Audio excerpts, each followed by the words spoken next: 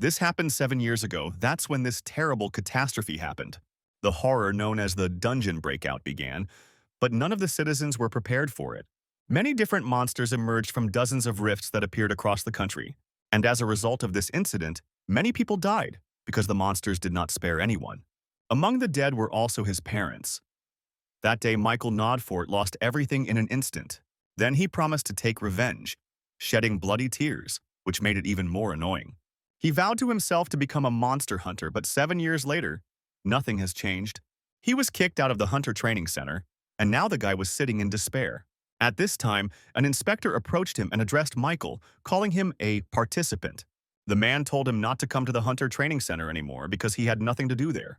Of course, Michael couldn't just accept this and asked why he was being kicked out. To this, the inspector replied that he himself knew that a couple of months was enough for a normal, awakened person. This is quite enough to complete training as a hunter, but he has been here for 7 years already. Michael looked at him, not understanding why he suddenly decided to tell him this now.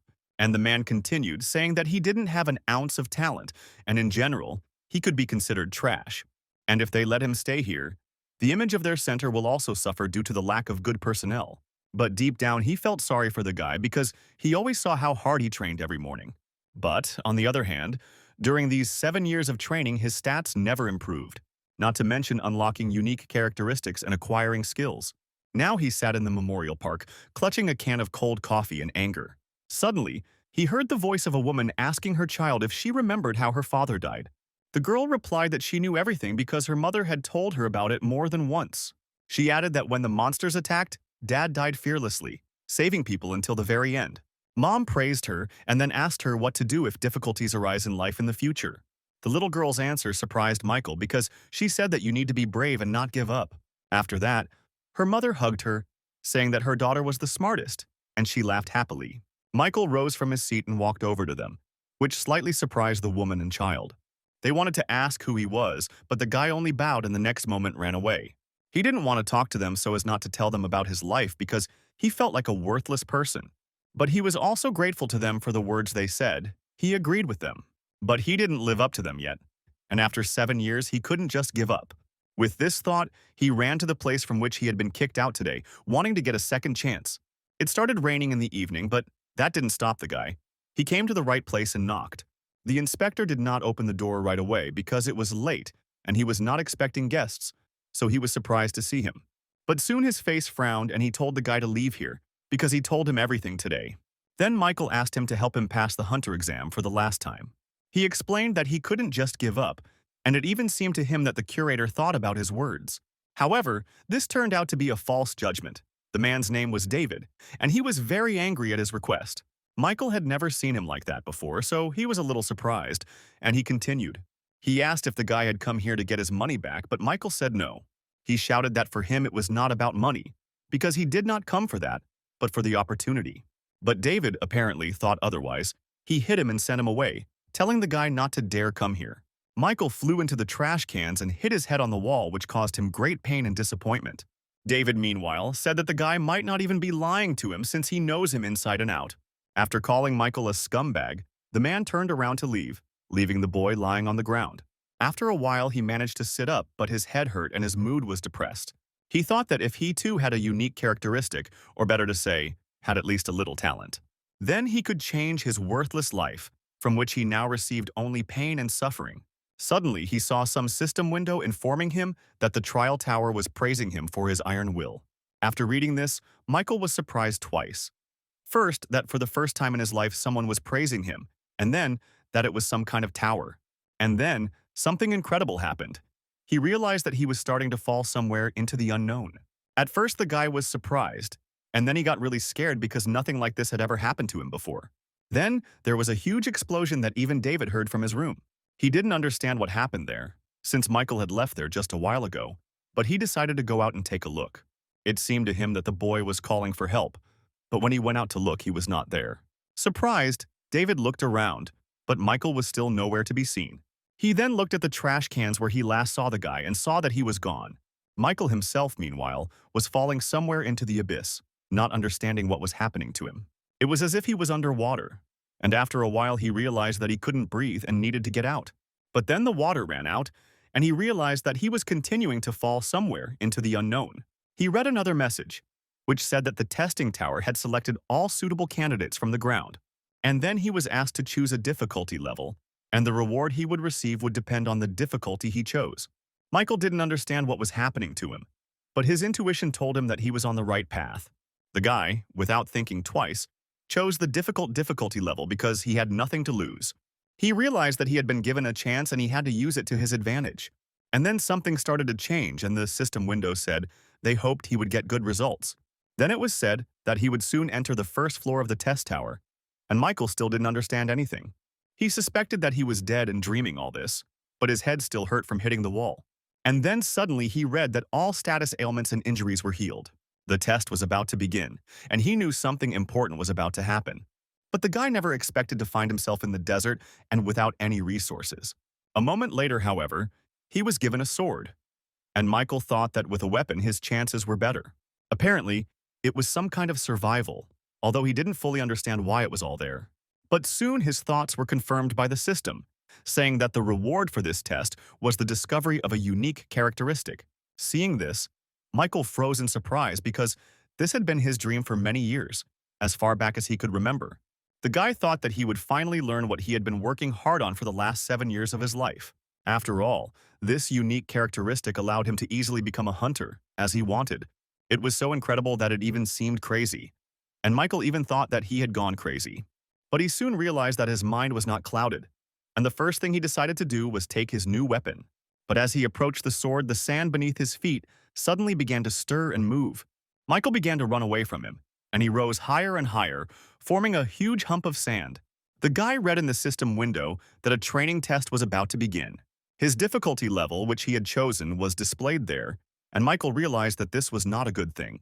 A huge sand golem suddenly appeared in front of him, looking just at the guy, and he froze in horror. For him, this was something incredible, because in his life he had never defeated a single monster. And then the status window announced that he had to survive for 10 minutes, and then the task would be completed. Michael was not happy with this prospect. He began to run away as fast as he could to avoid being hit by the golem. He was also surprised that the punishment for failing this test was death in the real world. He ran away from the monster in the hope that it would not pursue him. But of course it did not. Michael himself began to doubt whether he could escape from him in this way, because it was exhausting. Moreover, the golem turned out to be much faster than he thought, and this only made his survival more difficult. First of all, because of the sand and his stamina, it was impossible to run for 10 minutes. And it was also worth doing this without rest, because at any moment he could be overtaken by death at the hands of the golem. The system had given him the sword and told him to survive, so he had little choice, and Michael knew it. He would either die trying to escape or he would die fighting. He preferred the second option. So the guy stopped and quickly thought about how he could defeat this creature, since it was made entirely of sand. Suddenly, the faces of all those who had laughed at him all these years and mocked him flashed before his eyes. Michael remembered how many times he had been called a loser and shouted that he was fed up with it. He didn't want to die a miserable death trying to just run away, even if it seemed safer. But he will never become a hunter and will never avenge his parents, who died as a result of that disaster. Of course, he wasn't going to agree to this. The guy decided to fight to the end, even if he lost. When it came to theory, he could confidently say that he knew more than many hunters. So he knew that running away was a bad idea, because the golems would only stop moving in one case. If their core is destroyed, however, it is usually located in hard-to-reach places. And if so, then he must first find the location of the core and then destroy it. Michael ran up. He knew that the core was usually located near the heart in humans, but sometimes it could also be the hand. All that was needed was to detect a faint red glow, as if from the heart. Michael decided to give it a try. He pushed off from the sandhill, intending to hit the golem with his sword. It turned out to be more difficult to do than he imagined, but Michael did not give up. He managed to reach the top of the hill just as the sand began to pour out. This played into his hands because, with his movements at the foot of the hill, he caused a small sand avalanche. Thanks to her, the golem lost its balance, and Michael was able to approach it on a sand wave. He thought he could only do it if he timed it right, so he waited a bit. And then he pushed off and jumped. A moment later, he was already on the body of the falling golem and saw its core. Michael stood up happily and walked towards him, swinging his arm to strike and keeping his balance. And then he hit it with all his strength, and the blade went straight into the core, but for some reason not all the way. It turned out to be harder than Michael thought, so only a crack remained on it from his blow. Michael froze in surprise because he hoped to end everything with one attack, but it was not enough. He realized with horror that he would need one more blow to break it completely. But the guy couldn't do it because the golem suddenly screamed in pain and started waving its arms. Michael realized in horror that the golem was about to tear him to pieces, and this thought made him nervous. He decided that he would have time to hit again, because that should be enough, but the golem's hand was already near his body. The monster grabbed him and squeezed him tightly. If it had been a stone golem, there would have been nothing left of the guy. Michael screamed furiously in pain. No matter what you say, sand in large quantities squeezes worse than a boa constrictor. For a moment, instead of the golem, he saw the faces of all those who laughed at him, mocked him, especially now. Then the guy decided that this could not go on any longer, and he would either die in battle or win. Michael gripped his sword tighter and shouted at them all to shut up, and suddenly rage gave him strength. He managed to free his hand from the golem's grip and threw his sword straight at its core, hoping to pierce it. And then, to his surprise, it happened. The sword hit the monster right in the heart and it loosened its grip. After that, he screamed loudly and began to crumble, since he was made of sand. The system window displayed a message that the guy had successfully destroyed the sand golem's core in 3 minutes. This meant that he had completed the training trial and would soon receive a reward. Michael himself was left with almost no strength. He spent the last of it to throw the sword, and now he was lying on the ground. He didn't know how long he lay like that, but if it hadn't been for the heat, which was unbearable, he wouldn't have gotten up. The boy fell to his knees, covered in sand from the fight with the golem. He couldn't believe he had done it. He was spitting blood and breathing heavily, but he was alive, and this thought warmed him, giving him new strength. Of course it was dangerous, and at any moment he could say goodbye to his life, but he still succeeded. Michael stood up and was very glad that he survived, and the system window congratulated him on passing the first floor. As a reward for clearing it, he received a unique characteristic and 1,000 points. He also received the quick recovery skill as an additional reward and another 500 points. Michael looked at all this with wide eyes. He still did not understand what all these glasses meant. However, if this was true, then the most important thing for him was that he was receiving a unique characteristic. He put in so much effort over the past 7 years and all he got in return was scorn and ridicule. The system window gave a message that he was receiving a unique necromancy characteristic. The boy thought with excitement that now he too could finally become a hunter. In this way, he will realize his dream, but this will only happen if he survives. He wanted to think about it some more, but suddenly he felt some strange changes in his body. And then, at the place where he killed the golem, some strange red round thing appeared. It was covered in black fog and resembled ball lightning, and this surprised the guy very much. He decided to touch her, and at that moment another system window appeared with a notification. It said that his necromancy stat had been activated, and he now had to make a choice. He was asked if he wanted to absorb the soul of the sand golem, and Michael thought about it with surprise. He realized that this black fog must be his unique characteristic, and made his choice. It was positive, and soon some tentacles began to extend from the ball lightning. They all entered his body, and, as Michael realized, they sucked right into his heart, which caused him pain. And then he read that he had successfully absorbed the sand golem's soul, and his skill had increased by 7%. For some time, the tentacles continued to enter him, and all of this was swallowed up by the black fog. Michael was also surprised that he suddenly stopped feeling any pain in the area of his heart. The only emotion he had was surprise at how the absorption process was happening. But then the golem's soul itself approached him and entered his body where the guy's heart was. The soul left no signs of injury behind, and everything happened without pain. The system window showed that he still had 4 of the 5 souls left, and Michael suddenly realized that he could feel the golem's soul. It turned out that he could store souls if he absorbed them, and the guy thought that this could be used. Then he read that he could also increase his stats by receiving souls, and he decided to use this. His strength increased by 3, his stamina by 2 points, and the guy even felt something. It seemed to him as if energy was filling his body, and the most mysterious thing was that this was actually the case. His stats actually increased, and he hadn't been able to raise them for the last 7 years. According to his characteristics, he could not only store souls but also use them as he pleased. The boy happily thought that he could become an excellent hunter if he managed to return. And then suddenly he saw a small portal form in front of him, and the window changed too. He was asked to go to the waiting room, and Michael decided that he should enter this portal. Besides, it didn't seem like he had any other choice, so he slowly headed towards the portal. He walked slowly because his whole body ached from the fight with the golem, and it was serious. When he entered the waiting room, he immediately fell down from lack of strength and great pain throughout his body. Michael thought he had underestimated his wounds, but it was too late to change anything now. Suddenly, his body was enveloped in a strange green mist that had a pleasant medicinal smell. After this, the boy realized that all his wounds were suddenly healed, and he was able to stand up, wondering what had happened. He looked around and noticed that in such a rather large room there was only one bed. But Michael was too tired to think about it, so he immediately lay down on her.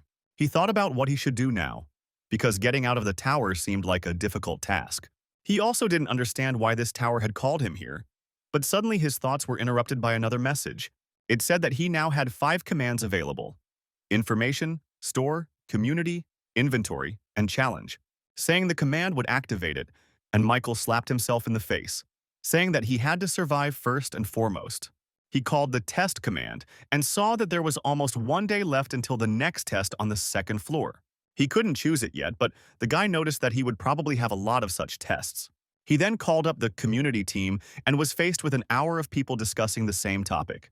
Everyone in the thicket was confused, and it looked like there were some here who weren't hunters. But suddenly the chat was blocked because the admin entered it, and Michael was even more surprised by this. The admin, meanwhile, said that he had important information that he could share with them. Michael realized that he had to focus because it could help him get out of here. The admin talked about the points they received after the test. Here they served as local currency. They were necessary for survival because without them they would not receive even a drop of water in the Tower of Trials.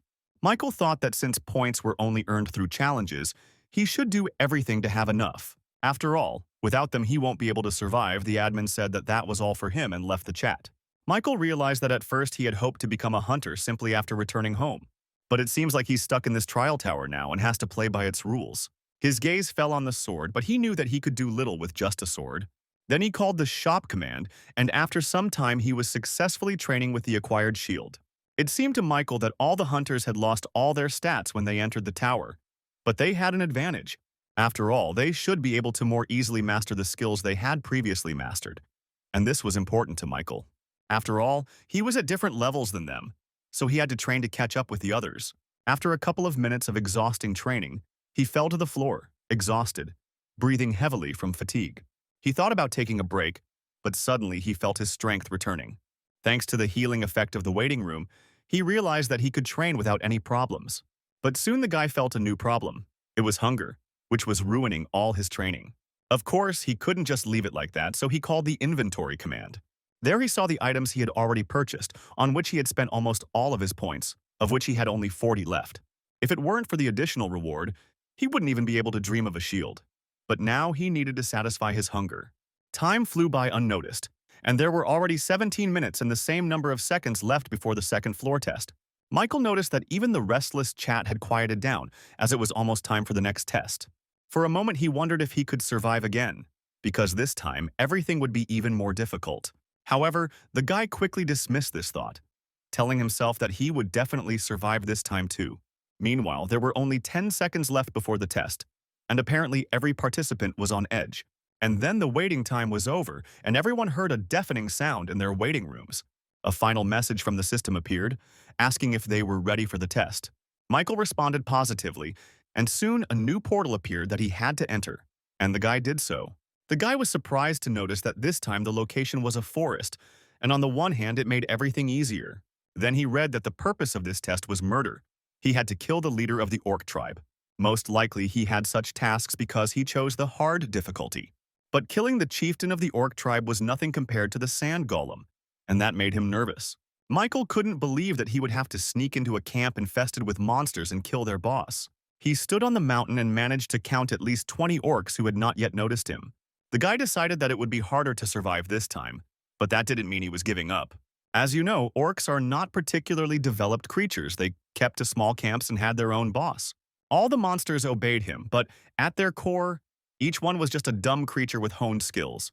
Michael knew he could defeat the chieftain without even engaging in a fight with the rest of the orcs, but it would be difficult. The guy also knew that usually in the dungeons, if there is a sentry in the orc tribe, one should also expect a hunter. However, Michael was not sure that he could defeat even one hunter, because they were stronger than the others. The problem was that there were too many orcs, so hunters usually had to form a group. He couldn't do it alone, and Michael knew what he had to do, but the idea seemed ridiculous to him. He decided to take a step back for now and come up with a plan, because he was impeccable in one thing, and that was his mental skills. After a while, he realized with a smile on his face that he had come up with a way to pass this test. After some time, he had already collected the required amount of materials needed for his plan. Now there was only one thing left to do, to move on to its implementation. Michael constructed some kind of torch, and then he called the inventory command and sent his new product there. The system window with his inventory showed that he had a new item, and Michael smiled contentedly. This meant that his theory had worked, and now he could move on to the next point of his plan. Although orcs look like lazy pigs, they are actually quite a diligent race. They stay in small groups, which allows them to quickly respond to any danger. Hunters always leave for hunting in the morning and return by sunset, so he still has plenty of time. The biggest obstacle in this mission was breaking through the numerical superiority, so he had to use something that would make all the orcs scatter and open the way for him to reach the chieftain. Michael knew that, according to the Hunters Association, the orc sentry was not always on guard. They usually return to the village to eat or rest for a while. Therefore, he must use this time to perform a deceptive maneuver for his plan to work. Michael threw the torch into the bushes and hurried to the pond, which was located near the village. After some time, when the fire spread, the orcs also noticed it. And the boy knew that if the flames completely engulfed the village, he would not have to worry about meeting the hunters. After all, they would be returning from hunting, but first, he had to kill at least 2 orc workers. As expected, several of them ran to the pond to get water and put out the flames. That's where he was waiting for them, and when one orc filled a bucket with water, the guy went behind him. The next moment, his blade pierced the orc's neck and he dropped the bucket from his hands and fell to the ground. Michael, meanwhile, activated his unique necromancy ability. The system window asked if he wanted to absorb the orc's soul, and the guy answered positively. When he did this, his skill increased to 9% and he felt another soul inside him. However, immediately after that, he heard someone approaching him from behind. It turned out to be an orc guard. Michael managed to react to his attack in time and put his shield under the blow, protecting his head. This orc was stronger than the others, and the guy barely managed to hold back his onslaught, but he did not give up. Then, an unexpected solution came to him. He realized that he could add strength to himself if he lacked it. Why did Michael use the absorbed soul of LRK to improve his stats? As a result, his strength increased by 4 and his agility by 2 points, allowing him to repel the sentry's attack. After a couple of minutes, the orc was defeated, and Michael activated his characteristic again, absorbing his soul. He increased his stats again, and in the meantime, his quick recovery skill was working. Thanks to the new soul, his agility increased by 3, strength by 2, and endurance by 4 points. After some time, he moved away from the pond, the area around which had already caught fire. He was noticed by the other orcs, who were preparing for another battle, but Michael's face showed confidence. He had already killed 3 workers, 1 sentry, and an old chieftain, successfully absorbing their souls and increasing their stats. The boy understood that if he was careful with the sentries, he would have no problem defeating the leader. Additionally, thanks to the absorption of the sentry, the orc workers no longer posed a threat. Michael easily defeated them one after another and did not forget to absorb souls, increasing his stats. But when he killed another worker, a more experienced opponent appeared. The new sentry was already running towards the guy, hiding behind the corpse of his clansman. He attacked Michael with his club, but he was able to defend himself thanks to his shield. On the other hand, this meant that the sentry had gotten rid of the leader, thereby leaving him alone. Accordingly, this sentry was the last obstacle on the way to the leader, and Michael had to overcome him. He dodged his new attack and caught the moment when his opponent weakened his defense. The boy then charged at the orc guard, ducking under the blow he was hoping to use to get him. He pierced the monster's stomach, causing it to die, while Michael successfully absorbed the soul of the last sentry. The guy used it to increase his stats, but at that moment the chieftain brought his staff cane, which turned out to be magical. And then he attacked him with his... Michael didn't even know how to react to the charge from the pillar of fire that fell right on the guy, as he froze in place from fear. But at the last moment he managed to put up a shield, with which he managed to defend himself from the leader. He looked surprised because not everyone could survive his fire attack, but this guy could. Seeing that the enemy was still standing on his feet, the leader screamed in a strange broken voice. Meanwhile, Michael read in the next system window that he had a new skill, fire resistance. He also received a new achievement, the one who passed through fire and prepared to finish off the orc leader. He looked him straight in the eyes, And the leader did not take his eyes off the guy. He was interested in who he was. And then he pointed his staff at Michael again, intending to finish him off with another attack. But this time, the guy was faster. In the blink of an eye, he approached the leader and swung his sword. The blow passed near his head and cut through his mask. And the orc closed his eyes in surprise and fear. He realized that he could not cope with this opponent because he was much better than him. So the orc couldn't think of anything better to do than run away. He rushed into the tent in the hope of getting away. But Michael is not going to let him go so easily because all he has to do is kill the leader and he will receive a reward. The guy followed the monster into the tent, expecting that he might still pull some kind of trick. He cut open the entrance to the tent and prepared for a surprise attack, but it did not come. Instead, the guy saw a slightly strange sight, which was definitely not to be expected.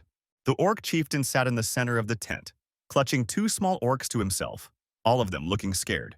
Then another baby orc approached Michael's leg and began to tug at his leg with tears in his eyes. The guy thought that even these monsters have loved ones, and for some reason he even felt sorry to kill them. He remembers his own parents who also protected him on the day of the disaster. They did it so that he could survive. But while the guy was thinking about it, the little orc reached for his weapon. He took out a small knife and aimed it at his leg, hoping that his opponent had let his guard down. But Michael was on edge. He couldn't let himself die, so he hit the baby first. Even though the blow was delivered with the hilt of a sword, it was enough to crush the small skull. Seeing this, the chief rushed at the enemy, wanting to avenge his child, but Michael pierced him too. For a moment he hesitated, but then he remembered that he had to kill monsters. It was the least he could do. When he found himself back in the waiting room, Michael considered purchasing a new shield.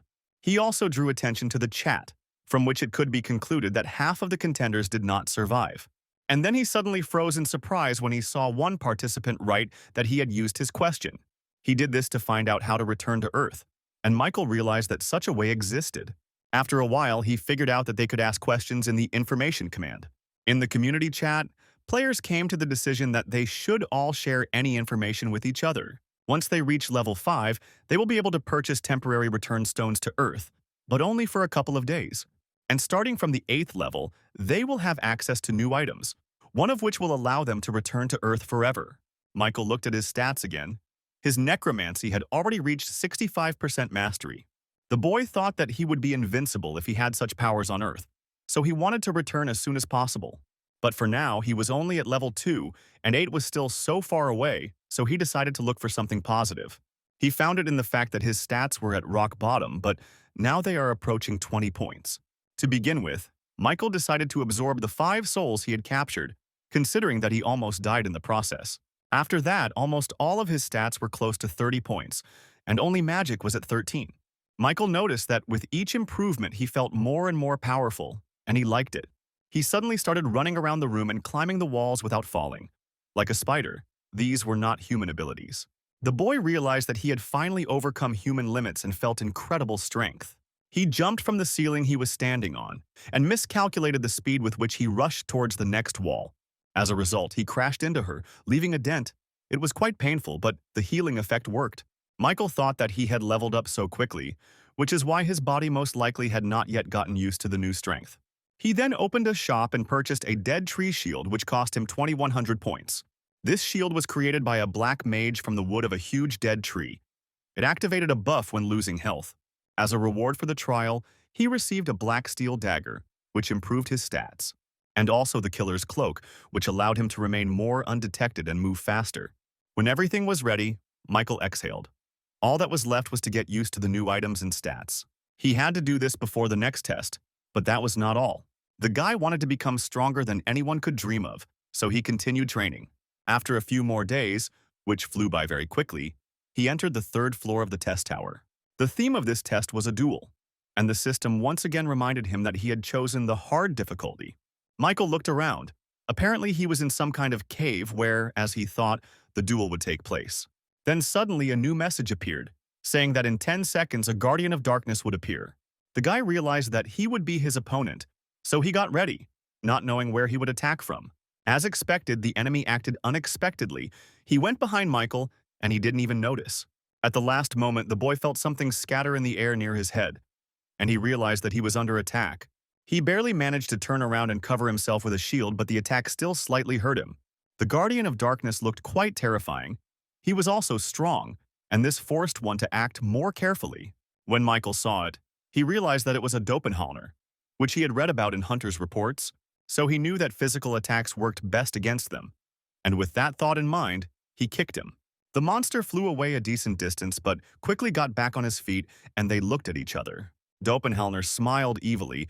He was clearly confident of his victory because not everyone could defeat him alone. But Michael was not going to lose. He had to win at any cost in order to survive and move on.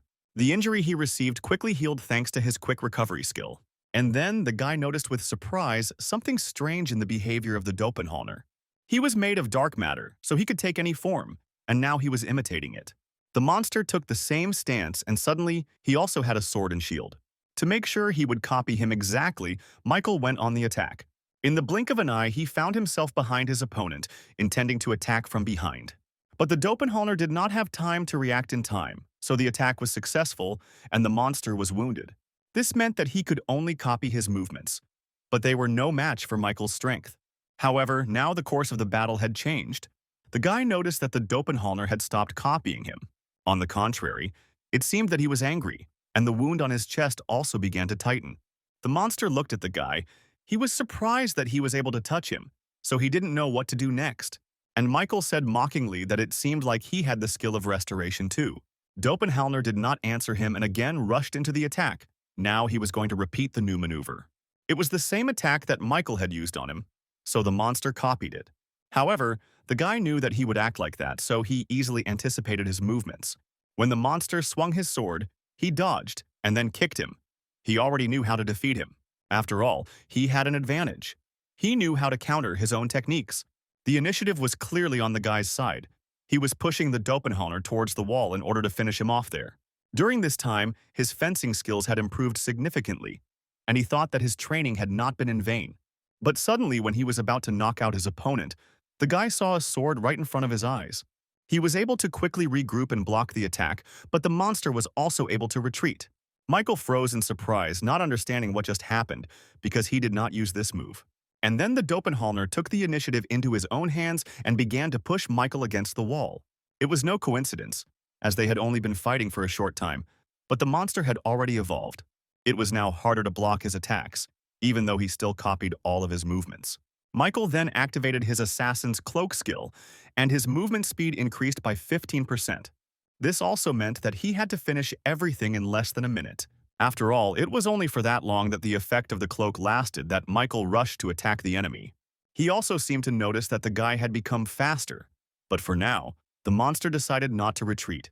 Michael, meanwhile, was already opposite him and swung for another attack, which was a feint. So when the doppelganger swung his sword to deflect it, Michael kicked him. The monster was not ready for this, but it was not the end. The guy was already preparing to finish him off. Then came a sharp lunge that pierced the doppelganger. But the guy did not foresee the consequences of this. He thought he had succeeded and decided to kill the monster completely as soon as it fell to the ground. So far, the doppelganger had only screamed loudly from the injury he had received, but then something strange happened. For some reason, Michael's hand was also cut off, and he was unable to even scream from the immense shock and horror.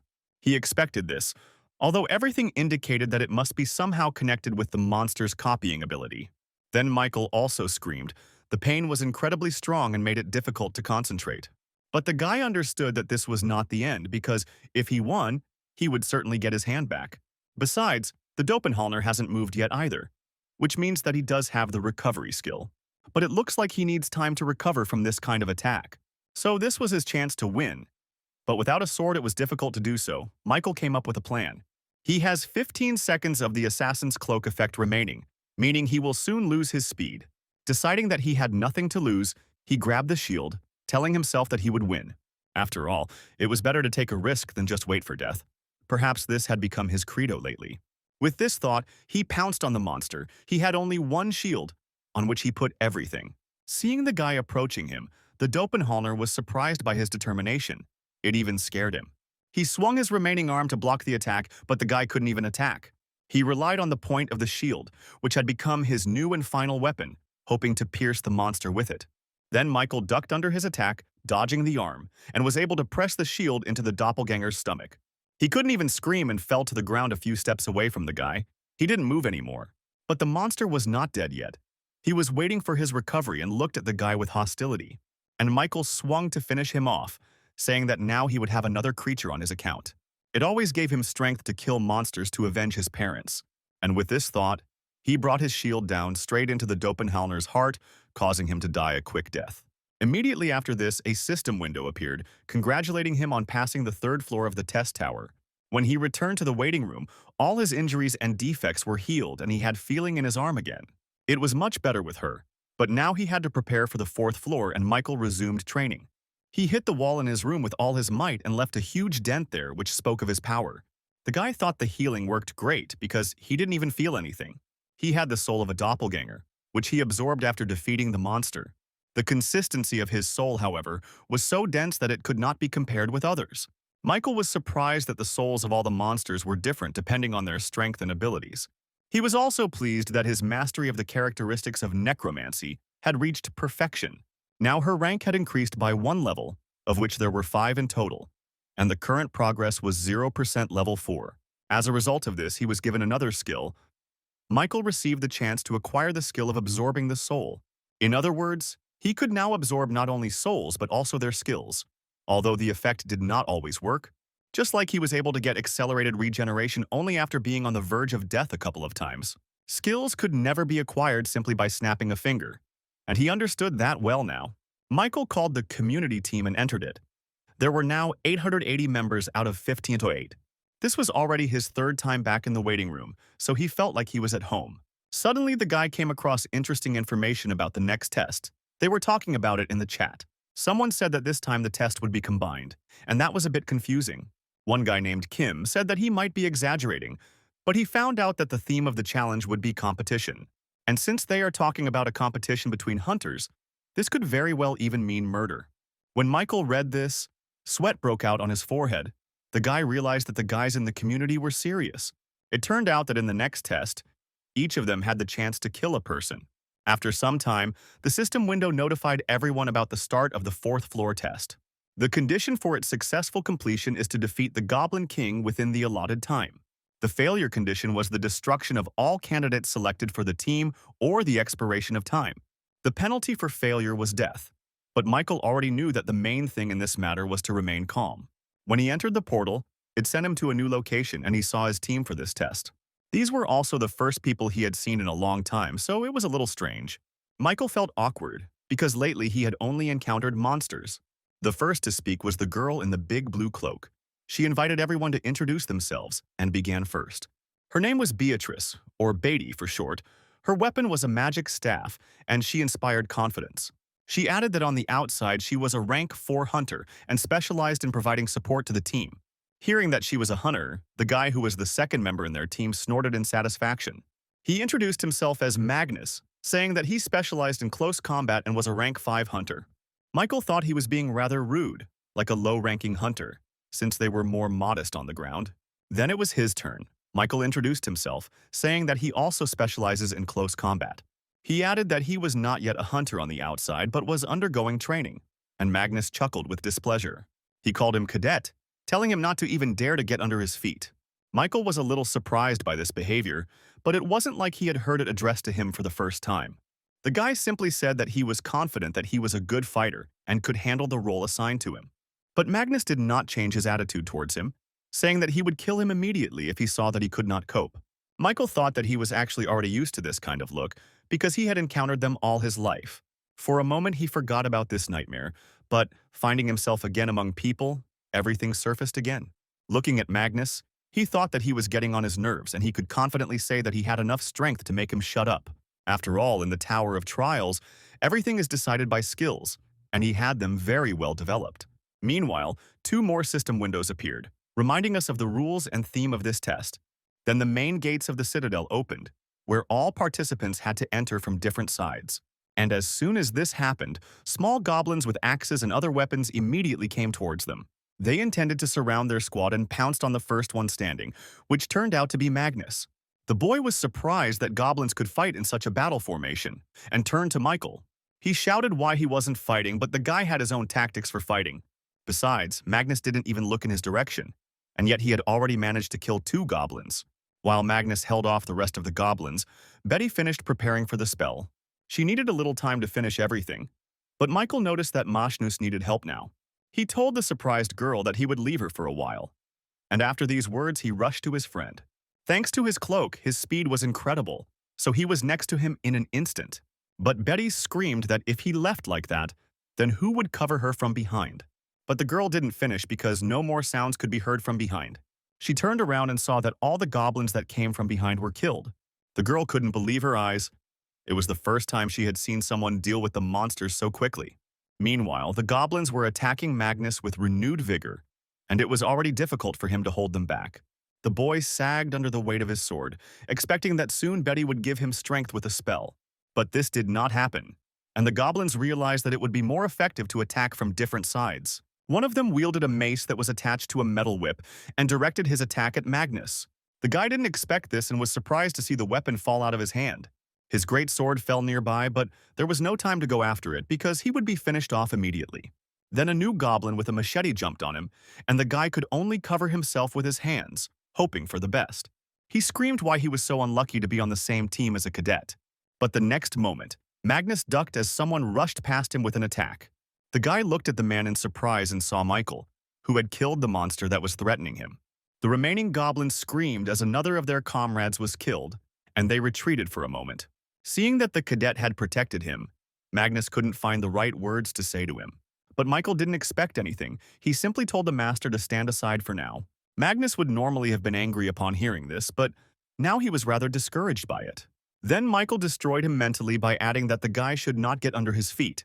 In the blink of an eye, he then dealt with the rest of the goblins who continued to advance. The system window displayed a message that he had received a new achievement, Goblin Hunter. But the one who was most surprised was Magnus, who even opened his mouth in surprise. So shocked was he by Michael's skills. When it was all over, he had successfully absorbed as many goblin souls as he could. He also made the discovery that the black haze from his characteristic was invisible to other people. After that, he increased his stats. Strength by 3, agility by 4, endurance by 2, and stamina by 7 points. But suddenly, he saw that he had also absorbed one of the Goblin Guard's skills, and this surprised Michael. This skill included a larger vision radius which helped to spot enemies faster. Michael decided to try it out for himself right away and concentrated to get a feel for the skill. After a while, he got it. It was like zooming in on something you can't see with a phone camera. Michael smiled contentedly because this was another jackpot, even though no one else got anything. Magnus, meanwhile, in order to somehow justify himself, said that the cadet was very lucky. He added that he had done a good job, but both Michael and Betty looked at him questioningly. Michael then said that from now on he would be in charge of the operation, moving in the vanguard. He didn't forget to ask if Magnus had any objections to this, still teasing him. But the guy didn't have anything like that. He just looked at him strangely and then answered negatively.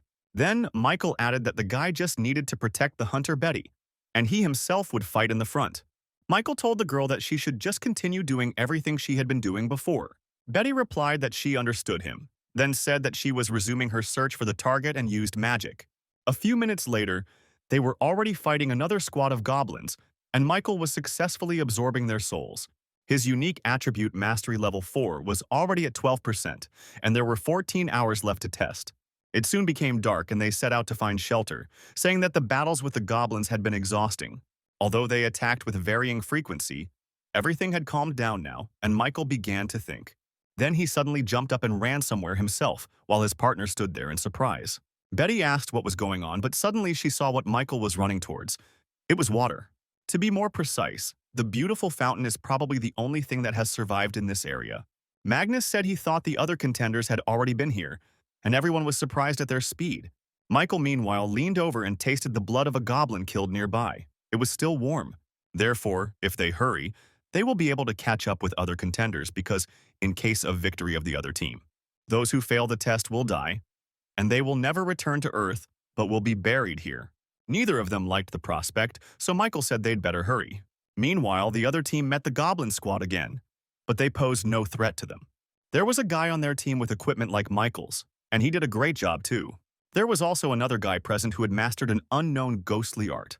His name was Thomas, and he said he was sick of these constant little skirmishes, but it looked like this was the last one. The boss was supposed to appear after that, but for now, it was necessary to focus on fighting the goblins. The guy had been sitting on the head of one of them the whole time, but then he cut it off and pushed himself away from the dead body. He rushed at the goblins that remained, his eyes burning with hatred for the monsters, and it was terrifying. In a moment, all the monsters were finished and he stood among the goblin corpses. His comrades praised him, saying that he had done a good job and done an excellent job. But Thomas replied that he was tired of this ugly hunt because he had to do everything alone. He then turned to one of the guys, whose name was James, asking if he liked skimming off all the cream. He didn't quite understand what he was asking, so Thomas irritably ordered to simply open the boss's room. They already wanted to finish everything as quickly as possible and rest in their rooms.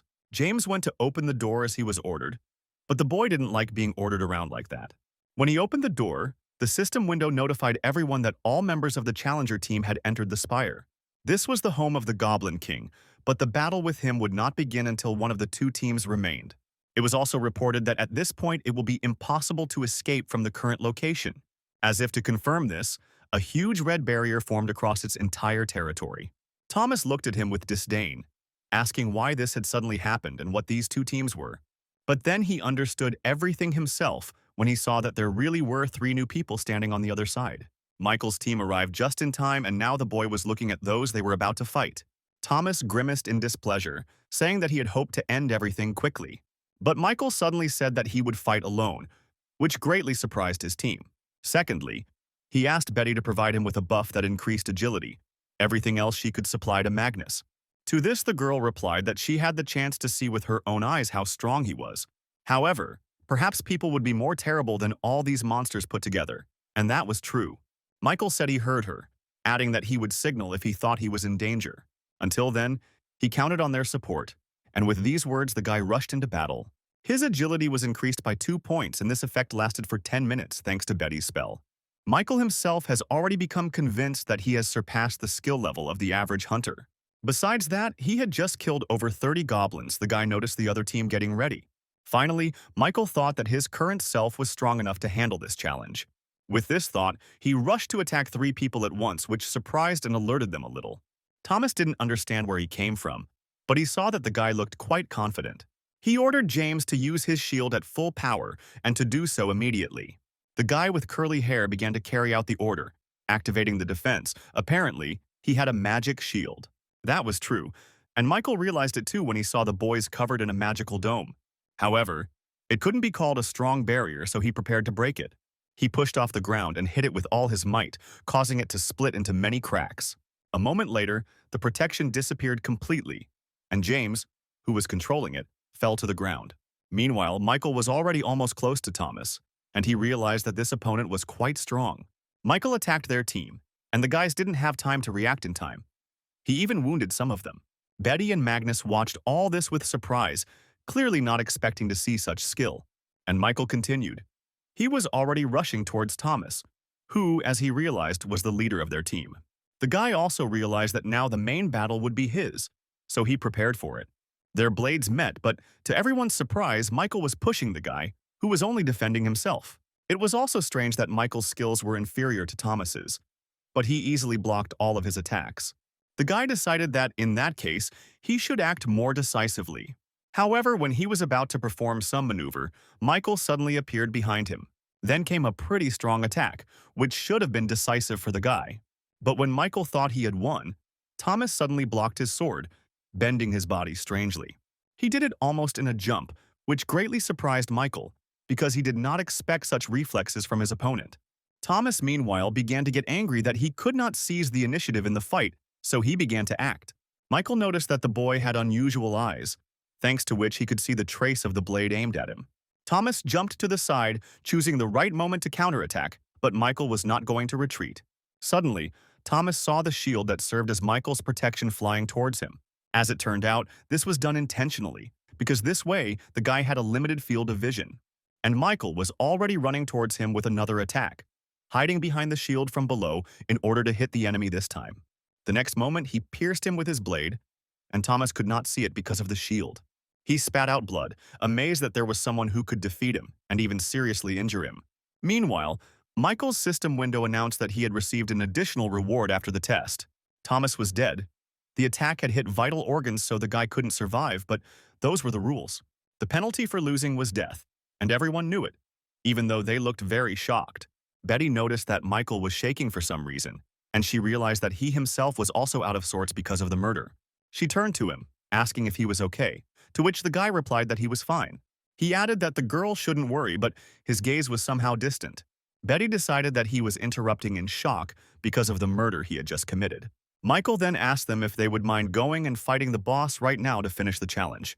Betty and Magnus responded positively, saying that they were ready to do it immediately, and Michael nodded.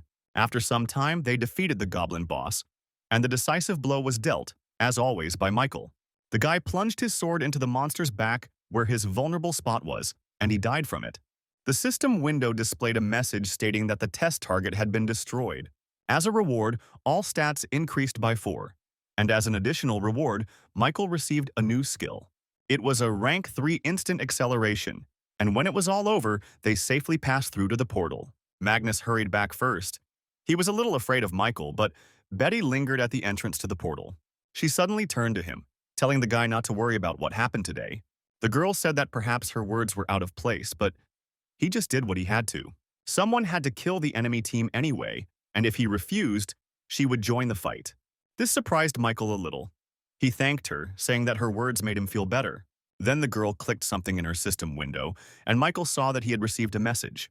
The applicant Beatrice Carroll sent him a friend request, which surprised the guy because he didn't know that such a thing was possible here. Betty explained that they had passed the test today thanks to him, so she felt indebted. The girl added that in the future, when he returned to Earth, he should find her in the White Guild. Michael looked at her without saying a word, but he understood what the girl was trying to tell him. When she went into the portal, he realized that he had to make an important decision for himself. It was whether to absorb a human soul or not. He thought about it, looking at Thomas. Once Michael was convinced that he was capable of something like this, he put the process aside for later. He did it because he felt he was about to cross an irreversible line, but now he has made up his mind. Although he had no intention of killing people to become stronger, but in a situation where there is no right to choose. He was ready to commit murder.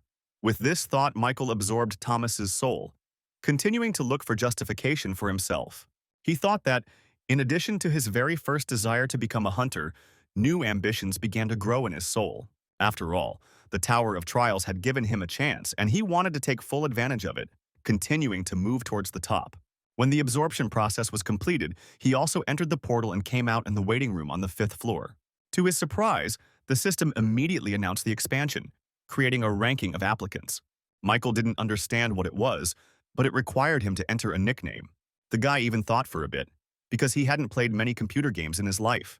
He didn't have to think for long, however, and soon he saw that his nickname had been changed to Hunter. Then the system summed up the results of the 4th floor test, showing a list of candidates. All were in plain sight. Michael started looking for his nickname, thinking that perhaps he was somewhere on this list. And so it was, he saw himself in 16th place and was very surprised by his rating in this test. After all, he was much higher than he thought, and then the system added that the applicants entered the top 50. They will be designated as pioneers, and those who receive this status will receive an advantage on the 8th floor. And if they continue to maintain the pioneer status up to the 8th floor, they will receive the Halo privilege. Michael was surprised by this, but thought it was some kind of skill granting. He decided to find out the details when the time came, but for now he should focus on his growth. Now he could absorb up to 15 souls and store them all, so it was worth increasing his stats. When he did this, he felt that he had finally crossed the boundaries of human capabilities. On the 5th floor, access to the purchase of a stone of return to Earth opened, even if only for 3 days. But Michael decided to take advantage of this chance and purchase this item for glasses in the store. He also wanted to check if he could move with his equipment. When he absorbed the Stone of Objection, the system indicated that his next temporary point was the Earth. The absorption process began, and Michael felt as if something was pulling him in. The feeling was the same as when he went to the trial tower, and the emotions were the same. And then it was all over. As suddenly as it had started, he was lying on his bed at home. He was wearing the same dirty t-shirt as the first day, the same pants, and he also felt that he smelled bad. Michael thought that he really was at home, which meant that the transfer really worked. He rose on his elbows, intending to look around first, but this really was his room. The guy hadn't closed the window since the last time he was here, so it was a bit chilly now. In the midst of the summer heat, it was just what he needed. Michael fell back onto the bed, amazed at how soft it was. The only thing that spoiled the whole picture was his own smell from dirty clothes. So he decided to take a shower and got out of bed to do so, but was suddenly surprised. After all, his items from the Tower of Trials were lying on the floor, which he accidentally stepped on. Michael decided to check it out just in case, but it seemed like they could actually carry objects with them. However, this also meant that other contenders would likely be able to carry weapons as well. Soon the number of those returning to Earth will increase, which will lead to a sharp increase in the number of objects. This would cause the prices of Hunter's equipment to drop on the market, so he should get rid of his items. But the problem was that only those who have the qualifications of a hunter can sell them on the market. With that thought in mind, he reached for his phone, intending to make an important call that would change everything. Inspector David watched the training of those training to become hunters from his office. All the boys and girls were fighting pretty well when suddenly he was distracted by his phone. He accepted the challenge, introducing himself as an instructor at a hunter training center. Michael introduced himself in response, asking if he remembered him, to which the man after a while responded positively. He asked why he didn't apply for a refund online. But Michael said the man might not have to pay back the tuition fees he paid. Then he asked again if he was really serious about it, but Michael only confirmed it. He said that in return he would have one single request of him, and David was already starting to dislike this. The man wanted to refuse him right away, thinking that the guy would again ask to let him resume training. But Michael suddenly asked for help in passing his hunter exam, and then David reminded him of his unsuitability. Michael then calmly accepted that his midterm assessment had not gone as well as he would have liked. However, if the instructor refused to help him, he could easily change his mind about the payment made. After all, money is never superfluous, so he offered him a deal where only one thing was required of him. When the guy finished the call, he immediately went to the bathroom and was now looking at his body in the mirror. He noticed that it had changed greatly in proportion to his progress in the trial tower. But now was not the time to admire himself, because he had agreed to take the hunter's exam today. Michael quickly got dressed and went outside. The first thing he saw was his neighbor. The boy thought that he missed this everyday life because he was pleased to see even his neighbors. He decided to greet the girl, and she responded in kind, albeit without much enthusiasm. But Michael still wished her a good day, because he knew that everyone in the house thought of him as a loser. And it really had been that way until now, because today he would make them all look at him differently. A couple of minutes later, he was already hailing a taxi, raising his hand up, but no one stopped. Time was running out, and Michael realized that at this rate, he might even be late for the exam. So, without thinking twice, he decided to use his skills and made his way across the rooftops. He thought that running to his destination was also a good option, considering that it would avoid him getting stuck in traffic. At this rate, he arrived at the place even faster than if he had caught a taxi, and he liked it. The Hunters Association was a huge building, more like a skyscraper. That's where Michael headed, and when he entered, he saw that the right people were already meeting him. One of them was Instructor David, who fulfilled his request, and with it the deal. Michael greeted him again, saying that they hadn't seen each other for a long time, and the instructor agreed. A smile appeared on his face because, in fact, he couldn't hate the guy for his lack of talent. Michael, meanwhile, shared that he had been through a lot lately, and that he felt like a different person. David was a little surprised by this information, because he remembered that he said goodbye to him near the garbage bins. At this point, another man spoke up, introducing himself as the examiner who would be marking his test.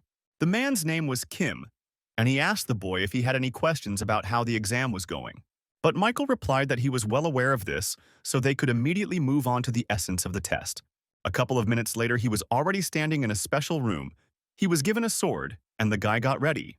David approached Mr. Kim, asking if he remembered his request to expel the boy as soon as possible. The examiner replied that there was no need to worry about that and turned to Michael, telling him to choose the desired difficulty. He could choose from 1 to 10, and the boy remembered how he had always chosen the first degree before. A goblin appeared before his eyes, who defeated him every time no matter how hard he tried. But the problem was that he didn't have enough of them then, because he was very weak. The feeling when David announced that he had failed the test was so bitter that he almost cried. David advised him from the balcony to choose the easiest first level of difficulty. But Michael unexpectedly chose the 10th, which greatly surprised the instructor and examiner. The guy himself watched their reaction with satisfaction, since, probably, few people chose the most difficult level. David thought he was crazy, because he remembered very well that he had lost even to a first-degree goblin. And then the exam began, the essence of which was to hunt a firebird, and Michael saw it. He also felt his movements slow down, which turned out to be a special effect. Moreover, his sword suddenly cracked in several places at once, and this was very serious. It turns out that David personally slipped him a broken weapon so that the guy would fail the exam. He wanted Michael to finally give up on his attempts to become a hunter by losing once again. But for now, the boy stood firmly on his feet in front of the bird, which rose up to attack him. Her entire body was covered in flames, but Michael stood calmly and analyzed the monster's behavior. He realized that this was his last chance to become a hunter, so he couldn't screw it up. Among the names of those who passed the hunter's exam was his name, so David was very happy that he became a hunter. At that time, it seemed to him that he was the best, but in reality, everything turned out to be completely different. Gradually, the gap with his peers began to widen, and eventually he gave up trying to fill the gap. The man thought that the world of hunters was based on innate talent and stopped trying to change anything. People are forced to give up when they feel they have a wall in front of them that they cannot overcome. And not only he, everyone does this, because this fact must simply be accepted and you must continue living the life that you have. So the same thing should have been done to Michael Nodford, David thought, watching him fight desperately. However, it was time for him to give up and stop trying to prove to himself something that would never happen. Michael, meanwhile, saw that his blade had cracked, and this greatly surprised the guy because it was given to him. He thought that even if it was a low-level weapon, there was no way it could crack so easily. Then he realized that there was some outside interference involved, and he looked at the instructor. And David smiled maliciously, quietly asking what he would do now with the broken sword. Moreover, the bird began to attack, directing a fireball towards the guy who was defenseless. But Michael was even glad that everything turned out this way, because it was an ideal situation to test his skills. He learned a lot in the trial tower, so he would show it to everyone right now. With this thought in mind, he used the skill. It was an instant acceleration that pushed him off the ground and brought him closer to the bird. She didn't expect the guy to be so agile, and besides, he was now standing on the ceiling and looking straight at her. Michael noted that this skill was much better than the speed increase from the assassin's cloak buff. The bird, meanwhile, formed a fireball again, intending to finish him off here. But Michael decided to act ahead of the curve and ran towards her first, which surprised the monster a little. He didn't even need a whole blade to wound the bird before it could attack him. He plunged the sword straight into her eye, thus limiting her vision, and the bird screamed furiously. As expected, the sword was too short, so it was not enough to kill the monster. Michael glanced at the tile that had cracked from the bird's attack and decided he could use it. He chipped off a piece of tile and threw it with all his might at her head, intending to stun the bird. But the tile, pouring at high speed, turned into an axe with its power and chopped off her head. The piece of floor did not stop there and crashed into the wall of the balcony where Director Kim and the instructor were standing. David was surprised to think that Michael had done something incredible, but it seemed he was already finished. The bird fell unconscious to the floor, and he was congratulated on passing the exam. Michael did not forget the instructor and the examiner, apologizing for not calculating the force. He smiled contentedly, since he was able to pass the exam even with the broken weapon that was slipped to him. After a while, the woman in charge of issuing certificates handed him a card. It had his data on it, which said that he had become a rank 2 hunter, which was pretty cool. Michael thanked her, and the woman added that he could now visit dungeons and sell items at the market. Meanwhile, David was asking the examiner Kim how it was even possible for the guy to pass the test. After all, the man said that he would fail within 10 seconds. But in the end, on the contrary, he managed to cope with everything in that time. But the examiner replied that he had done everything in his power because, based on the data provided, the guy would have failed. David then asked if they couldn't have given him a lower rank, but Kim replied that they had already done so.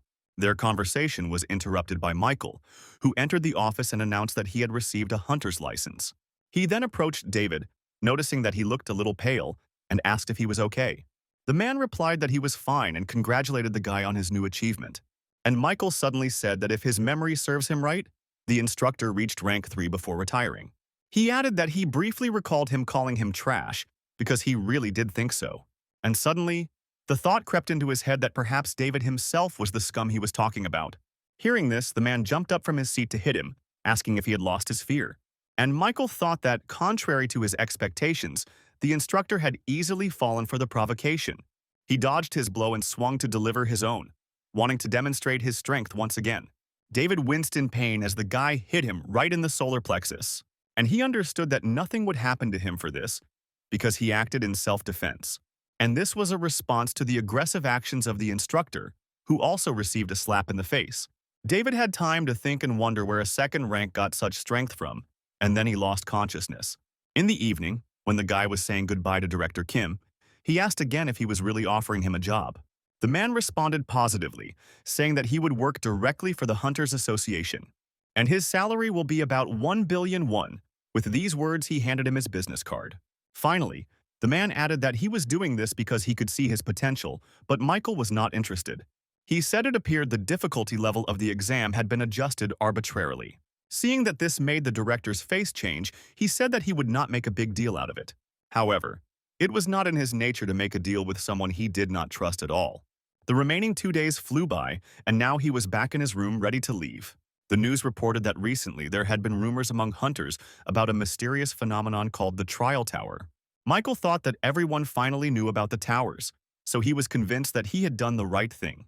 After all, he was able to get rid of the equipment at a very good price, so these 3 days were very productive. But his time on Earth was coming to an end, and soon he saw a familiar system window. It began a countdown, after which he would be sent back to the trial tower. Michael even wanted this a little, because he would be able to progress again and become even stronger. The guy thought that after his return he would again have a lot of work to do, and for some reason this thought made him happy. Within seconds, he was back at his waiting team in the tower, also in full gear. As expected, they were able to move objects between the tower and the real world without any problems. He took a small chest and a stone with him and decided to throw it all into his inventory for now. Then Michael jumped out of bed, deciding that he would first stretch his body a little and exercise. After that, he wanted to challenge the 5th floor, but suddenly the system gave him a new achievement and a new skill. The skill was called the Eye of Truth and was of the highest rank, which surprised Michael greatly, since he had never mastered anything like it. Based on the description, this skill allowed him to obtain all the information about the target he was observing. Of course, he still lacked skill, but the guy was most surprised by the following property. With this skill, he could determine whether the opponent's words were true or not, which was incredible. Michael thought that with this eye, he would now always be able to tell when people were lying to him. It was a pure jackpot, because not everyone could afford it, and even less so among hunters. Then Michael decided to do some shopping and went into the store, first of all buying a rank 2 thunder sword. After that, he bought a rank 3+ hunter scout shield. For all of this, he spent a whole 9,300 points. However, although they mostly went for the sword, Michael really liked its options, so he couldn't help but buy it. This was because it had a 10% chance to apply a lightning effect when hitting an enemy. Then the guy called the test command and was asked by the system if he was ready for the test on the 5th floor. Of course, he answered positively, and a few minutes later he was already running into the portal, preparing for new battles. The theme of this test was hunting. The difficulty was high as always, and the penalty for failure was death. He had to kill the werewolf boss in the wolf ravine within a day, and Michael understood his task. He was looking forward to victory, wanting to see how the werewolves would fight him, because they were half human, half wolf. He found himself right at the foot of the mountain, where apparently there was a cave with a boss, but he still had to get to it. Meanwhile, many small wolves surrounded him and attacked from all sides, but the guy did not even flinch. He wielded his sword very well and finished off all the monsters that were there in the blink of an eye. He was even a little irritated that they turned out to be so weak, because he had hoped for stronger opponents. But suddenly he saw that new opponents were approaching him, and these were much stronger. Michael was even a little surprised by such a sharp change, but this was what he wanted. In front of him stood another pack of wolves, which were larger, stronger, and more ferocious than the previous ones. One of them snapped its teeth, and Michael felt their deadly energy. Each of the monsters was aimed at killing him, but for some reason it made the guy smile. He prepared for battle, realizing that now he would be able to test his real strength, and not like in a fake exam. Michael thought that the Tower of Trials never disappoints and rushed to attack the monsters. The giant werewolves rushed at him in response, barking loudly and opening their mouths to swallow him. But Michael deftly jumped on one of them, dodging all the attacks. He realized that he was even having a little fun. Perhaps he was slowly starting to go crazy, because a normal person would not enjoy trials. However, this did not bother him much because the guy knew that he was getting stronger day by day. The system gave out information that his sword mastery had reached rank 5 perfection, and his sword skill had increased to 5+.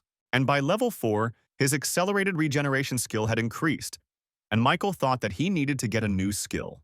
After all, his current inventory characteristics have almost reached the limit of his growth, so it was worth thinking about it. The wolves, meanwhile, jumped right on him, and if it weren't for his well-developed stats, he would already be dead. Michael enjoyed honing his skills and turned to the monsters, telling them to keep attacking. After some time, everything ended. The guy absorbed the souls of the killed werewolves. He thought that he had already managed to hunt 3 times, but the lightning effect still did not appear. The system window informed him that he had absorbed many souls of mad wolves and his skill had increased by 16%. This was good, since at this rate he could achieve an increase in the rank of his unique characteristic. He had also almost reached the middle of the wolf gorge, so the boss should appear soon. But suddenly he stopped, looking in surprise at what he saw among the high rocks of the gorge. There were torn bodies of other wolves there, and the guy thought that some kind of conflict had occurred in the pack. However, he later dismissed this thought when he saw that the blows were inflicted with a sharp weapon, and the traces left nearby only confirmed his assumption. Michael decided to use his new skill and activated the Eye of Truth to find out the truth. He saw a trace of rank 3 aura that was left behind after someone carefully split the wall. Suddenly he felt uneasy, because there were too many nuances that didn't fit in his head. And then suddenly he heard someone's cry, which it was impossible to distinguish at first glance who it belonged to. But the guy felt that it was somewhere nearby and ran in what he thought was the right direction. As he ran, he saw a medium-sized cave, from where he determined that the roar was coming. But before the guy could enter the cave, a huge pink werewolf flew out from there. He was badly cut up and fell down, lying unconscious, and Michael was surprised by his sudden appearance. He realized that another monster couldn't eradicate him so much, which meant that there was someone else in the cave right now. The system window displayed a message that the werewolf boss had died, and the reason for this was currently being investigated. And Michael looked at the dead monster in confusion, not understanding why this happened on the floor. But now, the system analysis has been completed, and it has reported an intrusion into the candidate testing. Then the purpose of the test changed. Now he had to kill a challenger from another dimension. It was he who carried out the invasion, and now he showed himself to the guy completely. He looked like a knight. Michael didn't understand why he suddenly appeared here from another dimension, as the system said, but he didn't like it. He suddenly wondered if this meant that the trial tower existed in multiple worlds at once.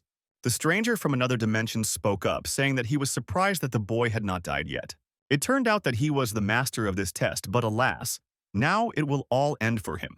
He attacked and Michael blocked his punch, thinking that this guy must have gone crazy too.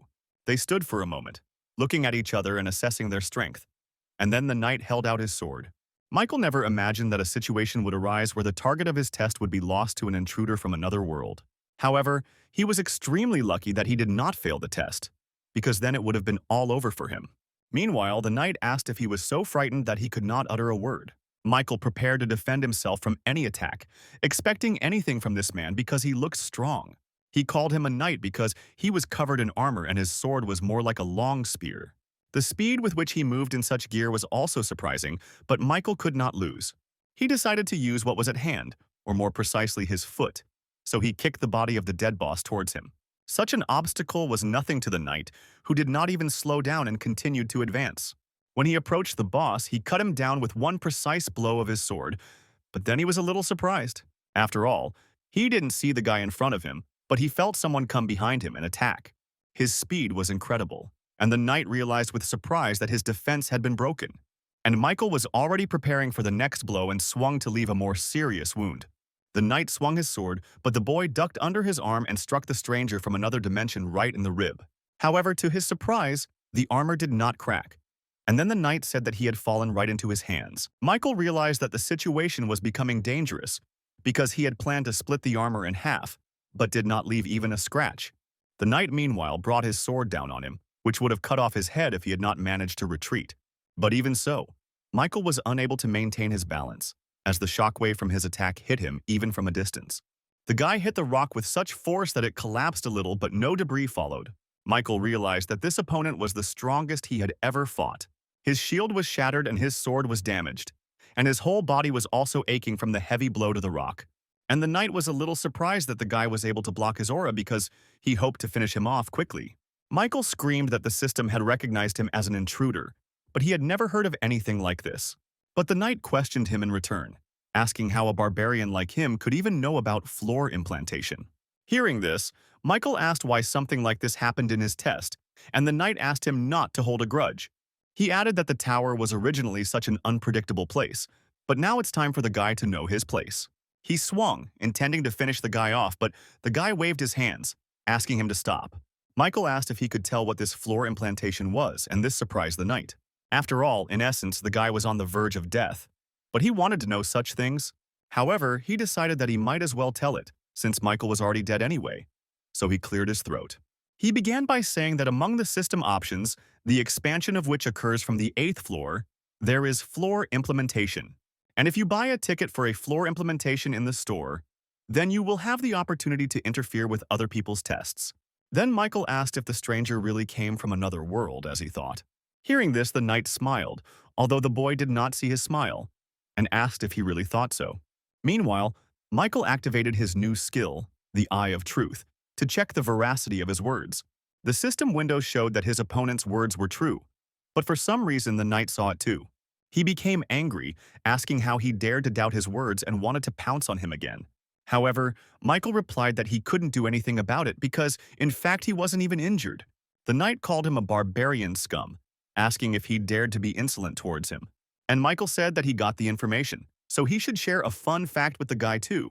He said that thanks to his pain tolerance skill, his injured arm was of little use to him. It's just that if he let her go, the accelerated regeneration skill would activate. Then he showed it. Finally, he added that it seemed to him that the knight would share information with him if he were in such a position. And he asked if the guy was just testing his healing skills because, if that was all, then he would not escape death. However, Michael got back on his feet and grabbed his thunder sword, saying sarcastically that he didn't even know what to do. After all, his strength continued to grow rapidly. He increased his stats with the help of the souls he had previously absorbed. Stamina, durability, strength, agility, and mana had all increased by 4, and he felt it clearly. It seemed that the knight also noticed these changes, and he asked if the boy really had a unique characteristic.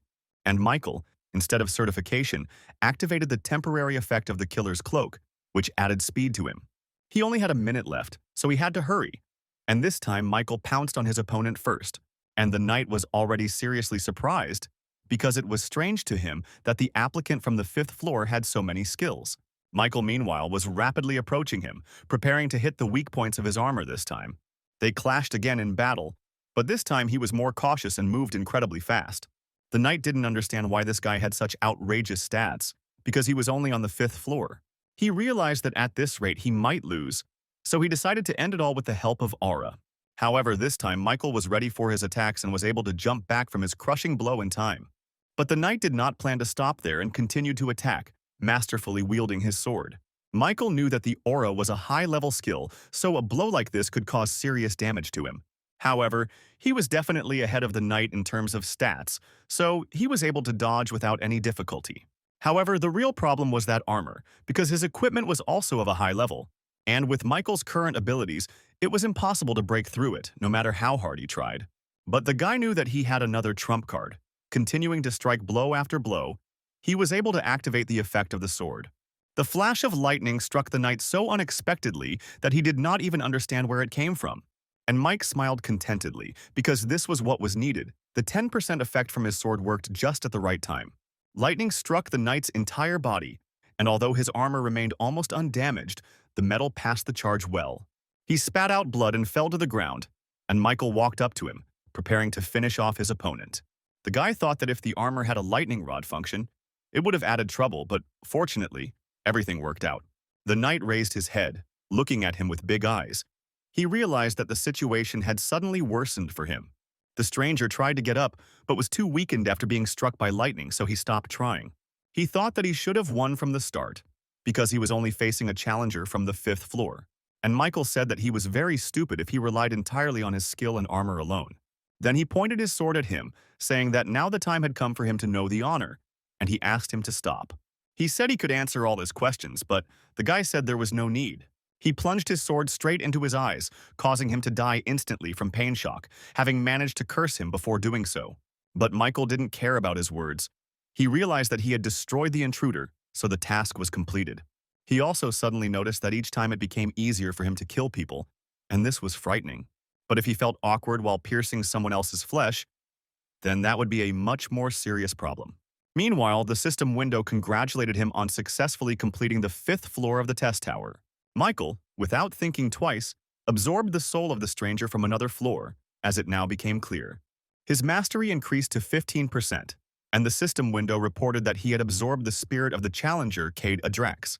Michael thought with surprise that he almost missed this opportunity because for some reason the knight's body began to disappear. Apparently, if you die in another dimension, the body disappears like a mirage, and this was another important discovery.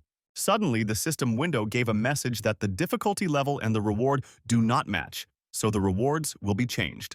Michael looked questioningly at where Cade's body had been a second ago, wondering what his rank was. He then received his first breakthrough reward, a high-ranking 3 absolute skill. As a bonus reward, he received 7,500 points and additionally received another 3,500 points. This made the guy happy. He noticed that instead of the promised second-rank reward, he received a high rank. The invading knight must have been strong enough for the system to think that the rewards and difficulty were not in line. After some time, he returned to the 6th floor waiting room and was healed of all defects and injuries. The guy threw his equipment into his inventory. His shield was broken, but now he was thinking about something else. Michael tried to save his tickets to send questions to the 8th floor as much as possible, but he realized he had to use them. He activated the required command. He had 5 tickets in total and therefore 5 questions. Michael wanted to know more about the floor penetration and whether it was possible to find out about the impending invasion. When he finished, the system reported that his question had been sent and that an admin would answer it shortly. It took less than 10 seconds for him to receive an answer, and Michael was surprised that it all happened so quickly. But it was even better. He opened the received answer in anticipation of finally sorting out this issue.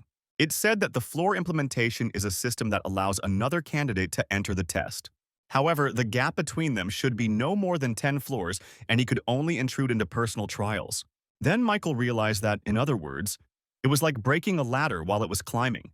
But then a new message appeared saying that this information was not available on his floor. And since the request was only half satisfied, the ticket to submit the question will not be used. It was a little strange for Michael, but nevertheless he was glad that his ticket remained intact. Then the boy thought it was time to use the items he had grabbed from the ground. One of them was the Croken Tower Restoration Chest, which allowed you to restore items. Michael used it to repair his secret hunter shield, making it as good as new in an instant. He then used another item called the Purity Stone, which might seem like a waste of money. But Michael believed that the feeling of freshness and vigor that comes with swimming was worth a couple thousand won. There was an hour and a half left before the 6th floor test, so Michael decided that he could still check the access to the results. But what was his surprise when he saw his nickname in 3rd place, and he had an epic rank. The guy thought that he had climbed quite high from 16th place, and if he continued like this, he would get an achievement. He was not yet aware of the advantages of being a pioneer, but he was getting closer and closer to them. And then he entered the community chat. But what was happening there surprised the guy very much because the atmosphere of the chat had changed. Applicants were looking for opportunities to acquire skills related to murder and robbery. It was clear that people had become selfish towards each other, as everyone was trying to survive and move on. Michael thought that in front of him was literally chaos and disorder. Mental resistance skills, which are now being actively traded, have the effect of reducing mental pain. And then Michael saw a message that made him a little surprised and remember what happened before. Someone in the chat remembered the challenger who released information about the 4th floor, saying that he changed his nickname. It was this man who then voiced the idea of killing each other. And now someone has found out that he has changed his nickname to Judge. Michael wondered if this time the guy was going to do the same thing as on the 4th floor. To begin with, he decided that he should remember this nickname well, and soon it was time for the test. Its theme was occupation. 50 minutes were given for everything, and the condition for successful completion was the capture of a stronghold. Michael entered the portal, wondering what the reward would be this time, since his rank had improved significantly. When he arrived at the testing area, he was surprised to see the sea and sunny weather in front of him. Michael looked around and saw what appeared to be their strongholds that needed to be captured. Suddenly, the system announced the selection of candidates to form teams. But for some reason, there was no one on the pier except Michael, and the guy was a little surprised that no one had shown up. He looked into the portal, but suddenly a spear flew out of it straight at Michael's head, which he definitely didn't expect. However, he managed to intercept the weapon before it hit him, and its owner was expected to appear soon. The guy who was holding on to him appeared literally the next second, so Michael had to step back. Seeing that someone had grabbed his weapon, the guy looked at Michael in surprise, continuing to fly. He finally landed and Michael asked him what he was doing when he had just attacked his own team. But the guy called him a brat, saying that he should also know what's what if he came into the community. After all, it said that killing was the easiest way to get achievements. Then, Michael asked if the main thing for them was to earn as many achievements as possible. To this, his new comrade replied that the guy should look around before playing the role of a righteous man. Michael decided to do just that and saw what the challenger was talking about, as other teams were also killing their members. It was a terrible sight. People went crazy in pursuit of achievements to earn as much as possible. Seeing the whole picture, Michael lowered his head a little and also took out his weapon, approaching the guy. Suddenly, he called him a hypocritical idiot, and he suddenly realized that now he had a new battle ahead of him. Meanwhile, other players continued to hunt each other, killing their comrades. But there seemed to be some who were disgusted by this bloodshed. Right now, two people got their hands on them. One of them, a plump guy, was glad to have met a man who shared his opinion. He thought that everyone else should come to their senses because, at this rate, they would all die here. But the one he was shaking hands with suddenly took out his sword and pierced the guy in the stomach, agreeing with his words. He was surprised that the guy shook hands with strangers without a drop of doubt, without even really understanding the situation. By killing his teammate, he earned the Vile Killer achievement and his durability increased by 1. This battle took place right before Michael's eyes, and in the meantime his comrade also spoke to him. He told him to stop acting like a saint because he himself wanted to achieve a new achievement. But Michael didn't answer him, and the guy thought that he was distracted, which meant it was a great moment to attack. He swung, intending to kill him, but Michael remained standing motionless until the very end. And only when the guy's blade was already near his eyes, he suddenly made a lightning-fast maneuver and pierced him first. The guy spat out blood, amazed at the speed of his opponent, who could have been his partner. Before his death, he regretted his decision, and Michael received the Traitor achievement, and his strength increased by 1. He himself thought that it was weak, because this was not the kind of test he was hoping for when he entered the portal. But at the same time, this test could be called a kind of event especially for him. After all, here he will be able to improve the mastery of his unique characteristic and perhaps get new skills. However, he decided not to specifically attack other contenders, but only to fight those who did so first. The guy with black hair activated a new technique he had learned, an iron dome made of water. From the outside, she looked quite impressive, but the main thing was not that, but his personal abilities. After all, for him it was an ideal test, because he had mastered water magic to perfection. However, suddenly the guy heard someone rapidly approaching him and turned around. It was Michael, who for some reason was simply running towards the guy, clearly not with friendly intentions. He pushed off the ground and hung in the air for a moment, choosing the best place to attack. There was determination and complete confidence in his actions in his eyes, and the guy noticed it. He was surprised that he was aiming at his iron dome, because the water in it was spinning incredibly fast. However, Michael actually planned to split this technique and landed right on the dome. Seeing that he had failed, the guy said maliciously that it was an impenetrable defense. Imagine his surprise. Michael suddenly broke through the top of the dome and flew straight at him.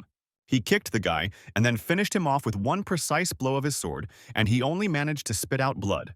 His dome dispersed, and the guy himself fell unconscious not far from Michael, who landed safely. He thought that maybe his actions were a little cruel, but what mattered was the end result. With his actions, he instilled fear in the other candidates, who began to think of him as a monster.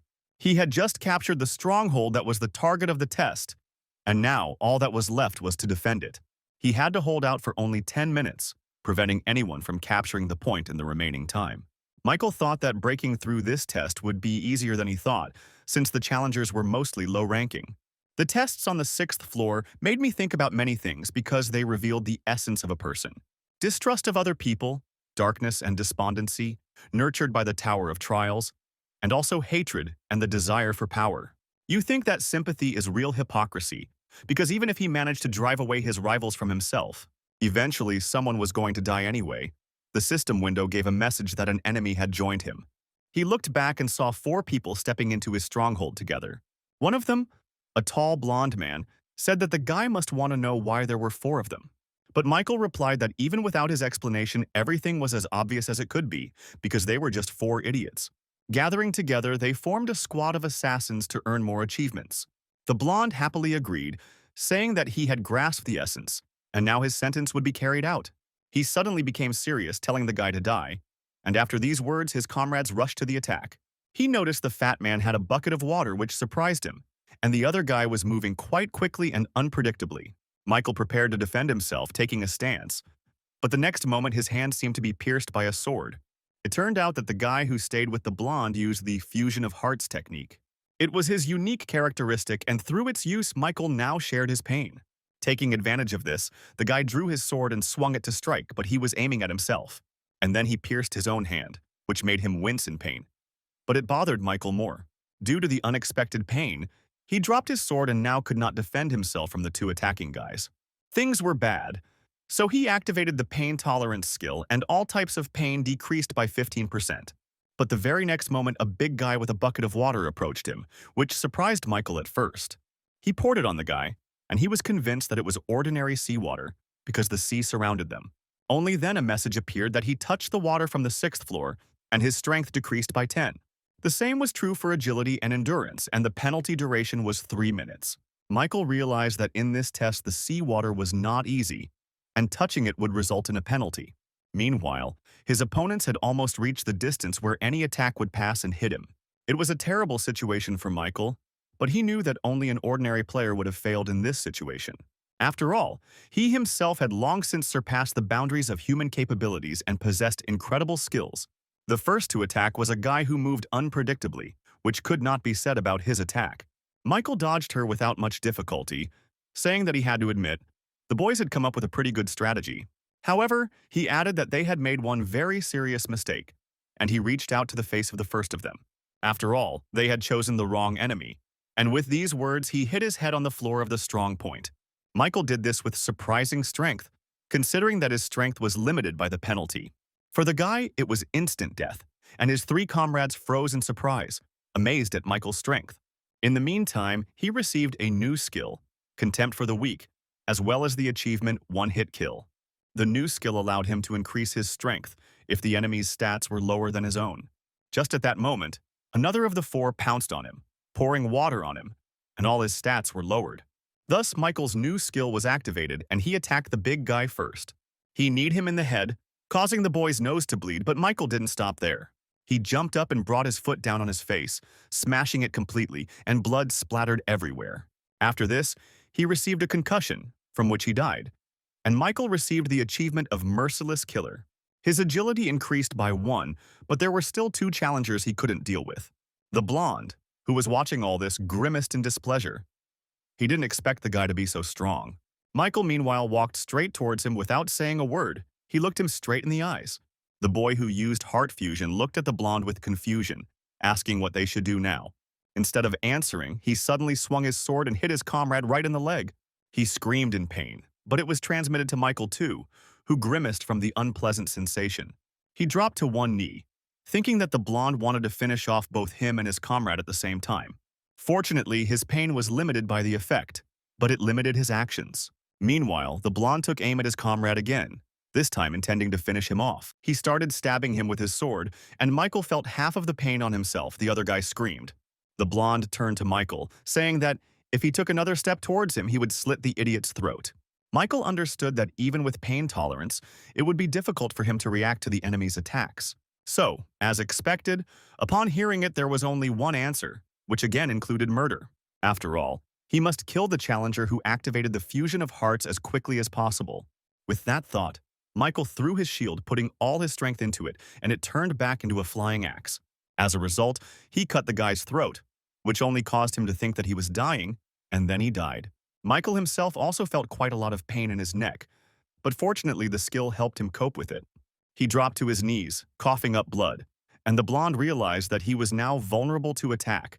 The guy swung, thinking that if not now, there would be no other chance, and pounced on Michael. He continued to stand motionless on his knees, waiting for him to get close enough. And when the blonde was almost at his head, about to cut it off, Michael suddenly grabbed his sword. He stopped him literally a centimeter from his nose, asking if the guy wanted to die first. The blonde chuckled something unintelligible and then said that Michael had simply gone crazy, which was not far from the truth. He applied even more force and suddenly tore the blade of the sword right out of the blonde's hands. Before he could even blink, the weapon was in Michael's hands, after which he cut off his head. It happened incredibly quickly, and he earned the Cold-Blooded Slasher achievement, receiving 1,500 points. And then the system window notified everyone that the test time was up. Michael's stronghold had been captured. This meant that everyone who had managed the same thing had survived and moved on. But there was another observation here. In the end, the ultimate winners were those who kept their team and comrades together. Of course, there were exceptions. Michael looked around and saw many people like him. Those who killed others, and it doesn't matter if they were his comrades or just other contenders. The guy wondered how he looked in the eyes of those who did not stoop to murder and kept their team together. He was probably just as much of a monster as the guys who attacked him at the end of the test. As a reward, he received 8,000 points, as well as a rank 1 random draw box, which went into his inventory. After this, a portal opened and Michael successfully returned to the 7th floor waiting room again. Before this, he did not forget to absorb the souls of the guys he killed, having previously learned all the information about them. Thanks to this, the rank of his unique characteristic increased by 1 level and was now rank 3. When Michael moved to the waiting room, a new feature for viewing achievements was activated. A list opened in front of him, in which he could see all his achievements received in the tower. Among them was even an epic class, which he received for the achievement First Return. He then decided to take a closer look at each achievement and found that some of them immediately granted new skills. Some also came with stat boosts, while others awarded points, all of which he had in his arsenal. Michael was surprised that he actually received quite a few achievements for killing, even though he hadn't planned to commit them. He then opened his inventory, where the rank 1 random draw box had already been moved. By opening it, he could get a random item from rank 5 to rank 1, so there was no point in delaying. Michael didn't have much hope for this reward and wanted to finish it as soon as possible so he could move on to absorbing souls. He pulled the yellow ribbon that tied it, and the box opened. Something quickly flew out from there, and the guy followed this object, becoming more and more surprised. It turned out to be some small monster that landed nearby and looked at him. Michael asked the system what kind of Pokemon it was, assuming he needed to catch it, and the monster stared at him. Then the boy pounced on him, reaching out to grab the creature, but it turned out to be agile. He dodged Michael's hands without any difficulty and looked as if he was playing with him for fun. Michael chased after him for some time, but all attempts to catch this creature came to naught. But finally he managed to grab the monster with both hands, and it seemed that he did not expect this. Michael was delighted, saying that now he would not let him go, but still did not foresee that the creature was not domestic. Suddenly, it bit him on the hand, which caused the guy a little pain because the monster's teeth were sharp. This made him let go, although the guy didn't plan it, but his hand unclenched instinctively. When the monster jumped back again, Michael said in a creepy voice that he had been polite to him so far, because he was quite cute. However, now he could not expect mercy. With these words, he attacked the creature with renewed strength. For some time, the monster managed to shorten further, but then the guy suddenly jumped away from him. He pushed off the ceiling and then flew at the creature with incredible speed, swinging his arm to strike. He was no longer able to dodge this because it was too late, so the blow hit him straight in the head. The monster's eyes rolled back into their sockets, and its head suddenly turned red and, as Michael noticed, cracked. And then something happened that he never expected. The creature disintegrated into many porcelain pieces. Michael saw a beautiful necklace appear from them. It was said that he had received a rank 1 item. It was a wrought iron pendant, a steel pendant imbued with the soul of the blacksmith who had worked with it all his life. It increased the effects of metallurgy and swordsmanship skills by 7%, and also had a special property. When possessing mana, an exclusive effect was activated, Steel Protection. This effect was that his skin absorbed 10% of all physical damage. Michael realized that this was a really cool item, as it was equipped with both attack and defense. The guy thought he didn't expect anything from this prank, but ended up winning such a big jackpot. However, when he put on the pendant to test its power, the system window reported that his mana was depleted. Then he realized that this effect was very cool, but the price for it was his mana, which from now on had to be stored. Now Michael decided to check the rank of the unique characteristic status, which increased by 1 rank. But then suddenly a message from the system appeared, asking if he was ready to proceed with the 7th floor test. This surprised Michael a little, because usually the time before the test was announced first. He wanted to check if this was the case for other participants, so he went into the community, where he confirmed his suspicions. And so it was. Now everyone could proceed to the next test without waiting for the others. But there was still an atmosphere of desperation in the community to return home. So everyone was a little indifferent to the fact that the waiting time was gone, but Michael noticed something else. The manner of communication in the chat also changed. Now people were increasingly discussing people who betrayed their comrades. Michael was sure that all these maniacs had gone quiet now because the 7th floor test would be personal again. But one had to be wary of those who used the lives of their comrades simply as tools to gain achievements. And most importantly, Michael must develop his skills so that they become unshakable to any variables. Then, the guy finally checked his stats window and saw a new additional effect. Now he could use the souls of the dead to protect his body, but at this time his energy would be proportional to the force of the blow. The guy also noticed that the description of the basic effect was now more specific, which surprised him. After all, if previously the main emphasis was on strengthening stats, now souls could be used differently. He could use them both as a magical power and as a protective shell. Michael thought that anything could happen, so the ability to protect the body would never be superfluous. With this thought, he suddenly took out his sword from his inventory because he decided to try everything on himself. Throwing the blade into the air, he went to check how effective the spiritual shield would be. Michael held out his hand, deciding to take a risk because even if the sword cut it off, the waiting room would heal everything. The blade, meanwhile, continued to spin, rapidly approaching his hand. And then, when the weapon was about to touch his flesh, the effect of his characteristic suddenly worked. The system window reported that the soul of a guy named John Flock absorbed the damage from the attack and disappeared. He was left with 3 of the 30 souls in his possession, and Michael thought the defense had exceeded his expectations. After all, she had acted quickly, without allowing the slightest harm to be done to him, so it was possible to draw a new conclusion from this. It's better not to absorb all the souls at once, but to always have a couple in reserve for your own protection. After that, Michael opened the board with the results of the 6th floor test, wanting to see his progress. To his surprise, he dropped to 4th position, but for him this was not at all critical. After all, to receive the title of Pioneer, he only needs to be among the top 50. Having finished with this, Michael stretched his body a little, saying how tired he was while checking this and that. But he had no time to waste, and he decided to challenge the next floor without delay. The next moment, a portal opened, and the theme of this test was proof. He had to pass 3 tests in 40 minutes, otherwise the challenger would face death. But for successfully completed tasks, a new skill of Grace of the Wind, of the highest rank, was given. When he arrived, he realized that he was in some kind of corridor with an unusual atmosphere. There was literally no sense of anyone's presence here, and this irritated the guy a little. Suddenly, he felt the energy around him change, and the system informed him that he had entered the first zone. This was the first testing area where he had to prove that he had overcome his fears. He was suddenly transported to the desert where he began his growth, and it was here that his first fight took place. Michael had already guessed what was about to happen, and as if to confirm his words, the ground beneath him began to shake. And then he appeared, the sand golem, this time much larger and apparently stronger. The guy realized that this space was now a reproduction of the training test. The condition for successful completion was to break through 3 tests in the remaining time. Michael realized that as he fought the golem, 3 more trials would appear. He probably overcame them at one time, but since this is a test proof, it will need to be done again. Meanwhile, he finally saw the golem that stood before him. Its size was truly impressive. Michael thought that his size had increased by about 3 times, but it didn't play a big role for the guy. The golem, meanwhile, pulled its hand out of the sand and prepared to attack, swinging at the guy standing in front of it. The monster did look huge, but Michael didn't even flinch when it started to act. Michael, out of habit, pulled out his inventory from the system storage, preparing for another fight. And then the golem struck. Michael managed to jump back, but noticed that the golem's speed was quite good. He waited for him to attack again, then jumped onto his hand and ran forward, looking for the core. From his last fight with this monster, he remembered that the core was near its hand, so he headed there.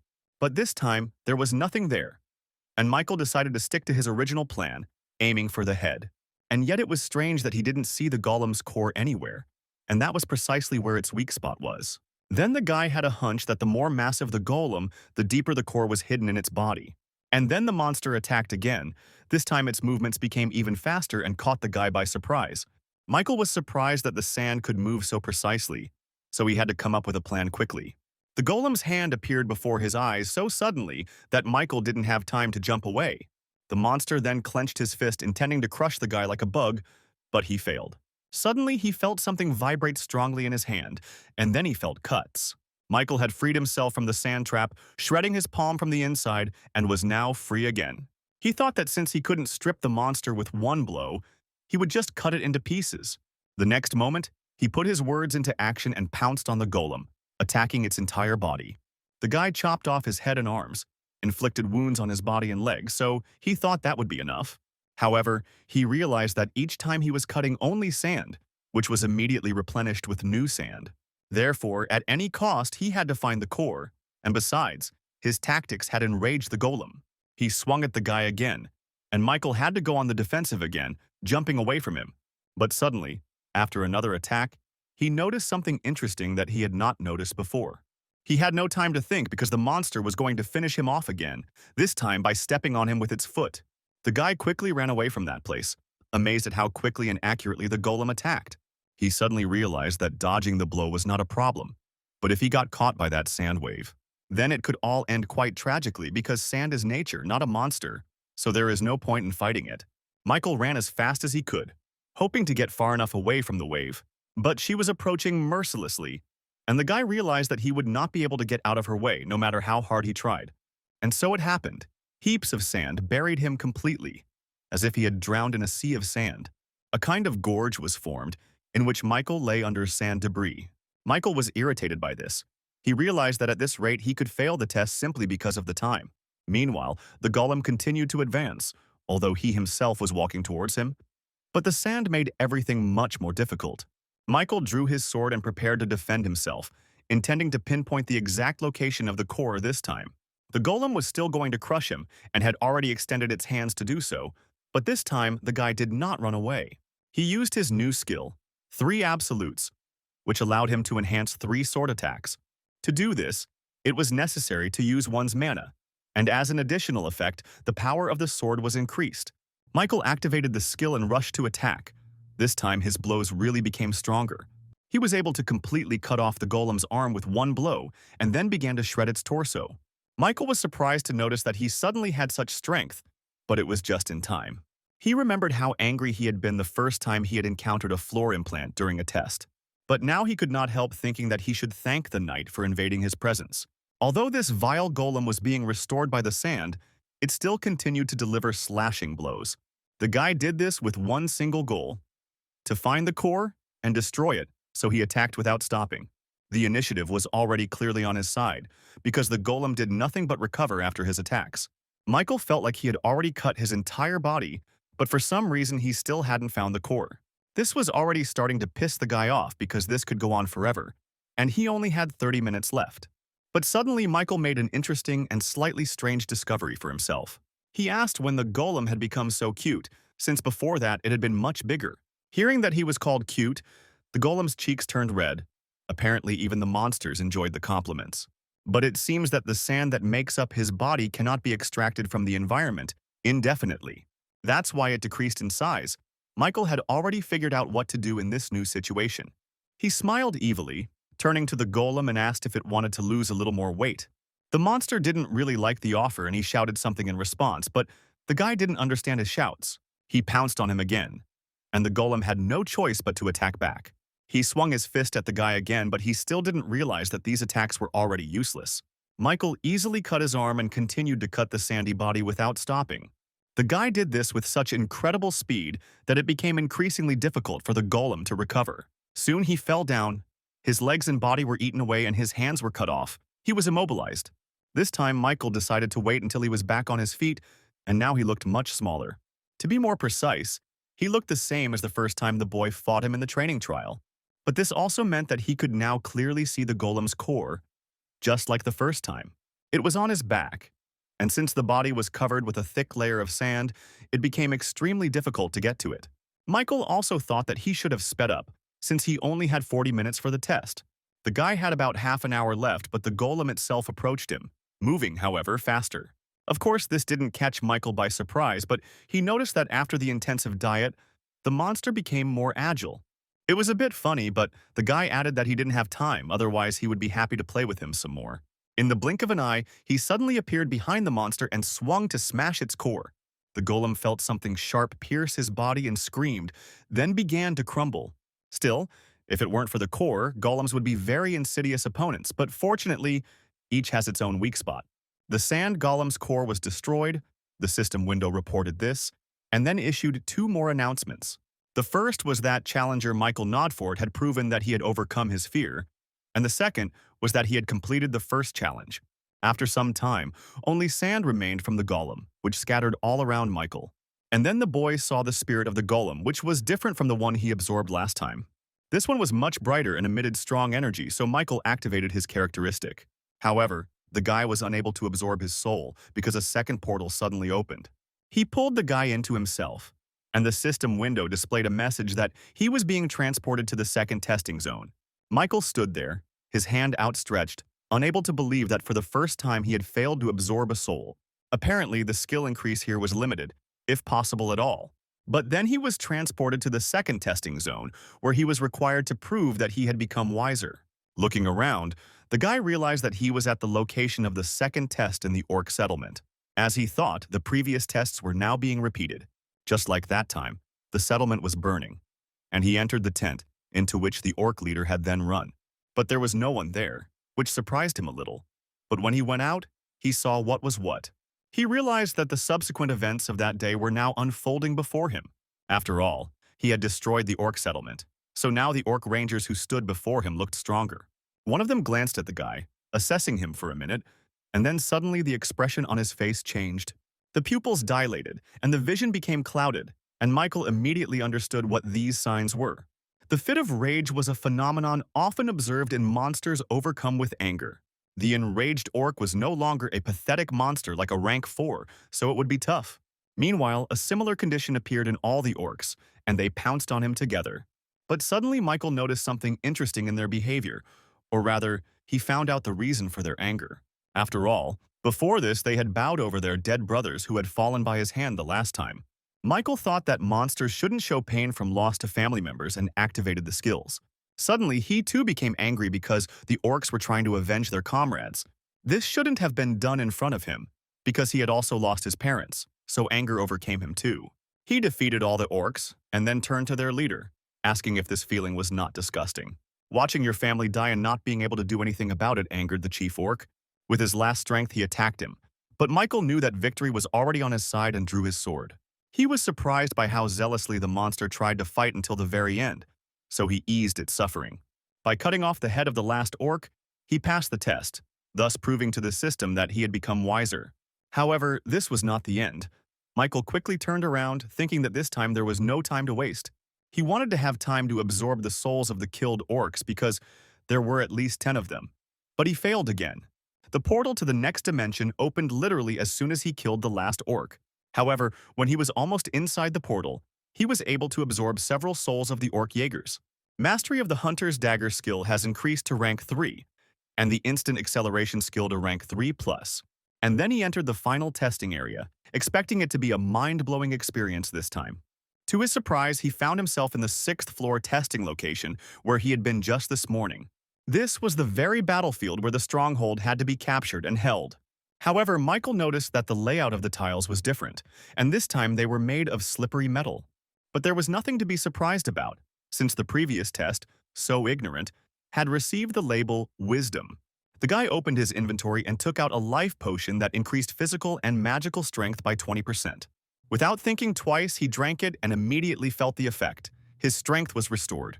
A few seconds later, he stood there wondering what to do with the flask that held the potion he had drunk. And then he decided that he could make a little mess in the Trials Tower and threw the flask straight into the sea. It is not clear whether it was because he did this or for some other reason, but suddenly a wave rose behind him. It was so huge that it knocked down the metal plates and started moving towards the guy, and he realized that things were getting hot and activated the exclusive effect of the killer's cloak. His movement speed increased by 15% for a minute, allowing him to quickly run away. Michael thought that the tests before had repeated the existing rules, so that was the case here too. It turned out that he needed to find and capture a stronghold, and before that, he had to avoid water from the sea. Luckily, his speed was higher, so the wave couldn't catch up with him, or so he thought. Michael decided to just keep moving in the same direction, but suddenly the slab beneath his feet shook. Before the guy could jump to the other one, a large wave lifted him up along with the slab. He lost his balance and fell, and the system reported that he had come into contact with water from the 6th floor. Strength, dexterity, and endurance were immediately reduced by 10, and the penalty lasted for 3 minutes. Michael thought that when the idea of the tiles remaining in the same order, it was a kind of hope that there was at least some common sense in the Tower of Trials. She proved that it was not so. The guy realized that he was going underwater and activated instant acceleration. Pushing off from the tiles, he ran along the remains of the path, no longer afraid of coming into contact with the water. So he managed to run a little more, but the situation was becoming more dangerous. After all, one wrong move and he would have fallen into the sea, and the tiles would have buried him. as if in a grave. Michael couldn't even imagine that it was possible to die so easily in such a place, so he kept moving. Finally, he saw a stronghold that seemed like salvation to him, and the guy headed towards it. The red tile of the stronghold was getting closer and closer, and Michael felt that he was almost there. Soon, finally, this annoying ordeal would end, and this thought gave him strength. However, suddenly the water around the stronghold began to swirl, forming a new wave. Michael thought that now the Tower of Trials had decided to go completely mad and finish him off. He barely managed to react, dodging in time the wave that would have swept him back into the sea. There was only a little bit left to the strong point, and now he could run towards it on the slabs and not in the air. But suddenly, when there were only a few meters left to the stronghold, the wave took the form of a rotating vortex. It was so unexpected that Michael did not have time to jump aside in time, and the wave's attack caught up with him. He realized with horror that he was going underwater, so he decided to try to use the effects with his last strength. He activated the effect of the Forged Iron Pendant, which absorbed 10% of all physical attacks. Also, the soul of the Orc Ranger, which he was able to appropriate for himself, absorbed the damage inflicted on him and disappeared. This happened twice more, and Michael realized that if it weren't for the improved stat rank, he would already be dead. After all, the guy clearly felt the shockwave, but right before the blow could cause him any damage, the shield blocked it, and thanks to this, Michael was able to return back to the path of slabs. It was pretty close, but he managed to survive, so he continued running towards the stronghold. The waves did not retreat either. Rotating, they followed him, rapidly taming the distance. Then suddenly the effect of the assassin's cloak ended, and he lost his speed. This was very bad for Michael, because his mana was already at 0, and what if the instant acceleration failed? That would definitely be the end for the guy, so he decided to use what was at hand, namely his souls. There were still a few Orc Jaegers left in reserve that he was still able to absorb, and now he ate one of them. Thanks to this, he was able to replenish his mana and felt his strength return. It was just in time. The waves had meanwhile almost reached him and were again approaching from different sides for a new attack. However, Michael returned to his speed and saw that there were less than 3 meters left to the strong point. He overcame the last slabs and was about to jump onto the red slab of the point, when suddenly he saw an obstacle. The last plate was lifted into the air by the shockwave that hit from below and created an obstacle. Seeing this, Michael was surprised and even a little scared because he was losing time, and for him every second was precious. He couldn't retreat either because the same water trap awaited him there, so there was only one option left. It was a test where he had to prove that he had overcome his doubts and the guy understood what to do. Relying entirely on luck, he continued running straight towards the wall of water in front of him. When he entered her, he felt an incredibly powerful wave flow tearing his body apart. But, fortunately, he was saved again by another soul of an Orc Ranger, absorbing the damage, and he was able to get out of the water trap. The only thing he didn't calculate was that the force of the current threw him high into the air. Although he was flying in the direction of the red plate, the altitude was high enough to be fatal. Michael screamed, thinking that this could end very sadly, so he completely relied on the effects. The slab was already right in front of his eyes, and when he fell, he broke it a little from the great force with which he flew. As expected, the orc's soul saved him this time too, and it turned out to be the second to last one in his arsenal. Michael lay there for a moment with his eyes wide open, surprised that the ordeal had been so difficult. He was not even able to stand up on his feet, and the waves were hanging over him, and the guy was seriously scared. However, the system window reported the task had been successfully completed, saying that he had proven that he had overcome his doubts. After this, the waves stopped rotating, forming a vortex, and turned into ordinary water. All this fell upon Michael, and he thought that finally this damn test was over. As a reward for his breakthrough, he received a new high-level skill, Wind's Grace, and 15,000 points. He also saw a message that rank 2+ speed boots would be sent to his inventory as a bonus reward. Then a portal appeared and Michael entered it, returning to the waiting room, now on the 8th floor. When he returned, the guy thought that this time he was unexpectedly close to failure, but he still managed. In the current situation, it was much more alarming for him to return to the 8th floor. He thought that he couldn't continue to be so lucky, but suddenly a message from the system appeared. It announced the expansion, as the number of applicants who passed the tests on the 7th floor exceeded 1,000. Then he read that some kind of intersection point was created in the test, and the floor implantation system was activated. But the most important thing that everyone was waiting for with such impatience was the permanent return to Earth. And the icing on the cake was a message stating that he was among the pioneers. Now he could choose the halo, an advantage that could only be obtained by maintaining the title of Pioneer. Michael also read that the halo affects the unique characteristics and skills of the applicant. There were 3 halos to choose from: Ruler, Hunter, and Monk, and Michael thought about it. First, he had to read the description of each of them and then make his choice. The Ruler had varied performance and was well suited to his current rank. It affected all skills and even the unique characteristic, and also had a special power: skill synthesis. Besides, the Trial Tower openly said that it was the most suitable halo for him. Then he became familiar with the Hunter's halo, which was closely related to improving characteristics and stats. His unique power was leveling up, and it also suited Michael perfectly at the moment. The last one was the Monarch, but here everything depended on talent, which the guy did not possess, so he immediately discarded this option. It turned out that he had to make a choice in favor of the remaining 2 halos, but he didn't know which one. After some thought, he decided that the best choice would be to go with the halo, which had more emphasis on height. The system window confirmed his choice of the Ruler aura, and its special effect triggered the evolution of the unique characteristic. The options were sorted by the current abilities of the applicant. There were 3 available in total. But Michael didn't even think about which effect to choose because he decided everything at once when he saw the first option. He chose the Summoner effect, which allowed him to absorb spirits to revive his assistants. These were supposed to be powerful skeletal undead, and Michael thought that such help would not hurt. After some time, his body got used to the new effect, and then a message appeared that the halo had been successfully created. The guy decided to look at his stats after these transformations, and also read about his unique power. Skill synthesis allowed 2 necessary skills to be combined into 1, which helped create new effects. Michael decided to test this power right away and opened the list of his skills, of which there were only 7. He thought about what he should combine, and then chose Contempt for the Weak and Continuing the Battle. Both skills were level 5, and he hardly used them, so he confirmed the continuation of the synthesis. After some time, the process was completed, and he received a corresponding notification. And then he saw the result, which was a new skill created based on the ones he had chosen. This skill was called Forced Breakthrough, and what was also noteworthy was that it was rank 3.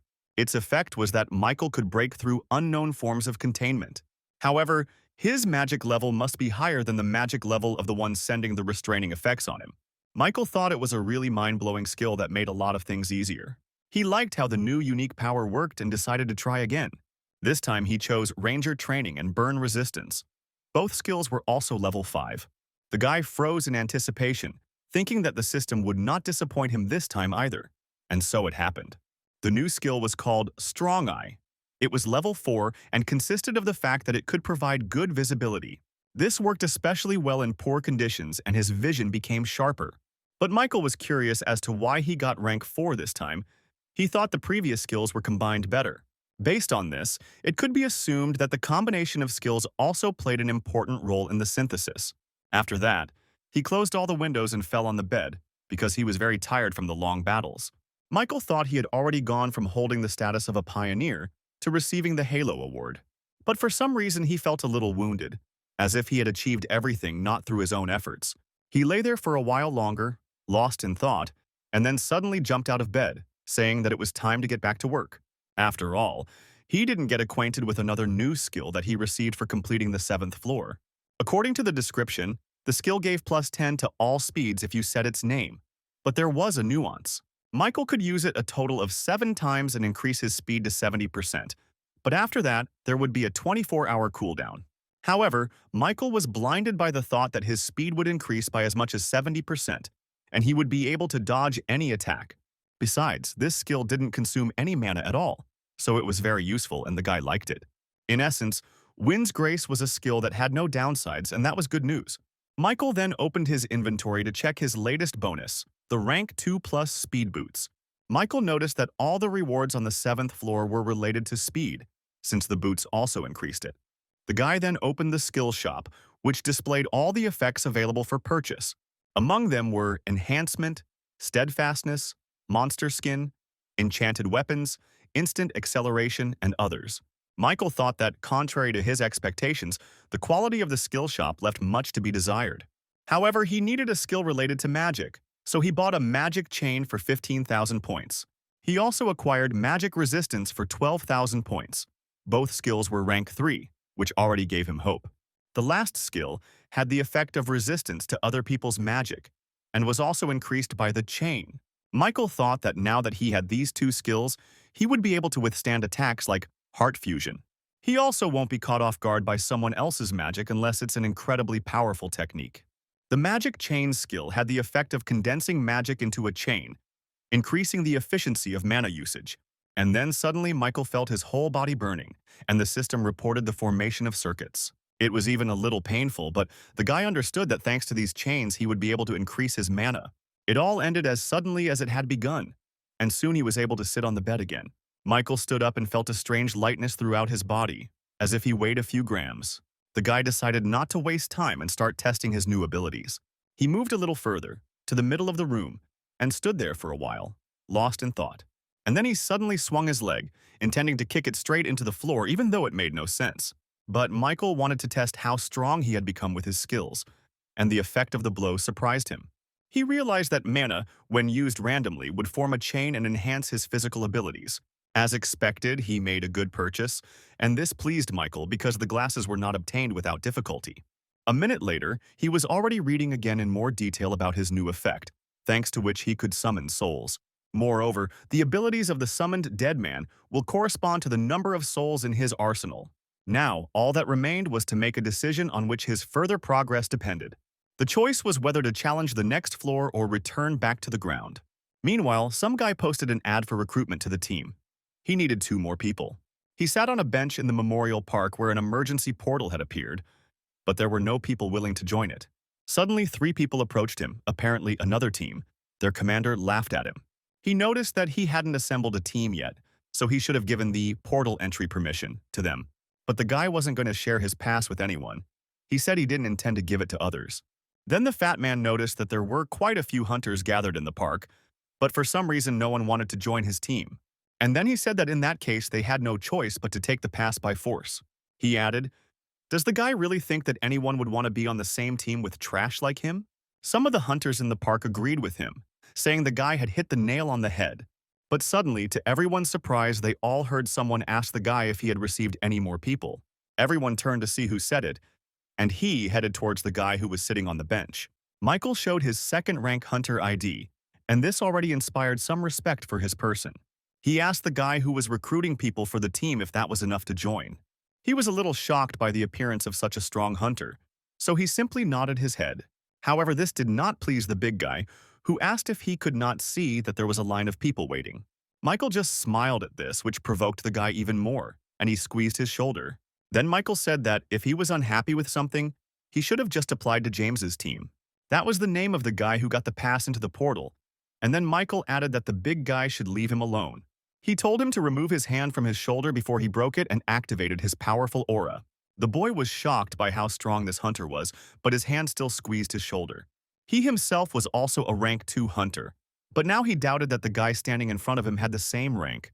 Meanwhile, his partners thought that it was their commander who was radiating such powerful energy and were delighted. But he replied that it was not his doing, and then said that this time he would tolerate such a prank from Michael. As he left, he added that he should know that he was simply lucky, because representatives from the hunting association were there. But Michael didn't care about him. He was watching James, who was upset that everything had gone wrong. Then he decided to cheer the guy up, saying that he wouldn't be able to find anyone for the team anyway. Therefore, they should not waste any more time and go into the portal together because their strength would be enough. But James didn't seem to be convinced, and asked again if Michael was really going to handle everything with just him. He answered positively, and soon they were the first to enter the portal, which took them to some kind of dungeon. James immediately rushed to look around the area, not believing his eyes that he had gotten inside. Apparently, this was his first portal. But Michael said that he didn't need to worry too much. After all, he himself will be able to deal with most of the third-rank monsters, so the guy doesn't have to worry. Then the guy asked if Michael hadn't said before that it was his first time in the dungeon too. The guy added that he should listen to him carefully because their lives were at stake. He suddenly asked Michael who he thought had the highest mortality rate in the dungeon, rank 4 or rank 2 hunters. James continued, saying that at first glance it might seem like the 4th-rank hunter would die first. However, in reality, a rank 2 hunter has a higher mortality rate because they are too confident in their abilities. Therefore, the probability of a fatal outcome for rank 2 hunters is extremely high. The same can be said about driving. The more confident the driver, the higher the chance of getting into an accident, so the dungeon was quite a dangerous place. And since Michael had risked entering here without a tank and a healer, James became even more concerned about his self-confidence. Suddenly, the guy asked if he could take on the role of leader of their group, because he knew everything about the dungeons. Michael noted that he actually wanted to stand at the head of their small group, but he still agreed. James bowed to him, thanking him for his trust, adding that he was doing this for everyone's safety. And then they continued on their way. Michael decided for himself that he would take the initiative into his own hands if the guy couldn't cope. After some time, they saw the first monster of the dungeon, a lizardman, who also noticed them. James reported that these monsters are known for their skillful use of various types of weapons. The guy said that he would first draw all his attention to himself, and Michael would have to attack from behind. Michael was also curious how a fairly experienced hunter would fight such a creature. The lizardman charged at James, this time wielding a long sword that looked more like a spear.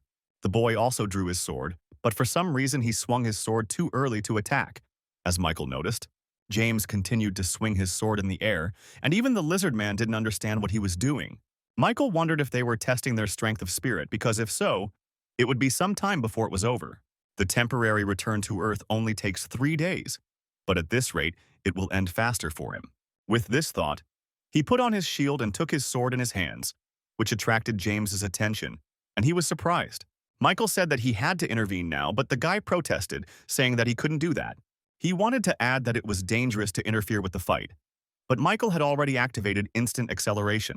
With lightning speed, he pounced on the lizard man and cut off his head, leaving James in shock. He even opened his mouth a little in surprise, asking what just happened, and Michael answered him. He apologized for disobeying the order, but said he had to intervene because he was in a bit of a hurry. James replied that he understood him perfectly, and then Michael asked if he could make one more suggestion. After the guy responded positively, he said that from now on he would like to take on the role of leader. However, he proved it. In the end, they encountered the lizard men again.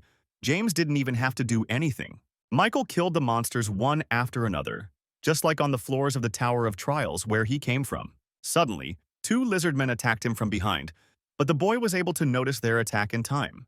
He jumped up and lingered on the ceiling of the dungeon, forcing the monsters to look for him.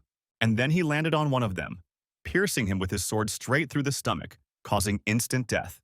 James was amazed at the skills his temporary partner had. After all, he literally fought all the monsters alone, not allowing himself to be harmed. One after another, the lizard men attacked him, but none of them had yet managed to injure the guy even a little. Michael spared no effort to ensure a quality fight, wanting each of the monsters to die by his hand. James, meanwhile, thought that perhaps he was now witnessing the battle of a super newbie. Michael cut open the stomach of one of the lizardmen and pulled out a mana stone containing a quiet, murky magic. Depending on its use, it could prove of great help in metallurgy or chemistry. So Michael collected all the stones from the slain lizardman and asked James to be his porter. Suddenly, another lizardman pounced on him, this one moving much faster and more agile than the previous ones. Apparently, he was waiting for Michael to let his guard down and be unable to block his attack. However, everything turned out completely differently. The guy was able to pierce his stomach with one precise blow. After this, the monster did not get up, but when he fell to the ground, he did so with a loud bang. The noise caused a small amount of debris to fall directly on Michael's head, but he protected himself. James was also swinging, but he looked a little scared, because this was the first time he had come into contact with the dungeon debris.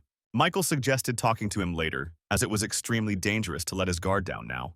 Michael then pretended to yawn, but in reality he was absorbing the souls of all the lizard men he had killed. For each mastery, his unique characteristic increased by 0.07%, which was very little. He thought that at this rate, he would have to work hard to improve it in any way. But suddenly they saw a new portal in front of them, and James said that they had found the boss's room. The guy added that he couldn't even imagine that they would be able to get here, because it was an indicator of skill. It seemed to him that the man in front of him, that is Michael, was capable of carrying out a complete clearing of the dungeon. Michael himself, meanwhile, asked if he would be okay with joining the boss's team right now. James replied that he didn't mind, saying only that perhaps Michael should take a little break. But he replied that there was no need for this, and they entered the portal. Seeing the uninvited guests, the Lizard Man King stood up, preparing to finish off anyone who came near him. James asked what they were going to do, and Michael replied that he needed to think about it for a bit, which excited the guy. After all, he thought he had some kind of plan, but Michael was acting according to the situation, and now they had to go on the defensive. The Lizard Man King decided to pounce on them first, and Michael thought with a smile on his face that it was just in time. The monster had two weapons in both hands, which allowed him to quickly attack and defend. Michael still used the instant acceleration skill, so he was also not inferior in speed. However, the reflexes and reaction speed of the Lizardman King, given his size, amazed the guy. Only Michael thought that no matter how hard he tried, he would not be able to get closer to him. After all, he was still not fast enough for Michael to match his fighting pace. In an instant, he found himself behind the boss and swung his blade for the first attack. However, to his surprise, the Lizard Man was able to not only reflect the attack, but also hit him back with his tail. The force of his blow was so great that the guy was thrown straight into the rocks, and this was not good. James clutched his head, thinking that the Master Hunter might not survive after this, although he hoped that was not the case. Luckily, Michael's damage absorption effect with Spirit kicked in, and he remained unharmed. Now he decided to act more carefully, but at the same time it was a good way to test new skills. The Lizardman King was surprised that the boy not only survived, but was also standing on his feet again. Michael addressed him, saying that, unfortunately, not even a single stone remained of his throne. He asked if this seemed like an ominous omen to him, and, strangely enough, the boss understood him. Suddenly, he activated magic and his power instantly increased. And then something strange happened. The monster suddenly screamed furiously and released a bright purple beam from its mouth. This was its skill. Michael then saw a message from the system that he had been subjected to the Wave of Vengeance skill, and his speed had been reduced by 25%. However, the guy did not plan to give in to his opponent in speed and decided to use his trump card. He activated Force Breakthrough, and since his magic level was higher than the boss's, the slow effect disappeared. Seeing this, the Lizardman King was even more surprised, and now he felt a little uneasy. And Michael thought that the breakthrough skill was the result of synthesis, so he had doubts about it. However, its effectiveness was very high, and as a result, it was able to block the enemy's skill. Suddenly, he heard the voice of James, who fell to his knees because his body did not obey him. The boy turned to Michael for help, and he suddenly realized that it was the boss's doing. He looked at Michael with interest, as if asking what he would do now. And then he rushed towards James, which made Michael act even faster. After all, he rushed after him, trying to protect his friend and telling the boss that he was his opponent. But the Lizardman King didn't even turn around. He was determined to finish off at least one of them. Things were bad. Michael saw that the distance between them was too great and he couldn't keep up. And then a crazy idea came to his mind. He thought that if he couldn't help the guy himself, let others do it. The item in his arsenal had another additional effect of his unique characteristic. He used Summon Dead near James, and two dead skeletons immediately appeared around the guy. Each of them had a blade, and they were determined, covering James with their bodies. Of course, such warriors could do nothing against the power of the Lizardman King. But that was not what Michael used them for. He himself understood that they did not have enough strength to stop such a giant. But the second gained with their help was worth it. Allowed him to use the stacks of the skill Wind's Grace and increase his speed by 60%. This was enough to get close to the boss in the blink of an eye and cut him to pieces. Michael landed near James, who was grateful to him for saving his life. The Lizard King, meanwhile, was unable to maintain life for long with his head cut off. He died, and Michael immediately absorbed his soul, permanently increasing all of his stats by 1 point. In addition, he absorbed a new third-rank spiritual eye skill that allowed him to recognize attacks. The team leader from the Hunting Association just yawned out of boredom because he was tired of waiting. He asked his partners who were on duty near the portal if anything had happened. But they answered negatively, and the guy thought that soon they would have to act as always. After all, usually their squad entered the portal to finish off the boss after the advanced team of hunters. He also thought that they would be able to get their share if the attacking team cleared the entire first block. But then his enthusiasm quickly disappeared, because he himself understood that this was only possible with a high rank. And is there even one high-class hunter who would pull off such a crazy stunt? As he thought about this, two people from the advanced team suddenly came out of the portal. His partners reported that these guys had already finished clearing the entire dungeon, and this surprised him. The leader couldn't believe that they went into the dungeon just the two of them. After all, based on this, their group should have gone no more than half the way, but not the entire dungeon. But later, the leader saw that, contrary to his thoughts, the guys were still telling the truth. He saw this on the portal. It suddenly became colorless, and this only indicated that the boss room had been completely cleared. This thought made the manager a little happy, but he was confused, not understanding how this was even possible. He ran up to the guys and introduced himself as the head of the group monitoring the portals of the Hunters Association. James then asked if he was here to buy portal occupation rights. The guy added that in that case, there was only one person in front of him to whom he should make an offer. He said that Michael had cleared the entire dungeon on his own, which made Mr. Roger even more surprised. He asked if the guy was a top rank, but Michael replied that he was only a rank 2. However, he said that it was not important, asking how much he wanted to pay for the rights to occupy the portal. Then the manager cleared his throat, saying that if we return to the main thread of the conversation, then he and his portal control team wanted to buy the right to occupy the portal from him for 200,000 won. These were simply incredible sums, and of course Michael agreed. Meanwhile, Betty worked without rest. The girl thought that after returning from the Tower of Trials, all she did was work like a horse. Suddenly her phone rang, and she was surprised to see who was calling her at such a late hour. Beatrice served as the team leader for the Challenge Tower's Challenger monitoring team. The girl's work was mostly paperwork, so she always had to deal with documents.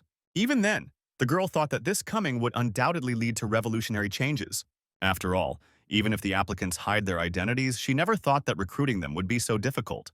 She didn't even manage to recruit 10 people, and all of these applicants were of low complexity. Of course, this was not enough to satisfy the top management, and Betty began to think. For some reason, she remembered a guy named Michael, with whom she ended up on the same team on the 4th floor. She became curious about how this guy was doing now, and suddenly she regretted not proposing to him earlier.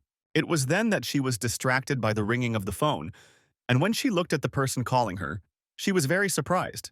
It was that same Michael, who, however, did not wait for her to accept the call and simply sent her a message. It said that if she also returned to Earth successfully, then he would like to meet her. Meanwhile, the guy checked his account and was surprised to find that he had earned almost 300,000 won. However, he felt amazing and even thought about buying a new house for himself. The guy was sitting in the cafe that served as his meeting place with Betty, and soon the girl came too. Michael noticed that she seemed to have run here as fast as she could, so he said that she shouldn't have been in such a hurry. But the girl started by saying that he didn't even respond to her message, which she sent him a long time ago. She asked him if he knew how long she had been waiting for his answer, and Michael, hearing this, blushed a little. He then apologized, saying that he must have been in a hurry in the trial tower. But the girl brushed him off. She said she held no grudge against him and asked if he was planning to continue climbing to the upper floors of the tower. The guy answered positively, saying that this was exactly why he called her here, because he needed to join some guild. He immediately voiced his conditions, among which was the right to refuse the order to immediately appear at the guild. Next came non-interference in his affairs related to the Tower of Trials and permission to use the guild dungeons. When he finished, he noticed that the girl was urinating and thought that perhaps he'd gone a little too far. But then she spoke up, saying that the conditions he had proposed were absolutely impossible to fulfill. After all, from the guild's point of view, she had nothing to gain. And then Michael said that perhaps he had asked for too much. Suddenly, he took the girl by the hand, pushing his fingers into hers, and she didn't even want to think about what it meant. She desperately invited him to join their white guild, and then suddenly added something unbelievable. The girl said that she would do everything to make these impossible conditions feasible, which surprised him greatly. Their meeting took place yesterday evening, and this morning he was already driving to a new place, and he did it on the roof of a bus. Michael thought he had had a very productive day yesterday, from raiding and dungeons to joining a guild. Although for the latter he still has one task left to complete, to clear a rank 2 dungeon alone. It was Betty's request yesterday because she said he had to demonstrate his abilities. This will make it easier for her to convince the guild leader and the others to accept him and agree to his terms. Michael noticed that her words meant that not everyone could use the guild's dungeons. Therefore, the person who will be able to do this must be either a rising star or an outstanding hunter. Then he asked to prepare everything he needed to clear the second-rank dungeon and shook Betty's hand. He was driving to another area, but when more and more houses started appearing, the guy decided to stretch his legs a little. He jumped off the bus and suddenly ran straight to his destination. Moreover, he did it so quickly that the people nearby only had time to be surprised by his speed. A few minutes later, he was already there, approaching the portal, where the guards were still standing. Meanwhile, Betty also arrived at the right place, telling someone that she was confirming a reservation to storm this dungeon. The man in charge said everything was fine without even looking at her ID. He then suggested that she sit down and wait a little, since there was still an hour left before the start. But what was his surprise when he saw Mike, who arrived a whole hour earlier. He asked Miss Beatty if she could go to the dungeon right now, without delay, and she didn't know what to answer. The girl stood there for a while, lost in thought, while he began to sing and wave the smoke across the beach. Betty asked if such a strong wind could have been caused by just running, which shocked her a little. Michael replied that he had nothing to do anyway, and the girl thought that this guy was not human. Then she said that he had already gone through all the verification procedures, so if he was ready, they could begin. Michael nodded, and soon the two of them found themselves on the other side of the portal, this time finding themselves somewhere in a field. Michael asked in surprise what they were doing there, and the girl was silent for a while, peering into the distance. Seeing this, Michael told her to be sure to let him know if she was in danger. She added that she was wearing an artifact given to her by the guild. This effect had the function of a shield and weak invisibility. After all, if she attracts the attention of the monsters, then she will help him to some extent, so she will stay away. Michael replied that it was just wonderful because now he could fight in peace. The boy activated the spiritual eye skill that he had received from the Lizardman King. He wanted to check it out, and suddenly he saw, or rather felt, the presence of enemies in front of him. These enemies were invisible to the eye, and he realized with surprise that he would be able to do little with them. The difficulty was added by the fact that there was a field around, in which it was extremely difficult to notice anything. But Michael clearly saw the grass around him shaking from someone's footsteps, so he got ready. And then suddenly an enemy appeared. Several monsters immediately attacked him from all sides. These creatures were somewhat similar to lizardmen, but, as Michael noted, they did not possess any particular intelligence. Seeing the monsters, Betty was surprised to think that it was a poisonous fisher, but it did not match the level of the dungeon. She shouted at Michael to be careful, because the opponent was about rank 1, so it was not an equal fight. But, to her surprise, the guy had already dealt with almost all the monsters with his incredible strength. The poisonous fisherman didn't even have time to carry out one poisonous attack, which made Michael very happy. And Betty stood in shock from what she had just seen, because it was incredible and at the same time crazy. The fishermen kept arriving in greater numbers from the portal leading to the boss room, but Michael repelled all their attacks. He had a lot of skills, but besides that, he had excellent stats, including strength and endurance. The guy didn't seem to get tired. He killed monsters as if he did it around the clock, but in fact, that was the case.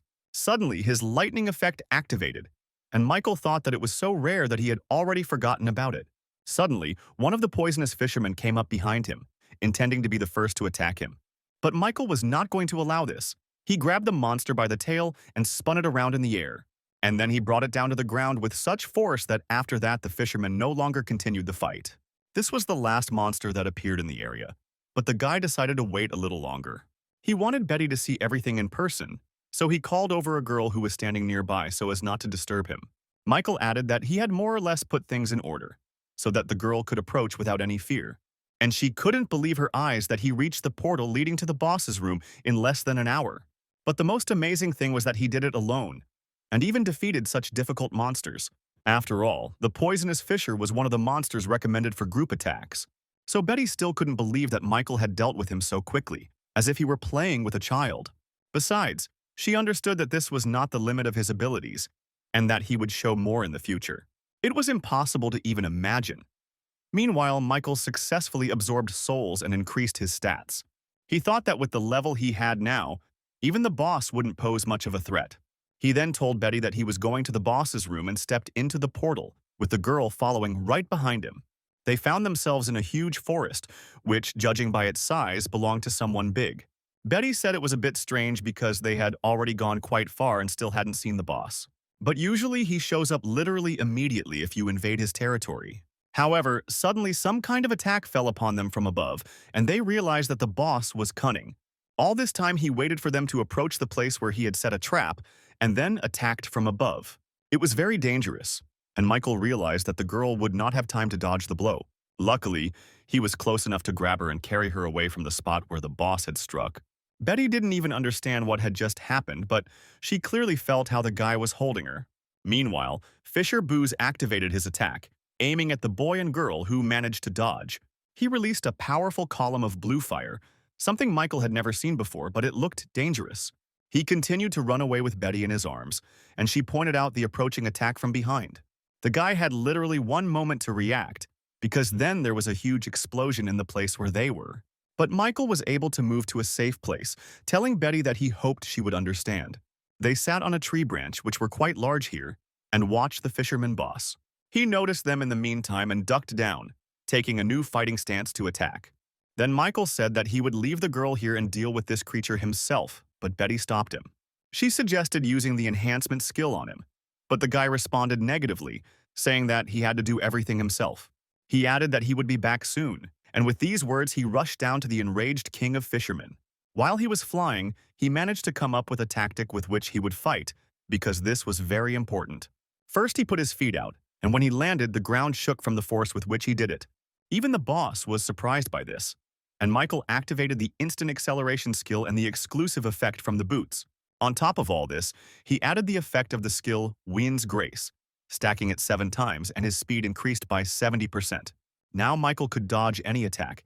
Even if the enemy attacked from behind, he pounced on the boss. But he couldn't even keep up with his speed, so he missed the moment when the guy was right under his nose.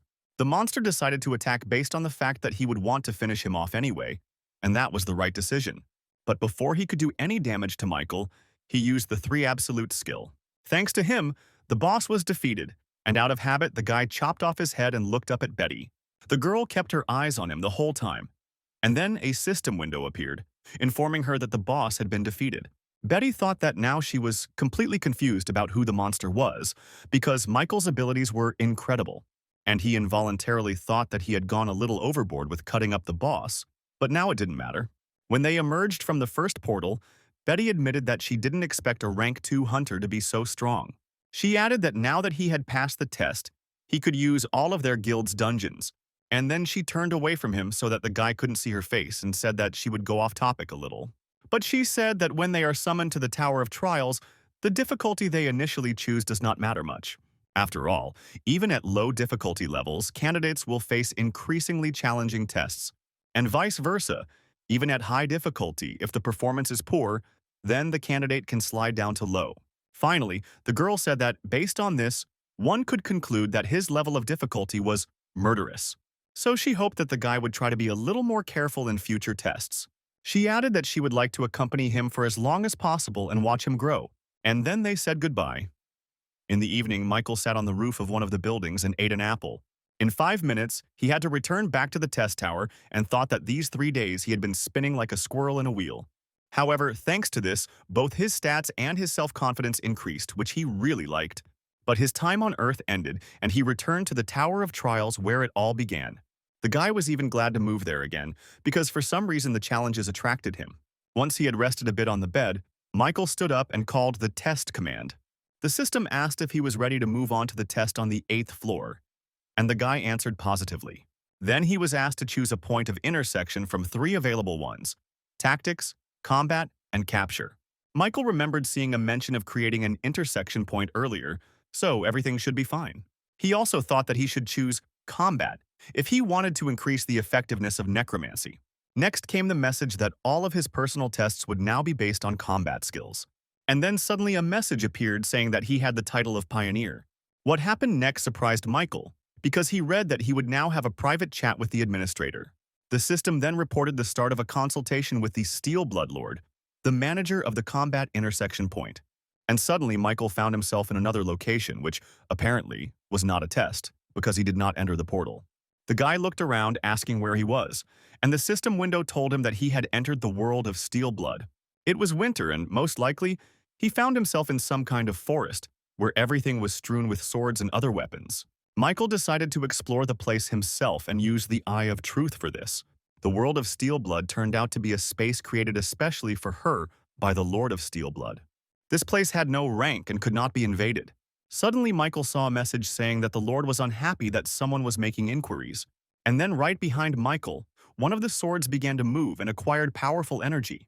The administrator of the Steel Blood Lord suggested that he not waste time on nonsense and follow the sword. Michael was a little surprised by this message, but he decided that it would be better to listen to the admin. The sword pointed the way and floated slowly in the air so that the boy could calmly follow it. After a while, he stopped because he had reached his destination and was now looking at it. It was a small house that looked completely ordinary, but Michael knew he had to go in there. When he opened the doors, he read that the administrator, Lord of Steelblood, was looking at him. There was a rather attractive girl sitting in front of him who said that he had finally arrived. She added that she was the administrator who was assigned to consult with him. Michael noticed that she looked like a foreign beauty, but for some reason she was called the Lord of Steel Blood. After all, in fact, before him was a being who carried out control in the Tower of Trials. And then the girl suddenly came close to him, looking questioningly into his eyes. The girl said she was curious about what the monster looked like, and she admitted that it was pretty good. Michael asked if she knew him, and the girl replied that, of course, she knew everything. But she also noted that she only knew about his tests from reports, since it was impossible to observe the candidates below the 8th floor. This surprised Michael a little because the girl was an administrator, but she could not watch just anyone. Then the girl said that he must have misunderstood something because the admins did not control the tower at all.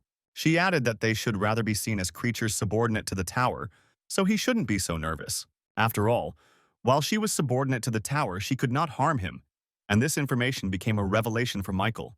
Then the girl said that, after all, she was there for a consultation, so he could ask her about anything. Michael felt that there was no hostility in her, so he decided to trust the girl. Besides, she explained earlier that this consultation was his advantage earned in the trials. Then Michael remembered how he almost died at the hands of a challenger from another floor when he himself was on the 5th. He wanted to know why the knight had chosen him, and the girl replied that there were advantages to it. After all, applicants from other worlds come from where the tower has existed for decades. They also know that the tower of this world will one day be united with the towers of other worlds. Starting from the 20th floor, the focus is on combined challenges rather than individual ones. And then the guy would have to meet with candidates from other worlds. Michael was not happy about this. Then he asked another, broader question, wanting to know what the trial tower was in general. Suddenly he saw the girl look down and wait a minute before answering. And then she said that she herself would like to know the answer to this question because, unfortunately, she did not have this information. Then Michael reminded her that she was an administrator and asked if the girl really didn't know anything. She then explained that initially the administrators were the same applicants as they were, but those who die after passing the 40th floor are given the right to be reborn as administrators. The thought that the administrators were just former applicants angered him a little. After all, Michael hoped that they still knew something about the top of the tower and where it ended. The girl didn't like these words and she suddenly grabbed the guy by the neck, pressing him against the wall. She said that the words "top of the tower" were not something to be said so lightly. Michael was surprised, not so much by what she said, but by the force and speed with which she attacked him. The girl noticed that he was not particularly puzzled and asked if he was not scared at all. To this, Michael replied that he simply did not feel any hostility from her, and besides, the consultation was to his advantage. He also had no intention of allowing her to harm him so easily and suddenly broke through the wall. The guy prepared to attack, saying that the girl actually said that she obeyed the tower. The administrator was a little surprised by his behavior, but she quickly realized that she had acted recklessly. She noticed that she had been living for many years, but this was the first time she'd seen someone who was able to destroy the administrator's residence. And then she unexpectedly added that the guy's actions convinced her of something, and he became wary. But Michael was not prepared for what she said next, because it was the first time he had heard anything like this. The girl offered him a patronage agreement, which was quite surprising but incomprehensible. After some time, he returned back to the waiting room on the 8th floor and lay down on the bed. Suddenly, he remembered that he could now use the new team and opened an exclusive store. His contractor was the Steel Bloodlord. There were 3 categories in total: skills, strength, and items. The guy remembered how the girl had told him that she couldn't pass up a candidate who was both brave and talented. And then the system window asked if he wanted to sign a patronage agreement. Of course, Michael agreed and read that he would soon have access to an exclusive store. As a special benefit, all of his stats would increase by 1, and he would also receive special points. Michael selected the power category in the exclusive store and became familiar with its 3 components. He wanted to see the list further, but received a message that he could only do this on the 10th floor. It turned out that at the moment only 3 powers were available to him: Purity of Mind, Steel Soul, and the King of Winter. He opened the first one's description and read that it allows one to maintain rationality in any situation. The power of Steel Soul allowed the mastery of all types of weapons to be increased by 2.32 times. The last power temporarily increased the user's stats in cold conditions, and he would not feel the cold. All these descriptions seemed somewhat ambiguous, and Michael thought that he would first accumulate some more CO. However, he quickly changed his mind and still bought his first power, which was Purity of Mind. Thanks to her, he will be able to reason clearly in any situation and not succumb to panic and stress. After all, it was better to raise the bar for survival in this way than to not prepare for anything at all. Because there was a chance that he would face a floor-level implementation again right now. The system asked if he was ready to begin the test on the 8th floor, and Michael answered positively, entering the portal. The theme of this trial was destruction. He had to defeat a lich that summoned skeletons. But when Michael came out of the portal, he was surprised that the number of opponents was so great. He thought that this was an attempt to overwhelm the enemy with numbers, so he decided not to delay and begin the cleanup. The guy jumped off the cliff he was standing on and landed right in the center of a cluster of skeletons. He killed some of them immediately with a powerful shockwave, but now, close combat was ahead. The skeletons pounced on him. They were similar to the ones he had summoned in the dungeon. They also had weapons, but Michael successfully dodged all their attacks without even doing anything. After all, as expected, they couldn't even penetrate his basic defense. After all, the skeletons were so frail. He destroyed them one by one, but soon realized that there were more and more of them. With each new skeleton he killed, his skill only increased by 0.08%, and it was annoying. However, the guy continued to fight, intending to get to the lich as quickly as possible. But it was still useless to improve skills during this test. Suddenly, he heard a voice asking who he was and how he dared to commit atrocities in his sanctuary. Michael looked around, trying to figure out where the sound was coming from, but it was difficult for him to do so. So the guy decided to use one of his trump cards and performed the summoning of the dead. The system window informed him that he had absorbed souls to summon skeleton soldiers. He summoned almost all the skeletons, leaving himself only one soul just in case. So he left his new assistants to deal with the enemies, and he himself went to the boss's head. The guy activated Wind's Grace and stacked the effect 6 times, increasing his speed by 60%. He also applied the effect of the rank 2+ speed boots, which also instantly increased his speed. Suddenly, he saw the silhouette of a castle in front of him and realized that the boss was most likely there. Michael thought it was amazing that he could summon skeletal corpses from such a distance. However, that was precisely why it was necessary to get rid of him as quickly as possible, and Michael picked up the pace. The Skeleton King, meanwhile, didn't expect to see the guy here and so quickly.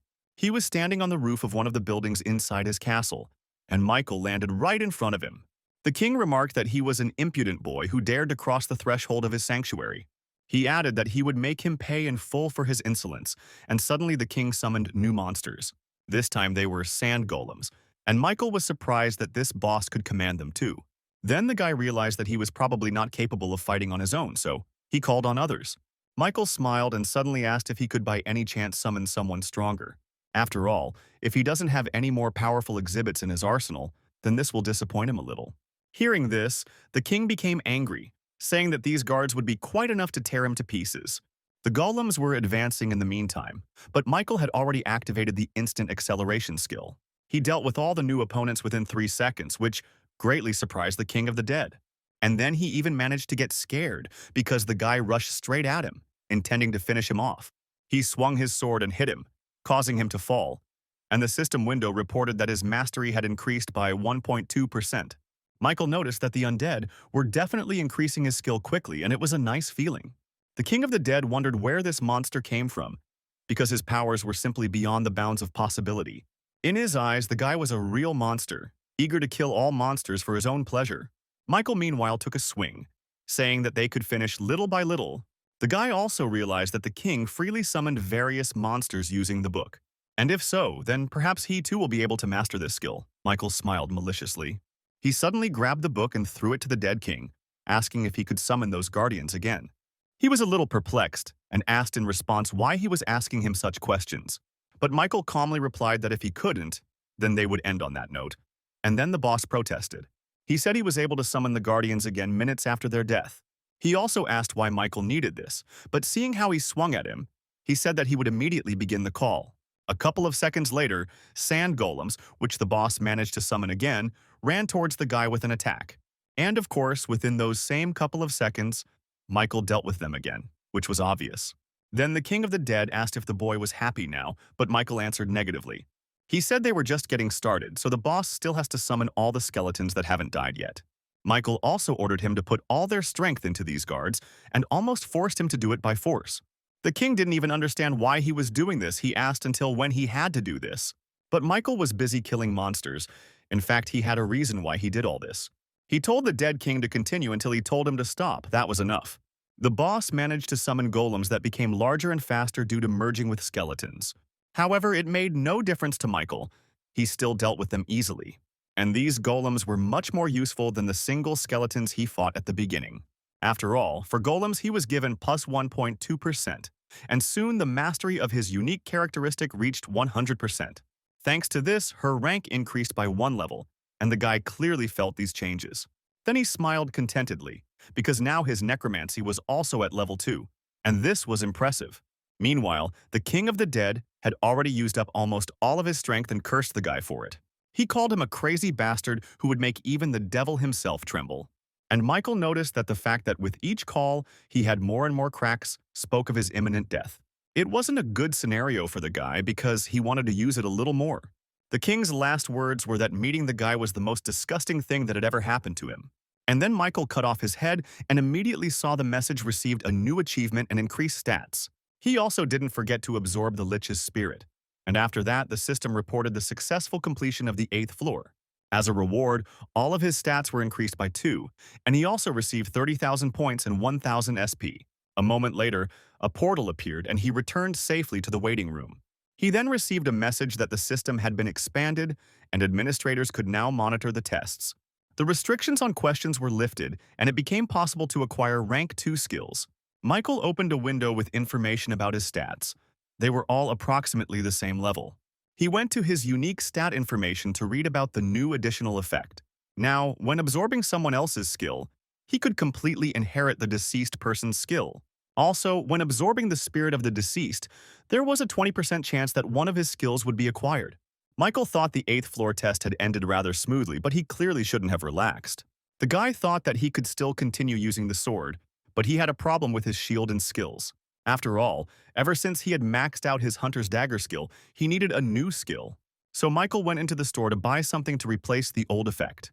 However, his hopes were not justified because he did not see anything there that was worthwhile or better than what he had. Then he thought that if there was no skill, then he needed to create one, and bought the 5th rank basic fencing skill. It was a normal skill that enhanced the sword's abilities, but Michael needed it for another purpose. He was going to upgrade the rank of the hunter's dagger through skill synthesis, so he needed a second component. The guy hoped to guess the best compatibility, so he chose these 2 skills to synthesize. The system issued a message stating that the synthesis would be centralized around the hunter's dagger, and then he read that he had a 75% chance of synthesizing a higher level skill. Michael liked this statement because he realized that he had correctly predicted compatibility. So he started the process, and after a while he saw that a new skill had been created. It was called Demon Slayer and was rank 2, which surprised Michael. He went into the store to check it out. This skill increased basic knowledge of all types of fencing and increased cutting power by 3 times. An additional effect was that the speed was doubled when fighting non-humans. Michael thought that this skill was just perfect for hunting monsters. He even thought about trying to synthesize the remaining skills. After all, the guy checked their compatibility and the probability of synthesis, so he saw no reason not to try. From accelerated regeneration and resistance to the laws of nature, he received the skill of Iron Blood Regeneration. And from the regeneration of Iron Blood and Pain Tolerance, he obtained the 1-rank Ash Blood skill. This was the primary racial trait that a mutant vampire was born with, and he also received Enhanced Regeneration. In addition, he could block up to 40% of damage, which in itself was cheating. Michael figured he wouldn't be able to test this skill properly in the waiting room anyway. After all, it was equipped with a regeneration effect, so he cancelled it in the store for 50 points. Michael put his hand out and swung his sword at her, thinking that since all the spirits had been absorbed, the shield would not activate. With this thought in mind, he began to check and cut his hand quite badly. However, the effect of the peninsula's regeneration justified his hopes and even exceeded them. After all, his hand healed with lightning speed. In essence, he was now under eternal healing. And in addition to this level of regeneration, he also had a spiritual shield. Then the guy opened a community, but it seemed to him that he didn't find anything there worth his attention. Besides, the time spent in the waiting room was coming to an end, so there was no point in dragging it out any longer. With this thought, he entered the portal to the 9th floor test, where the theme was fighting, the difficulty was high, and 1 day was given for everything. The condition for successful completion was killing all the monsters in the arena within the allotted time. The reward for a successful breakthrough was a new skill, 2nd rank Animal Instinct. and the penalty was death. But suddenly Michael saw a message from the system, which said that at the present time. This test is not safe for him due to the confirmed floor implantation of a challenger from the world of Murim. The theft of the target by this contender was also confirmed, but Michael had already made his decision. He entered the portal and immediately saw a pile of defeated monsters on which the invader stood. It was clearly no longer a young man who introduced himself as the commander of the Murim Union, Albert. Immediately after this, Michael received a message that the test objective had been changed and he was now required to kill the intruder. The man asked Michael what his name was, but the boy asked why he was bringing that up out of the blue. To this, the man replied that he had already revealed his name and position, but Michael still had not been identified. He said that the man had clearly not had good intentions when he invaded his floor, so there was no point in introducing himself. The intruder then replied that there was a certain etiquette between fencers. Michael was speechless. He wondered if there really wasn't a single normal warrior among the candidates from other systems. The man, seeing that the boy was not going to answer, took out his sword and said that in that case he could not do anything. With that, he attacked him. Michael had to admit he was moving quite fast. Then suddenly the invader used some kind of skill that brought down a hail of sword blows on Michael. In turn, the guy activated the skill Wind's Mercy and increased his turn by 30%. Thanks to this, he was able to repel all of his attacks, and the man was surprised by this, because few people succeeded in doing this. They jumped away from each other, preparing to regroup their forces and counterattack.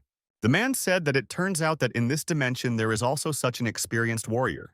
He suddenly apologized for looking down on the guy, but Michael didn't need his apology. He suddenly turned to the man, telling him to stop being a hypocrite because he was here to kill him, and also to steal his reward. And if he has already come with such intentions, then let him not pretend to be polite. It was disgusting, and Michael glared at him, ready to pounce and kill. To this, the man replied that, probably because he was from different worlds, they could not understand each other. He then raised his sword, and Michael realized that he was preparing to use a new technique and prepared himself. The man told the boy to rest in peace because he was about to meet his end. And Michael saw that due to his unique characteristic of sword light, he was blinded for 5 seconds.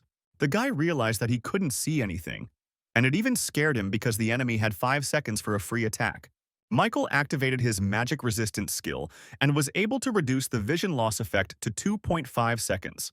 Then he activated the spiritual eye skill, allowing him to recognize attacks in the invisible range. Thanks to this, he could repel an enemy attack in time, even if he did not see it.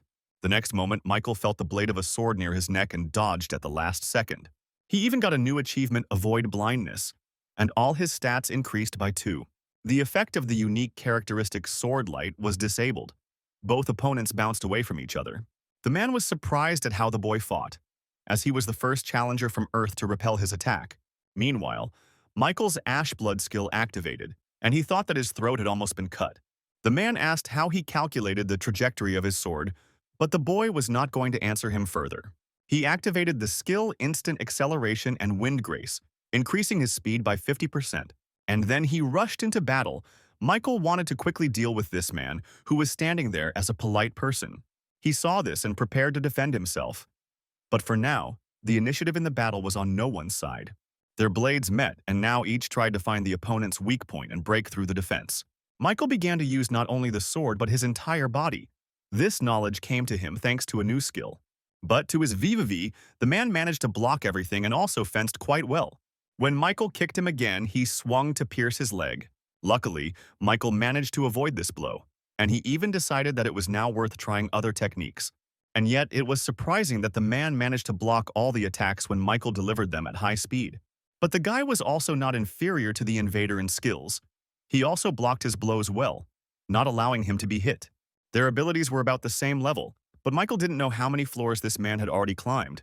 The man meanwhile noticed that the guy was using some strange and unusual techniques. He added that he was a little puzzled because he did not expect to meet such a strong opponent. After all, despite his incredible growth, their characteristics were, in essence, on the same level. So after a moment, the man's face changed.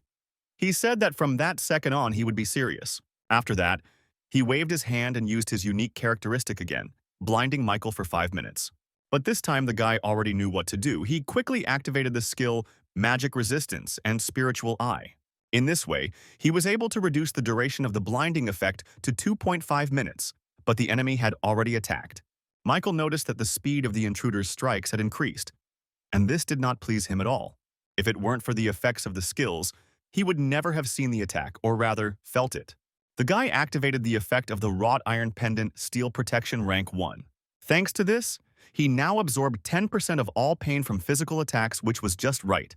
However, his shield suddenly cracked and the steel defense skill was activated. Just at that moment, the darkening effect ended and Michael could see his opponent again. He realized that he couldn't use his technique all the time because it needed to be recharged. So without wasting any time, Michael rushed to attack the man, using everything he had at hand or foot. He kicked a rock right into the man's face, and he couldn't understand how the guy managed to fend off his attacks. The man easily cut through the stone thrown at him, and then went on the counterattack. But Michael was already rushing in the other direction, and in the blink of an eye he found himself behind the intruder. He didn't expect this, because such speed amazed him, but the man prepared to defend himself. For some reason the guy didn't attack, and when Albert turned around to see what he was doing, he was surprised. After all, the wound on his arm left by his sword healed with amazing speed. Seeing this, the man said that she had already thought that the guy was a good martial arts master. But all his techniques were borrowed from somewhere. Michael replied that the old man's unique power was also given out by the tower. He then activated the skill Wind's Grace and increased his speed to a maximum of 70%. Albert held out his sword, wanting to add something else, but he didn't have time to finish because of Michael's unexpected attack. The guy was already hanging over him, swinging for a blow, so the man had to quickly defend himself. He barely managed to do it at the last second and was very surprised that the guy's speed increased noticeably. Returning to his words, Michael asked how he felt about dying from a borrowed ability. He pressed harder on the sword, and Albert had to hold back the onslaught with all his strength in order to survive.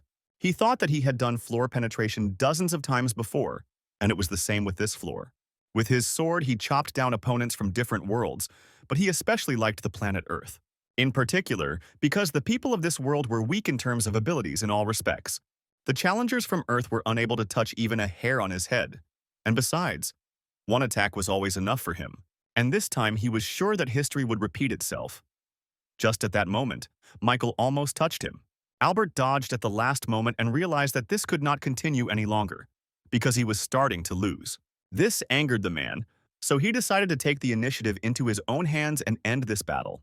After another fight, they jumped away from each other, gathering strength for the next attack. Michael was also wounded, because the enemy wielded the sword well, but all his cuts healed instantly. The same could not be said about Albert, who was clearly already at the limit of his abilities and was breathing heavily. Unexpectedly, the system issued messages that the administrator of the White Crane Sword admired the young applicant. The admin of the Monster of the North predicts his imminent defeat, and the Lord of the Late Night has become interested in him. Albert, although he didn't have a video of all these messages, understood that the administrators were probably watching them. This meant that if he ended the fight now with a victory, he would probably get new opportunities. With this thought in mind, Albert activated the skill One Strike, Two Skins, and Lightning Sword Chi. These were followed by the skills One Strike and Nymph Walk, all of which greatly improved his stats. The man even changed in appearance. He suddenly began to emanate incredible strength that was not there before. But Michael found this amusing, reminding him how he had just a moment ago blackened any techniques he had received. Suddenly, the system displayed a message for Albert, which stated that there was a floor penetration penalty. All of his stats were reduced by 8, and some of his skills were forcibly deactivated. But the recovery time of the sword light had ended, so he used the technique again. Michael, however, had already gotten used to it, so he was able to guess the moment when the enemy would attack him. This time, the attack was from behind, but thanks to his spiritual eye, he was able to sense it at the last moment. At the same time, Michael activated the skill 3 Absolutes, and his attacks became significantly stronger. He knew where the enemy would be, and he was not at all embarrassed that he would be striking literally blindly. The boy swung his blade and brought it down where he thought his opponent would be. Unexpectedly, the effect of Albert's unique characteristic was turned off early. Both swordsmen were standing next to each other. Michael was bent over from fatigue, shortness of breath, and pain, but was happy that he had succeeded. Albert let go of the sword. Although he continued to stand, it was not for long. After all, Michael cut his body in half and it was bound to fall apart. The man only managed to say that this couldn't be, but the wound was fatal. So the next moment his body fell to the ground, splitting into 2 parts, and Michael caught his breath. He was tired, as using skills consumed a lot of mana, but he was glad that he won. The system congratulated him on successfully passing the 9th floor of the test tower. and the guy smiled. He absorbed Albert's soul, and his skill increased by a whopping 27%, and the breakthrough rewards changed. The system reported that they did not match the difficulty of the battle, so a revision was made. When it was all over, he received a new rank 2+ skill, Sixth Sense, as a reward. He was also given 30,000 points and 1,000 SO, after which a portal opened and the guy headed there. He also noticed that this skill had a much higher rank than the one that was originally rewarded. However, Michael decided to look at the details in the waiting room, so he stepped towards the entrance to the portal. Many administrators who watched his fight expressed their impression and delight from his battle. Michael stood frozen in front of the portal entrance, reading all this, and suddenly a smile appeared on his face. Then he remembered that earlier there was talk about expanding the system where admins would be able to monitor him. Either way, they were delighted with his fight, and the guy felt a slight sense of satisfaction. Then suddenly he read that the Lord of Steelblood condemned the excessive interest in the contactor. She added that the guy should not become obsessed with the increased attention from administrators. Just at this moment, the administrator of the White Crane Sword offered him an exclusive power. Michael was surprised by this, because he didn't know that administrators could hand out powers so easily. Then he read that the Steel Bloodlord said in a dissatisfied tone that he could accept the power. She added that there are times when they sponsor force to gain the favor of a contractor. White Crane Sword added with a laugh that in the future, they would have many situations where they would have to face each other. And the Steel Bloodlord said that the power provided would be so strong that he would feel a certain burden. Then Michael said that in that case he had no need to doubt, and he would accept the power with gratitude. The system immediately reported that the power of the Chi Swordmaster had been added to his exclusive store. The White Crane Sword asked the boy with a smile on his face not to forget this kindness, and Michael thanked him. When he returned to the waiting room, the system had expanded again. Now he had access to the common areas, but the guy didn't understand what that meant. He was interested in something else. After all, he didn't know if the system administrators could watch him in the waiting room too. Deciding, however, that he could not escape it, Michael opened an exclusive contractor's shop. He looked at his powers and found a new one among them, which also turned out to be a good 2+ rank. According to the description, this power allowed him to significantly improve his sword skills, as well as the sword itself. He could infuse his mana into the weapon and use the so-called Chi Sword, which was much better than the usual one. But Michael also realized that he now had access to the second page in the exclusive store. When he went there, he saw a new list of powers consisting of 3 options, 2+, high-, and 1 ranks respectively. The first power, Bone Reconstruction, increased all of his stats by 2, and he also became susceptible to any martial art. The power of the Steel Blood Sword allowed one to summon a Steel Blood Sword made of mana. The final power, Hand of Death, doubled the effectiveness of necromancy and black magic. However, each of these forces was quite expensive, and Michael only had 2,000 forge points at his disposal. So the only power he was able to buy at the moment was either Bone Reconstruction or Key Swordmaster, which was added to his exclusive store by one of the administrators. The first thought was to save up some more SO in order to buy several powers at once in the future. Then the guy remembered that the man Albert, who invaded his 9th floor, was a real monster. This means that in order not to die at the hands of such scoundrels, it was first necessary to buy more strength. After thinking about this, Michael chose the Chi Swordmaster and acquired this power for 1,500 SF. Having received new power, the boy thought that the skill 3 Absolutes also uses mana. But here the feeling is completely different.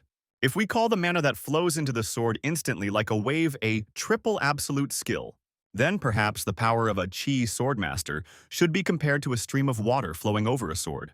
After using this power for 1 minute, the system gave messages about increasing mana consumption by 2%. After 2 minutes from the moment the power was activated, mana consumption increased by 4%, and then more. Michael realized that at this rate, his mana consumption would increase by 100% in about 50 minutes. Therefore, he deactivated the power of the Swordmaster Chi and thought that he should distribute the mana well. He also remembered that the reward for completing the 9th floor was a new skill, Sixth Sense, and went to read about it. Everything was extremely simple. All his instincts were heightened to such an extent that they became a 6th sense. This would allow him to make complex inferences, and Michael thought it was a pretty useful skill. Then the guy decided to check the last thing, common areas, information about which he was going to find in the community. As expected, They were the only ones discussed there, since everyone who got past the ninth floor received an extended version of the system. Michael noticed that there were a lot of comments here about common areas in the context of skill sharing. What surprised him most was one comment from a guy who called himself a max-level swordsman. He said that in the common area he had just been asked by a foreigner if he wanted to exchange power with his administrator. Michael thought that the opportunity to see in person many applicants from all over the world was quite good. He decided not to delay and go on reconnaissance himself, so he moved to the common area of the 10th floor. The common area turned out to be a very spacious place, or rather, a whole separate world inside the trial tower.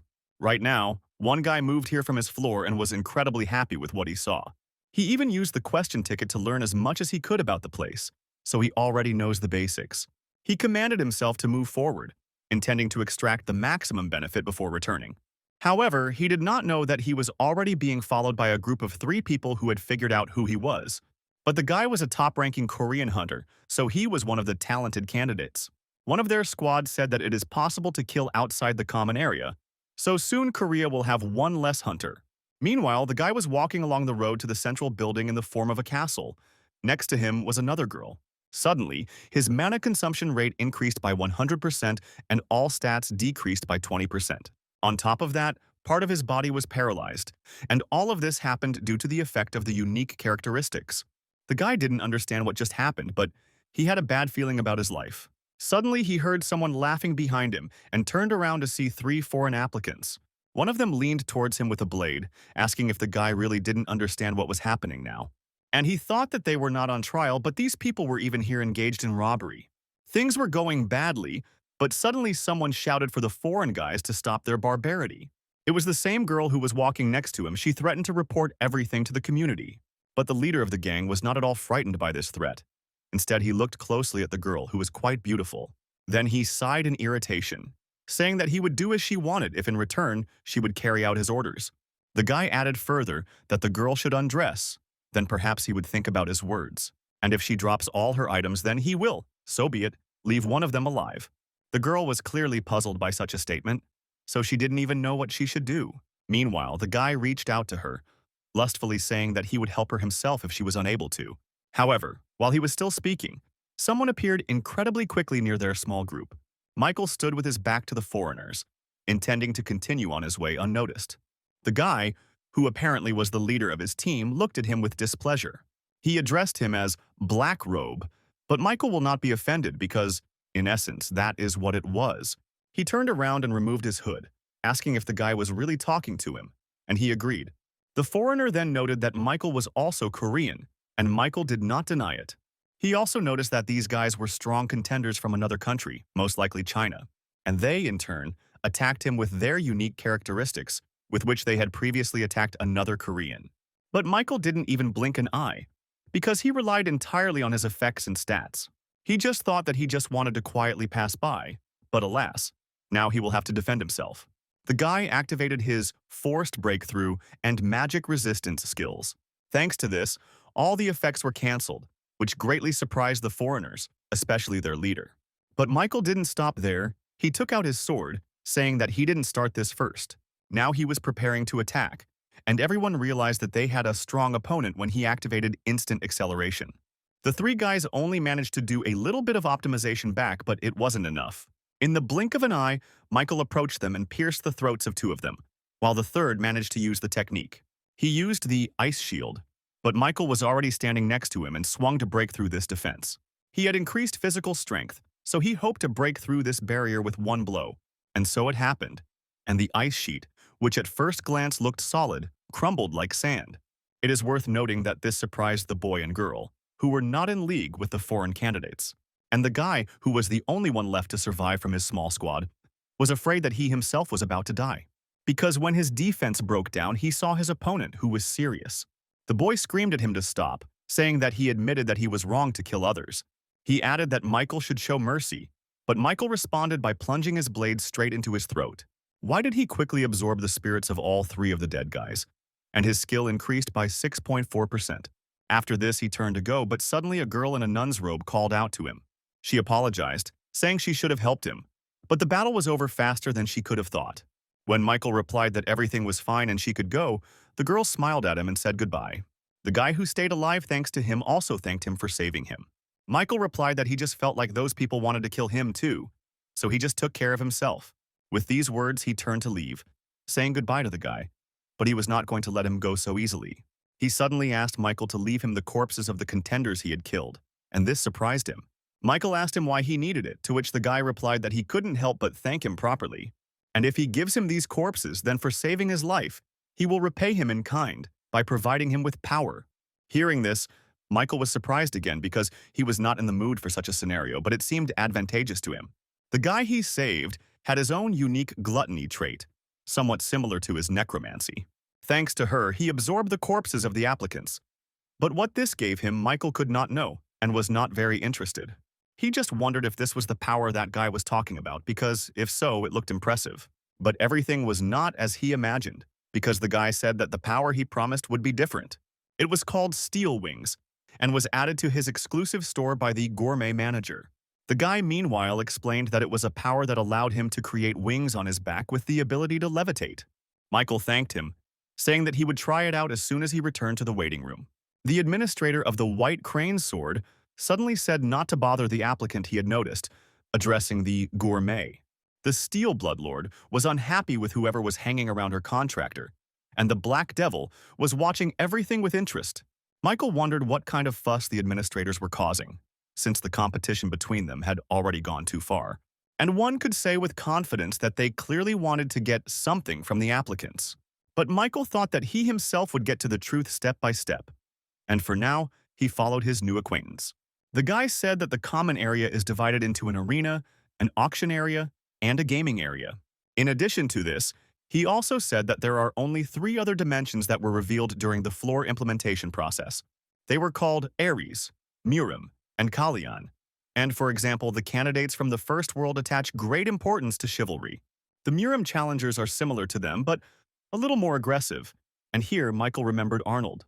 But the pretenders from their world of Kalyan are known for their races, among which were elves, fairies, and beastmen. Michael noticed that the guy was well-informed, and he smiled sincerely in response. He said that he had found out everything in advance, using his right to ask questions. Meanwhile, they finally reached the common area, where more and more applicants were arriving. The guy suddenly handed him his business card, saying that although he was not a ranker, he asked him to accept it. It turned out that he was the head of the control team for applicants from the Hunting Association. When they entered the common area, all abnormal statuses were removed, and battles between the contenders were impossible. The guy said that now he should slowly move towards the auction zone.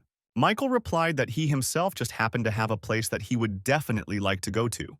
And when the surprised guy asked what kind of place it was, Michael said it was an arena, and then smiled. But after arriving there, he quickly changed his mind, because the first impression was unclear. It looked more and more like a large gambling house, where contenders watched other people fight. Michael didn't quite understand where exactly the battles were taking place because he only saw chairs and some devices. But apparently he just had to sit in one of these chairs to take part in the battle. Michael did so and even felt some relief because it was much better to fight while sitting, although it was unclear how. Suddenly, the arena system was activated and he had to choose between bet and duel. Of course, Michael didn't fully understand what this meant, so he decided to take advantage of the help. It turned out that by choosing a bet, he would be able to place points on the duels of other contenders. But if he chooses a duel, he will be able to fight with other people to receive a reward. When a duel was confirmed, the final ranking and the real name of the contenders also became visible. A duel could only take place if both duelists offered a skill, strength, item, etc. as a reward. And the duel could only take place if both contenders had approximately the same level of awards. Once the duel was confirmed, he would be able to fight his opponent in the Colosseum. It would end if one of them surrendered. Michael also realized that the reward for duels was the core of the arena, because the Mila, skills and items were unlimited. The guy smiled contentedly and began to look for the useful skill he needed to find an opponent. Meanwhile, some of the candidates gathered to look at the girl, who was quite famous. She was called the Witch of Hellfire, and she was the famous huntress from America, Catherine Benet. The girl sat in a chair, also choosing a reward and an opponent for a duel, but no one wanted to fight her. She thought that maybe it was because she had too many victories under her belt and everyone was just afraid. Catherine wished that there were no duel statistics at all, so that she could challenge more often. Her administrator, the Lord of Fire, laughed, saying that these were mere trifles, but the girl did not think so.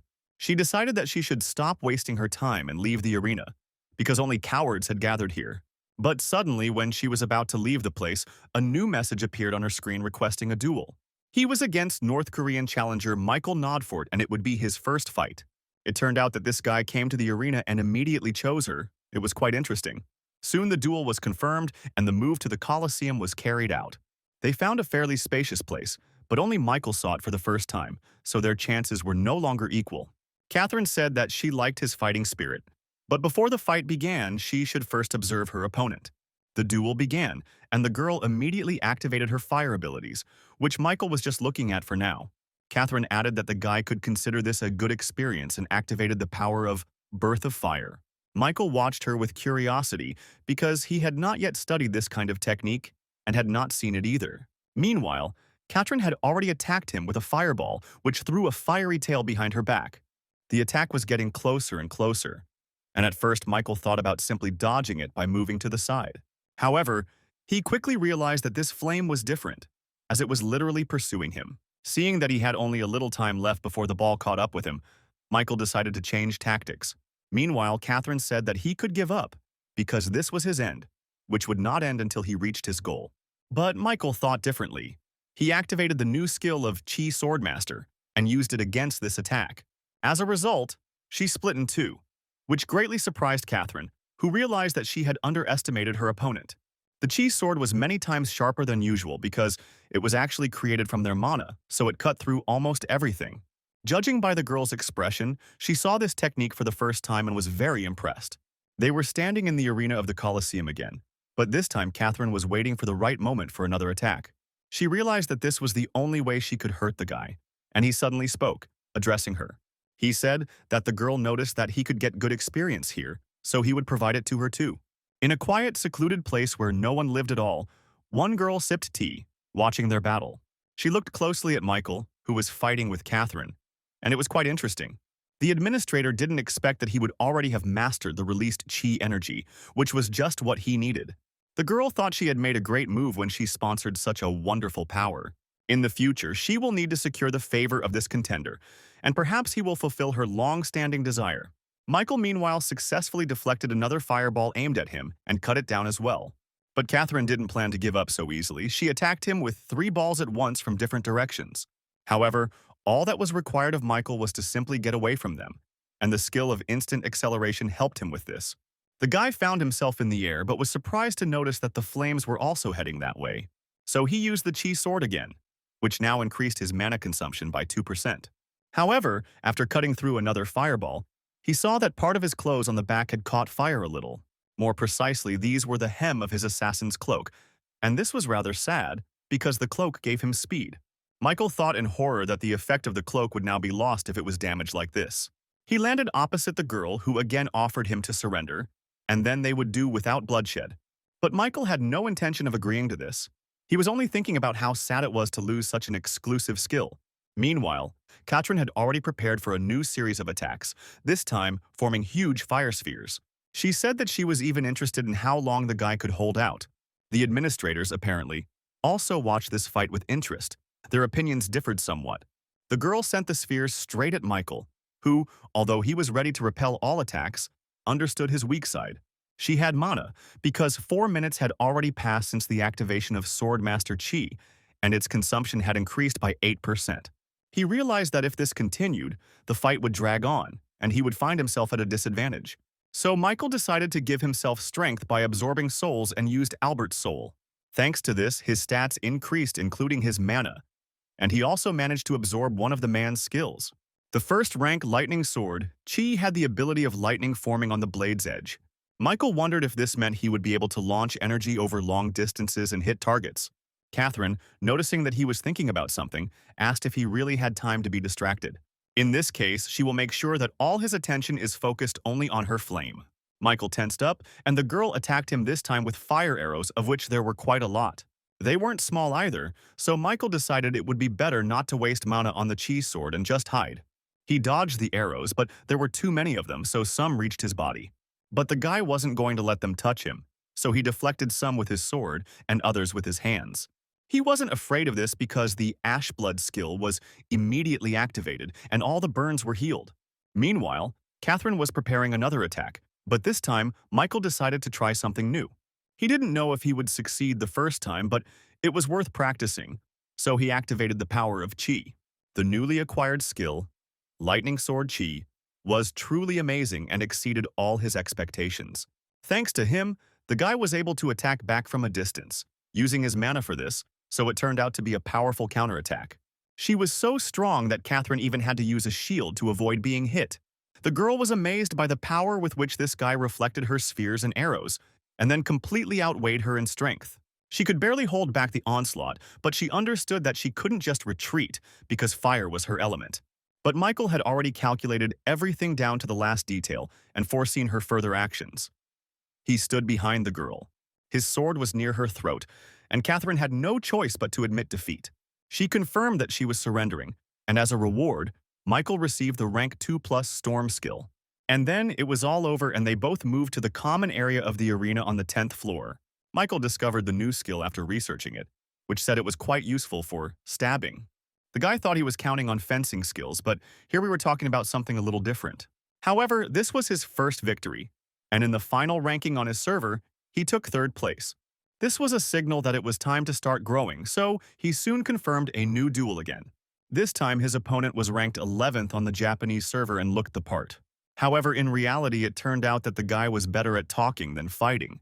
She said that she didn't expect the 3rd place of the Korean server to be such a barbarian, at which point Michael smiled. This angered the Japanese man, and he asked why he found it so funny, and Michael responded in kind to his joke. He explained that he found it funny that he had the same thoughts about each other.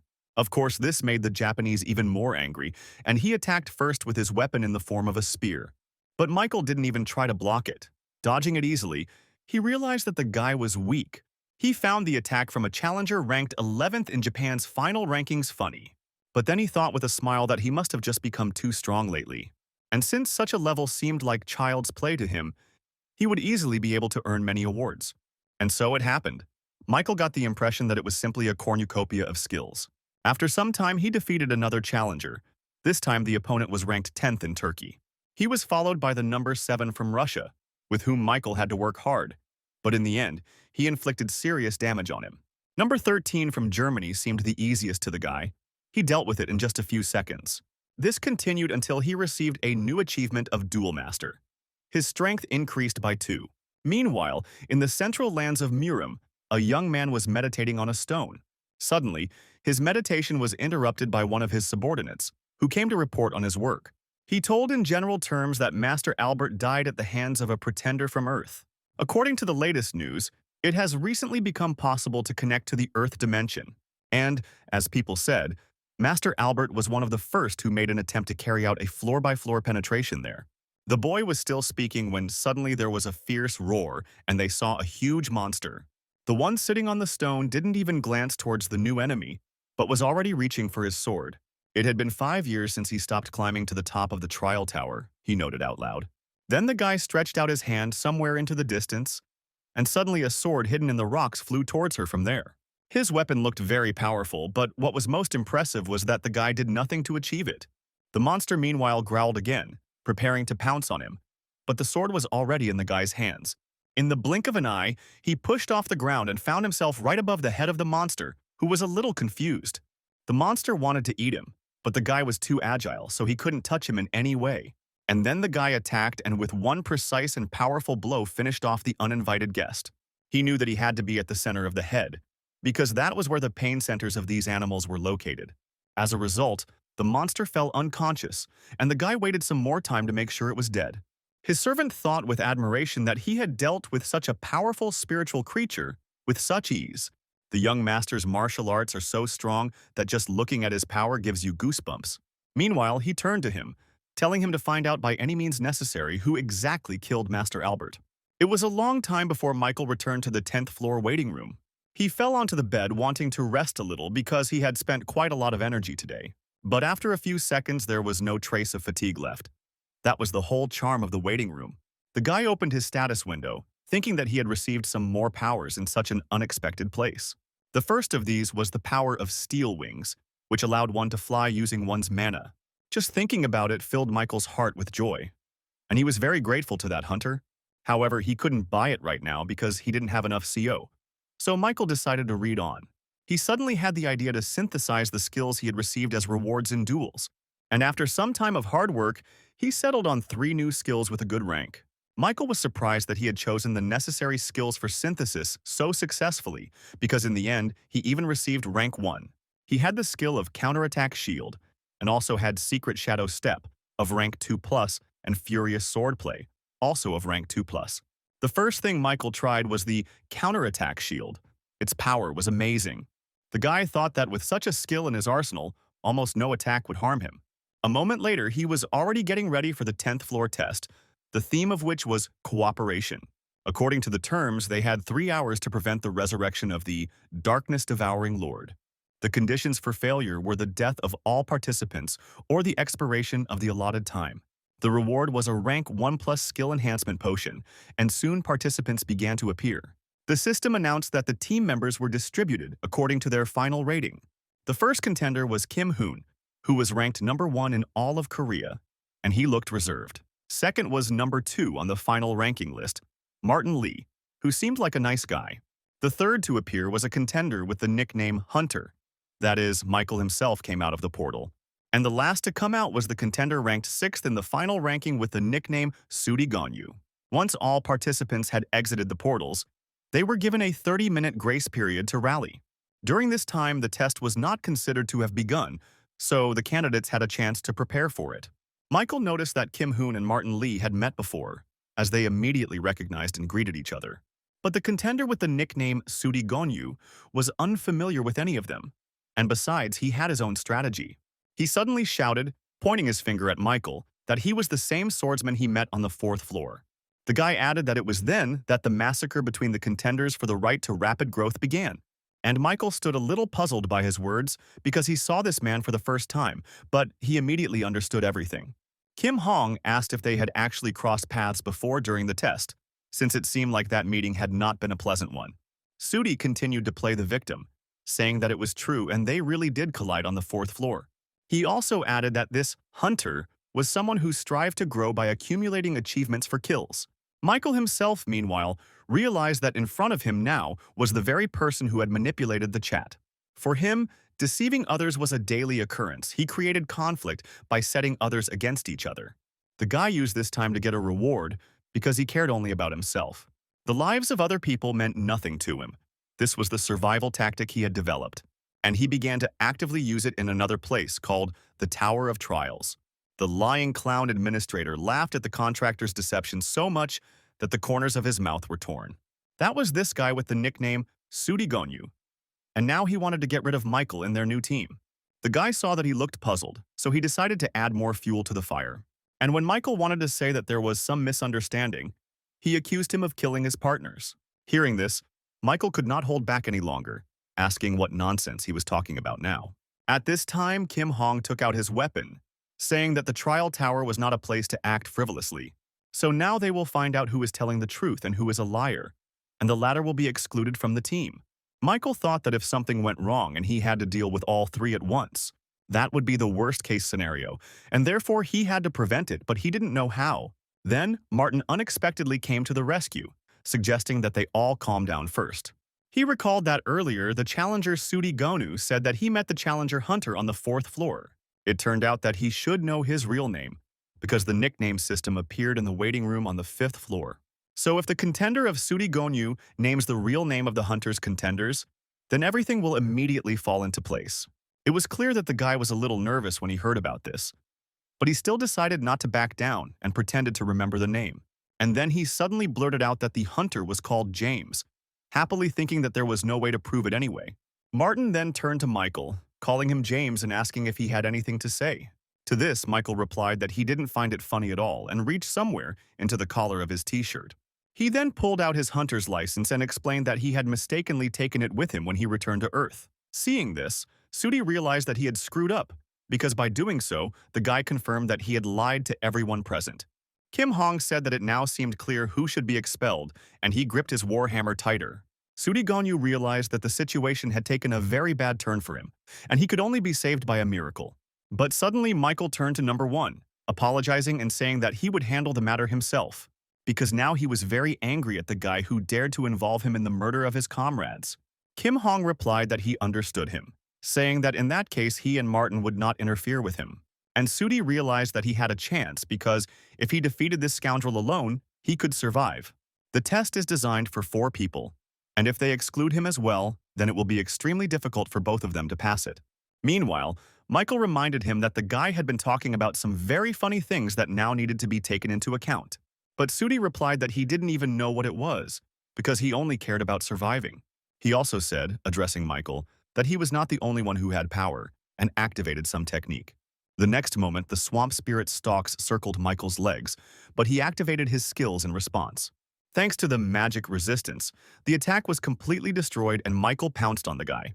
He swung to finish him off and he managed to get scared, but decided that he would not lose this battle. The guy immediately realized that the enemy had the skill of magic resistance in his arsenal, and this was annoying. This time he defended himself from Michael's attack by forming a strong shield on top of himself. It all looked more like spells. Kim Hong said they should retreat, and Martin replied that the atmosphere of battle was better felt here. But Kim told him to stop being capricious, because there was nothing wrong with being careful, and took the boy away from the battlefield. Meanwhile, Ganyu attacked Michael again, intending to finish him off this time by putting all his strength into the attack. He fired a multitude of white spheres that flew straight at Michael, but he didn't notice anything special about them. The guy deftly and quickly dodged all the projectiles and continued running towards the enemy. However, when he swung for his counterattack, he saw that his opponent had a smile on his face. Moreover, Sudi managed to jump back from his blow in time, after which he turned to him with a satisfied mockery. The boy said that it seemed the hunter had become the hunted, but Michael did not understand his words at first, and only when he turned around did he see those very spheres that he had simply dodged a moment ago. They looked menacing, and Michael realized that he had fallen into this bastard's trap, just as he had planned. The spheres, meanwhile, merged into one and formed one powerful stream of energy that fell upon him. Sudi laughed contentedly as he saw the boy fall under the rubble of his attack. But then the smile disappeared from his face. It was replaced by surprise and fear because the fog cleared and everyone saw the real picture of the battle. It turned out that Michael managed to use a counterattack shield at the last moment and save himself from the rubble. The skill also had an additional effect, absorbing 25% of damage received by the shield. Then, he would immediately return it, and Michael hoped to test this effect in a real fight right now. This was already starting to anger Sudi. He didn't understand how the guy had blocked his attack so easily. Meanwhile, Michael used the momentary acceleration and approached him almost point-blank. All this time, Sudi had been summoning various effects and powers using the magic book, so he used it this time too. It caused a huge shock that caused large rocks to cover it, preventing Michael from striking. But the guy was not embarrassed by this. He confidently rushed at the stones, intending to destroy them with the help of the chi sword. And so it happened, although not the first time, but the solid rock soon cracked and split. Watching as he almost finished off Ganyu, Martin turned to his friend, asking about Michael. But Kim Hong replied that he had never seen his name on the list of high-ranking hunters. And if so, then there was a high probability that on Earth he was an ordinary civilian who had grown so much. It was truly impressive, and both hunters admitted that Michael wasn't even fighting Sudi at full strength. Kim Hong noted that for some reason it seemed to him that this Michael's level was comparable to his own. Hearing this, Martin was surprised, reminding that in the final ranking this guy currently occupies 3rd place. To this, Kim responded that although this was just an assumption, it was possible that the guy was simply underestimated by the system. This was most likely due to team trials, where challengers were ranked based on shared missions. But the most amazing thing was that Michael didn't seem to be worried about it at all. He was just doing what he did best, and he cut Sudi's spellbook right before their eyes. The attack also hit his arm, causing him to scream loudly in pain, but Michael had no plans to stop. He walked closer to the guy and held out his sword, and he dropped to his knees, holding his hands and squeezing out the pain.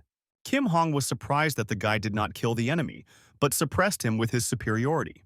Moreover, he did it as if it cost him nothing, and Sudi desperately screamed for him to stop. He said that if he killed him, then perhaps no one would be able to survive this test, because the system chose 4 players. He added, "Does the guy really think that the test tower will give some simple task, which even 3 candidates can easily pass, having lost one of their comrades?" Michael thought for a moment and looked back at Kim and Martin, who were standing nearby watching the fight. Kim replied that they would not interfere, so Michael could choose what he saw fit. Michael thought for a while about what to do, and Sudi decided to use this to his advantage. Suddenly, he took out his sword and attacked Michael, but he was able to notice it in time. The attack was not even strong. But he was angered by the fact that he did it behind his back, so the guy swung and hit him. His sword pierced Sudi's head, splitting it in two, but for some reason he remained alive. The guy jumped away from Michael, and he noticed how his bright pink aura appeared and some skills were activated. It turned out that Sudi used his unique stat, Deception, and all of his stats instantly increased by 10. He suddenly shouted that he wanted to hold his trump card until the very end, but now he would finish off Michael with it. He did not understand anything that was said, but prepared himself for any attack from the enemy. He put up a shield, blocking a powerful blow from Sudi, but didn't notice that he had other methods of attack. The purple chains did not penetrate the shield, but went around it from above and ended up behind Michael. The next moment, they pounced on him like snakes, but the guy's sixth sense kicked in. Thanks to it, he was able to sense the attack and activate the skill Wine's Grace, increasing his speed by 40%. Thankfully, none of the chains hit him, and the boy approached Sudi again, holding his shield forward. He said he now knew it was far more dangerous to mess with trash like him than to take on the three-man challenge. Sudi screamed in despair and anger because he understood that now the guy would definitely kill him. And Michael used the counterattack shield skill, which instantly released the accumulated damage. The enemy was not prepared for this, so he was unable to defend himself in time from Michael's powerful attack. A moment later, he was already adding new items to his inventory, including Sudi's equipment. In particular, he liked the old tailcoat of a high-minus rank vampire count and the bloody rank 1+ heavenly demonic sword. Michael hid all of this, saying that he would use these items properly in the future. At this time, Kim and Martin jumped off the cliff from where they were watching his battle, which was already over. Martin said he was just great, and Kim remarked that there seemed to be no problems between them now. Everyone agreed and decided to move forward because there were 10 minutes left before the start of the test, so it was necessary to prepare. They saw a large statue of a horseman on a horse. It looked a little creepy, but Martin was worried about something else. He asked if she would really come back to life. Since this was the Tower of Trials, then that could very well happen. Michael mentally agreed with him, glancing at the statue. He noticed something strange about it. Firstly, the rider had a crown on his head, and secondly, Michael saw that a barely noticeable black mist was emanating from it. None of his comrades paid any attention to this, and Michael himself did not attach much importance to it. But, as it turned out later, this fact should not be neglected. In the meantime, they came to the right place. Martin was surprised to see a huge room, which was furnished with incomprehensible decorative elements. Kim said they appeared to have come to the right place, but something caught the attention of all three contenders. These were huge statues of ancient warriors that looked quite frightening. Martin remarked that he had a bad feeling about this, and everyone agreed. And in the very center there was a huge throne, on which, as if someone was sitting, only there was only armor there. Suddenly the system announced that the grace period had expired and that a Dark Guard squad would soon appear. The challengers were required to prevent the resurrection of the darkness-devouring lord. The next moment, one of the statues of the ancient swordsman suddenly moved.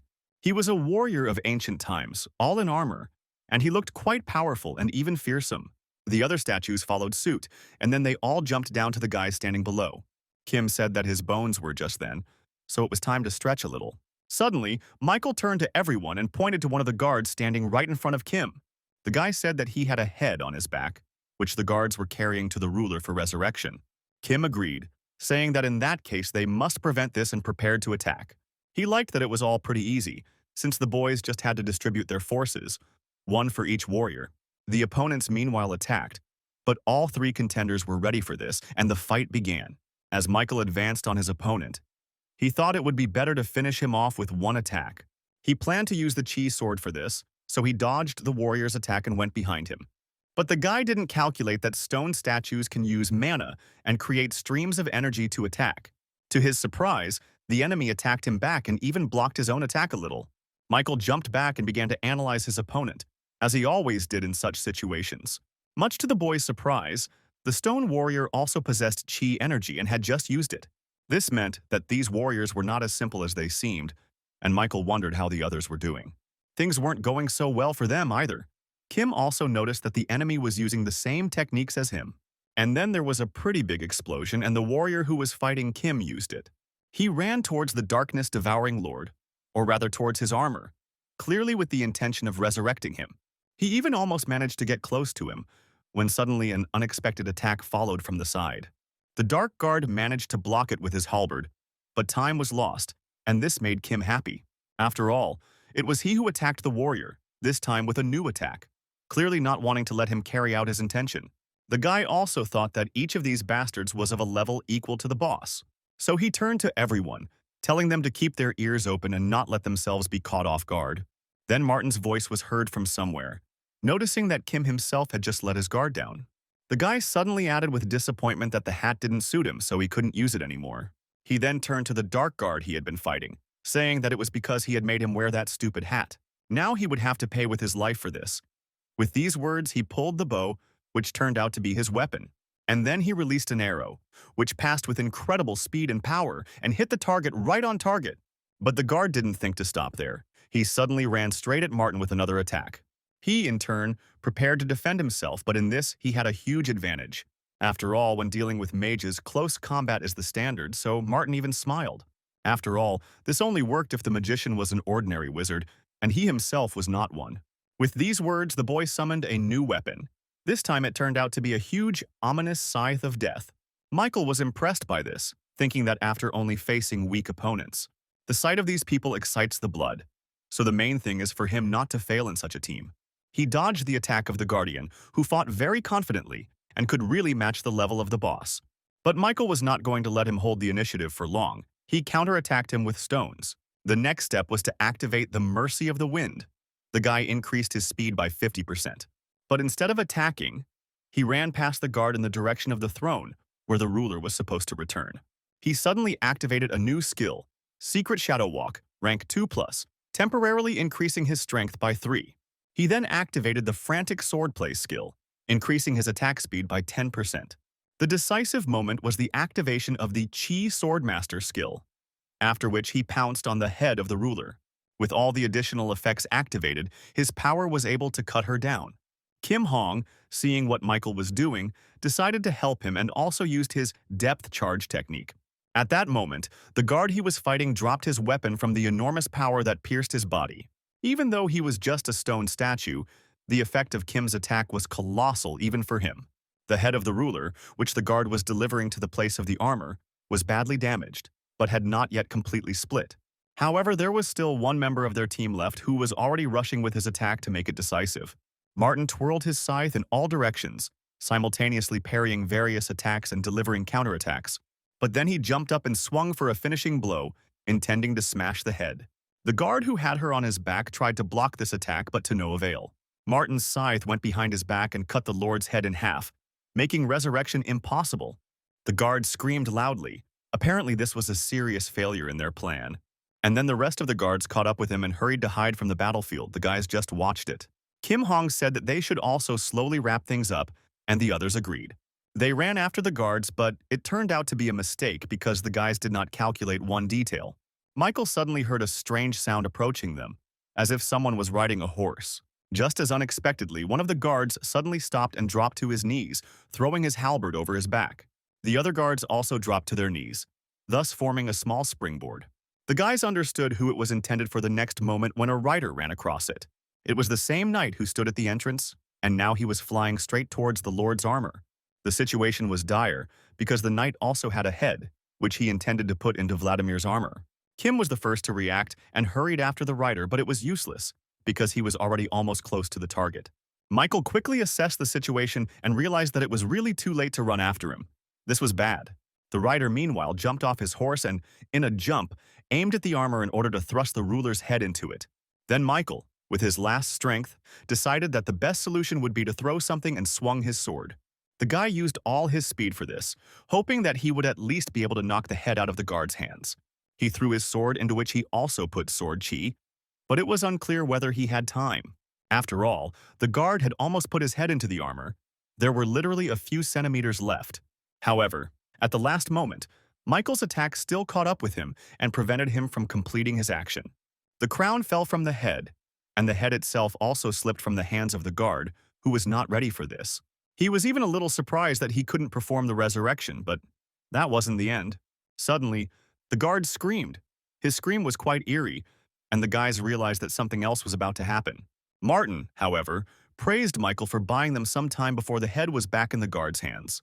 Michael himself was no less surprised than the guard that his attack was successful, since there was almost no time to aim. But suddenly the guard lifted the crown of his master, after which he performed an unexpected action. He put the crown on his head, and at that moment the boys became worried that they had failed the task. After this, the guard took his weapon and shouted loudly, and then pierced his own head with a spear. The boys were very surprised by this, but soon they understood his plan, because the guard decided to sacrifice himself. He wanted to leave the crown on his head, and then cut it off and insert it into the ruler's armor. The guys were already running to stop him from doing this, and in the meantime he raised his head above his body. All three contenders jumped up at the same time and swung their arms for a joint attack. Meanwhile, the guard was closer than ever to resurrecting the ruler because his head had already touched the armor. The next moment, there was a huge explosion that threw the contenders a short distance away. As the fog cleared, a message came from the system stating that the condition for resurrection had been met. As a result, the Lord who devours darkness was resurrected, and the guys froze in anticipation of what would happen to them now. Michael was the first to read the next message, which spoke of a special mission to destroy the Overlord. The system also reported that any damage would be nullified by the power of immunity, and only challengers whose stats are higher than those of the darkness-devouring Lord will be able to deal damage. All three were surprised by this because no one had ever heard of monsters being able to use power. The Lord, meanwhile, summoned his sword, which glowed with a bright red aura and looked ominous. And then, the Lord demonstrated his power by striking his sword where the boys were standing, and they had to dodge. Michael thought irritably that this was rather unfair if the damage itself was impossible.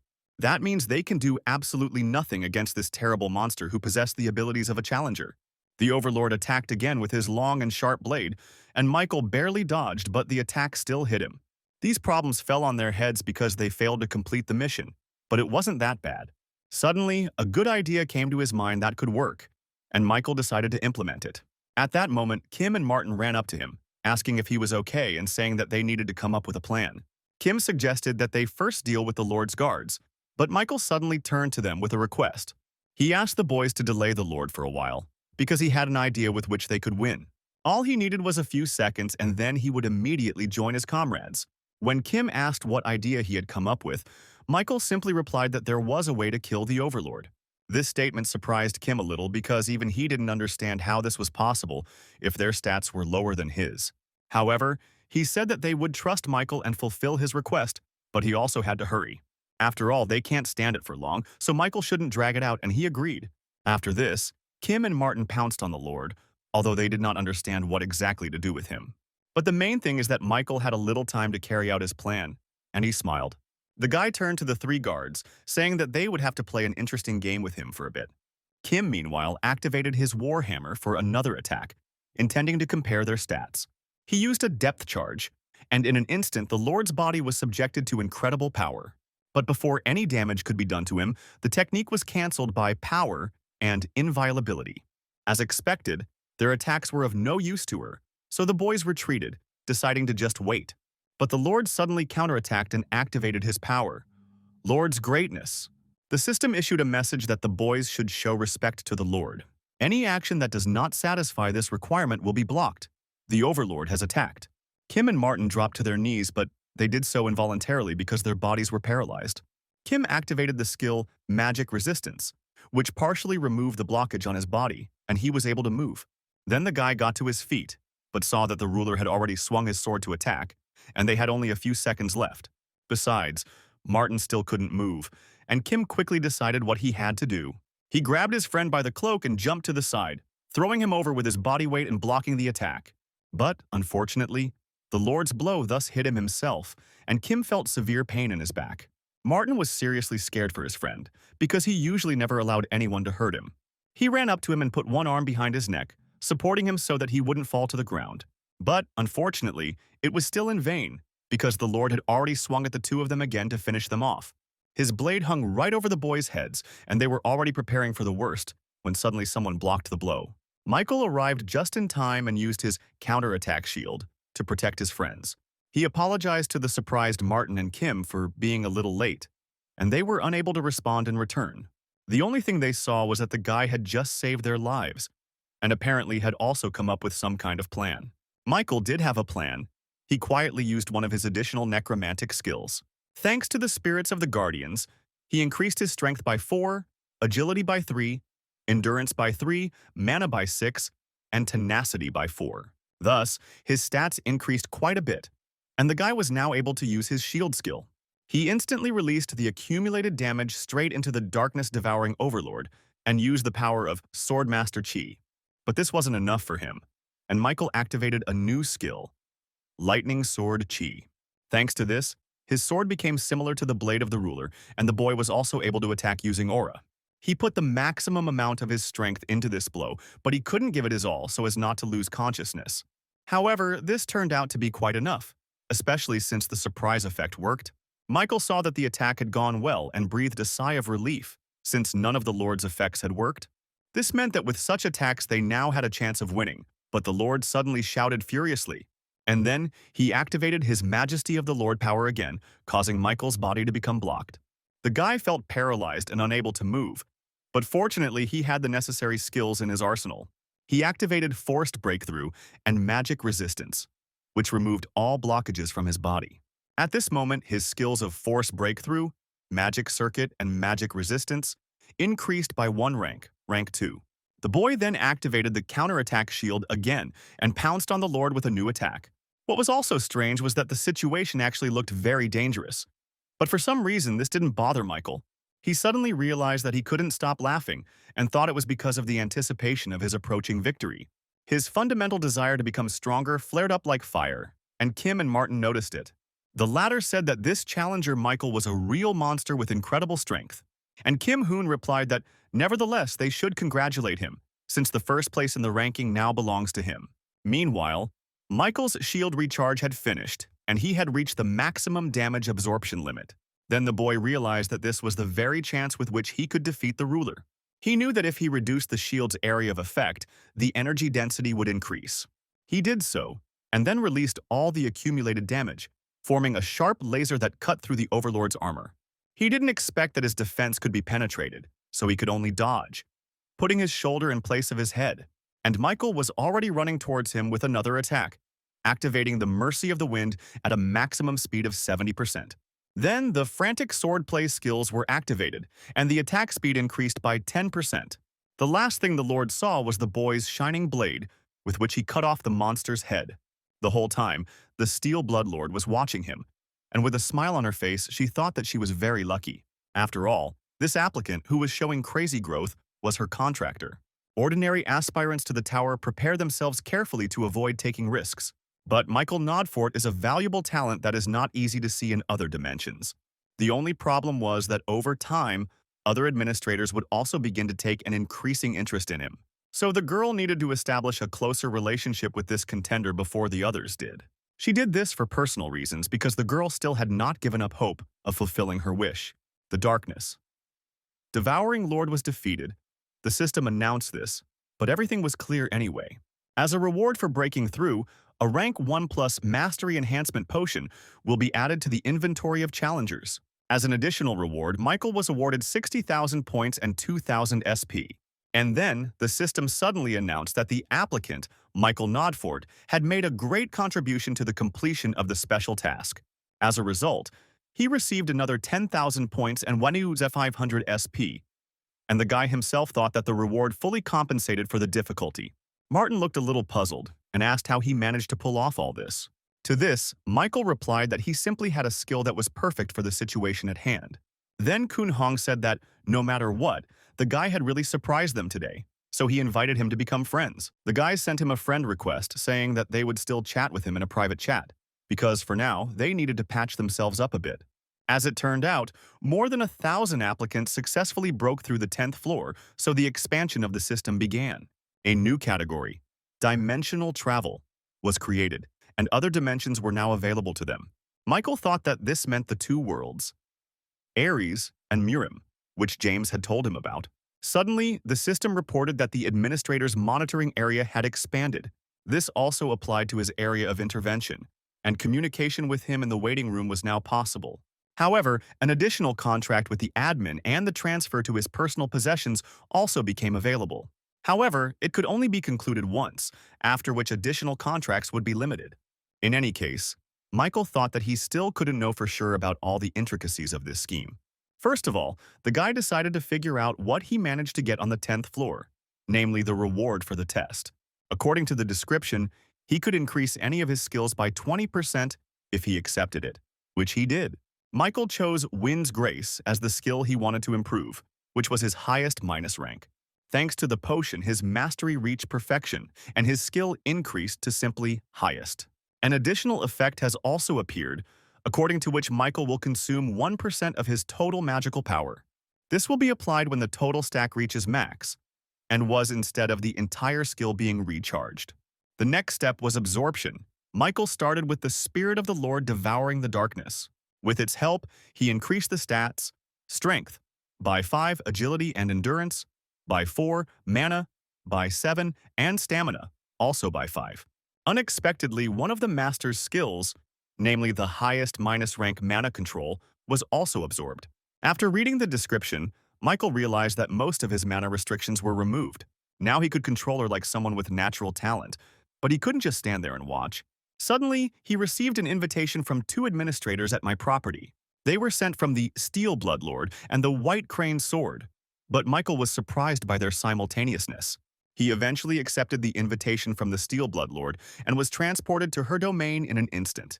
The girl's familiar hut, with a light on, immediately caught his eye, so Michael headed there.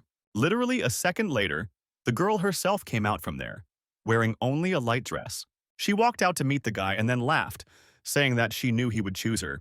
The girl said contentedly that thanks to him she won the bet, and Michael understood why the invitations were sent at the same time. The administrator caught up with him, and they walked together. Michael also asked if she was cold, but the girl answered negatively. Michael then said that he had gotten the mana control skill by accident and asked if she knew anything about it. Then the girl noticed that he had received a very powerful skill and told him to use it now. She explained that this was how the guy maximized the magical power in his body, and Michael did just that.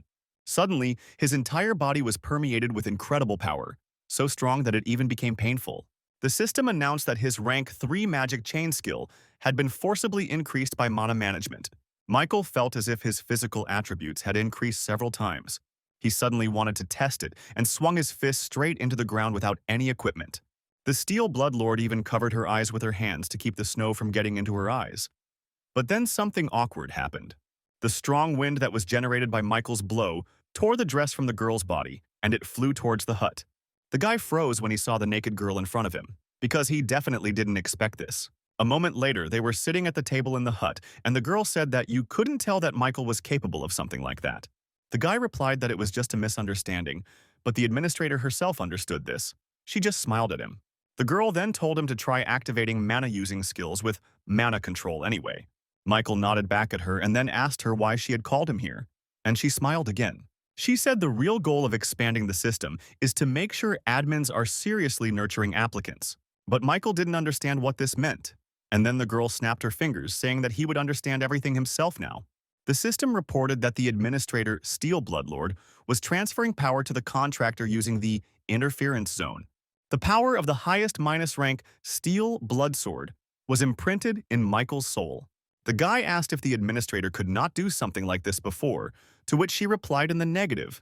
The girl explained that the additional contacts function was also open and he could choose any new admin for himself. However, she helped him because she saw a huge opportunity in him. But the guy didn't understand this. She then told Michael that administrators are rewarded for developing applicants. But this is not the final goal because everyone, without exception, invests in one or another candidate in order to fulfill a long-standing desire. It was clear that the girl wanted to say something else, but Michael suddenly received many messages from the White Crane Sword.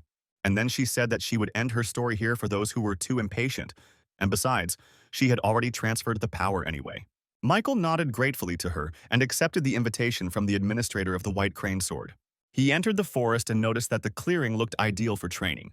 The boy couldn't resist trying out the new skill he received from the Steel Bloodlord. As expected, the mastery of all his skills has improved thanks to mana management. It was truly magnificent, and Michael decided to further improve his chi sword skill. But to his surprise, nothing worked, and the sword remained unactivated by the new skill. It was a bit strange because Michael wanted to raise the rank of lightning sword chi through the power of sword chi master. He didn't find an answer to this problem, but it seemed to him that it could all be because chi sword master is a power. Suddenly, the system reported that the administrator of the White Crane sword was expecting his visit, and the guy postponed his training. Michael thought that, judging by the administrator's title, he must be as old as Albert. But the guy never expected to see a young girl sitting on a wooden tatami in front of him. She introduced herself as the administrator of the White Crane sword and said that she had been waiting for his appearance for a very long time. And Michael was still recovering from the shock that sitting in front of him was not just an old man, but a teenage girl. He noticed that it was surprising to see in front of him the administrator with whom he had only corresponded until now. The girl smiled sweetly, saying that she understood him perfectly, so she suggested going to another place. As Michael sat down on the floor, he suddenly felt incredibly fresh and turned to the girl, whose name, by the way, was Angela. She shared that she had always watched him from here, ever since he entered the life-or-death fight. Michael then asked if she had shared her power with a challenger she'd only seen a couple of times through a screen. But Angela replied that the guy should know his worth better, because not everyone can beat someone like Albert. And then the girl suddenly said that he should believe her, because she was the one who was bound to Albert by a contract. Suddenly, it occurred to Michael that this young girl might hold a grudge against him, since he had killed her contractor. However, Angela said that she didn't need to escalate the situation because Albert was simply a good contender. She added that she had managed to sign contracts with many candidates during her life, but she still hadn't invited any of them into her domain until she met him, Michael Nodford. Then the girl suddenly became serious and added that she would say it directly. She asked him to sign an additional contract with her. Michael in turn asked if there were any additional benefits for him if he did this. Then the girl replied that she could make him an apostle of the administrator of the White Crane sword. In the tower, this term refers to a challenger who enters into a special contractual relationship with an admin. The latter can appoint only one person as an apostle in his entire life, and only apostles can take over all the powers of the admin. Michael was surprised that the patronage agreement was so important, and he made it with the Steel Blood Lord. Then Michael remembered what had been said earlier. The additional contract could be terminated at any time. To this, Angela replied that she was making this deal for the same reason as the Lord of Steel Blood. She needs the sharpest sword in the world, the best sword that will never break or become dull. Michael noticed that his admin had also mentioned this long-standing desire of hers, but it didn't seem like it was an easy one. The boy then decided to ask the White Crane sword about this, trusting that this young girl would tell him everything. It was clear that Angela was at first embarrassed when she heard about her long-standing desire, and then her gaze became clouded. After some time, she said that the admin's long-standing desire is memories that come from regrets of the past. And at the same time, a long-standing desire is a right given to the tower administrator. Like her tests, the long-standing desire is also a kind of test that the admin can give to the contractor. And when the long-standing wish is fulfilled, the applicant receives a reward. Here, the girl's voice trembled. But soon she finished by saying that if it were suddenly possible to fulfill a long-standing desire, then it would even be possible to change the past. Upon hearing this, Michael objected, saying that it was absolutely impossible to change any event in the past. But Angela replied that he should know perfectly well whether she was telling the truth or lying, because he already knew what the tower was. Then Michael remembered all the strange events and abilities that were only revealed in the Tower of Trials. He suddenly thought that if it was about her, then everything became possible, and it turned out even time. The guy suddenly turned to the girl, asking if he could ask just one question. He wondered how high he had to climb in the Tower of Trials to fulfill her long-held wish. Hearing this, Angela felt a little embarrassed because she didn't know how best to answer this. But soon she said that she thought it should be at least the top floor. A few minutes later, they signed an additional contract, and the girl was as happy as a child. Michael thought that he had to go for it in the end, but the conditions of his long-standing desire were not pleasing. So far, all he knew was that the top floor of the tower had become the goal he had to reach. In addition, he was recognized as the true apostle of the White Crane sword and received plus 10% to all skills in the Murim dimension. As a privilege, his strength also increased by 3, and he was also recognized as an apostle by 2 admins already. The guy thought that he couldn't miss out on this kind of advantage that would allow him to become stronger right away. In addition, he received an unexpected gift from Angela, who wanted to strengthen her bond with him. She asked if he had heard anything about that woman, but Michael didn't understand who she was talking about. And when he asked the girl what exactly she meant, she said that she was talking about a woman who was looking for him. Then Angela added that it seemed like this woman had complete faith in him and all his powers. Of course, she, Angela, also believed in him, but she still thought that she had to tell him something. She warned that this would use his question tickets, but Michael didn't mind, since he had plenty of them. However, suddenly the system reported that all his tickets were used up, and the guy wondered in surprise what kind of topic this was. Then the girl began her story, saying that in the Murim dimension, there was a huge force called the Murim Union, and Albert, whom he killed on the 9th floor, held an important position as a commander in this union. Because of his high position, there were people from the Murim dimension who are now looking for him, Michael. Michael asked if the girl was talking about the Murim Union going to hunt him down to kill him, but Angela responded in the negative, saying that the Union was currently in disarray due to the struggle for the position of commander. Therefore, someone else had a grudge against Michael, namely the Namgung family's dragon sword. The heavenly dragon sword, Akutagawa Namgun. He was a being that lived in the Murim dimension, where everyone is obsessed with martial arts and learning new techniques. He is called a genius among them all. He searches for Michael using revenge as a pretext, but in reality he is driven by simple curiosity. The girl added that she doesn't know when this will happen, but if he suddenly runs into Akutagawa, one must be prepared to risk one's life to win this battle, otherwise any skills are useless. After some time, Michael successfully moved to the waiting room, thinking about Angela's words. This guy Akutagawa Namgung that she was talking about was looking for him right now. To put it simply, he was a psychopathic killer from the Murim dimension. Michael went into the store where he bought the rank 2+ steel wing skill and a homecoming stone. He thought that although he had learned something new, it didn't change much, so he had no other choice.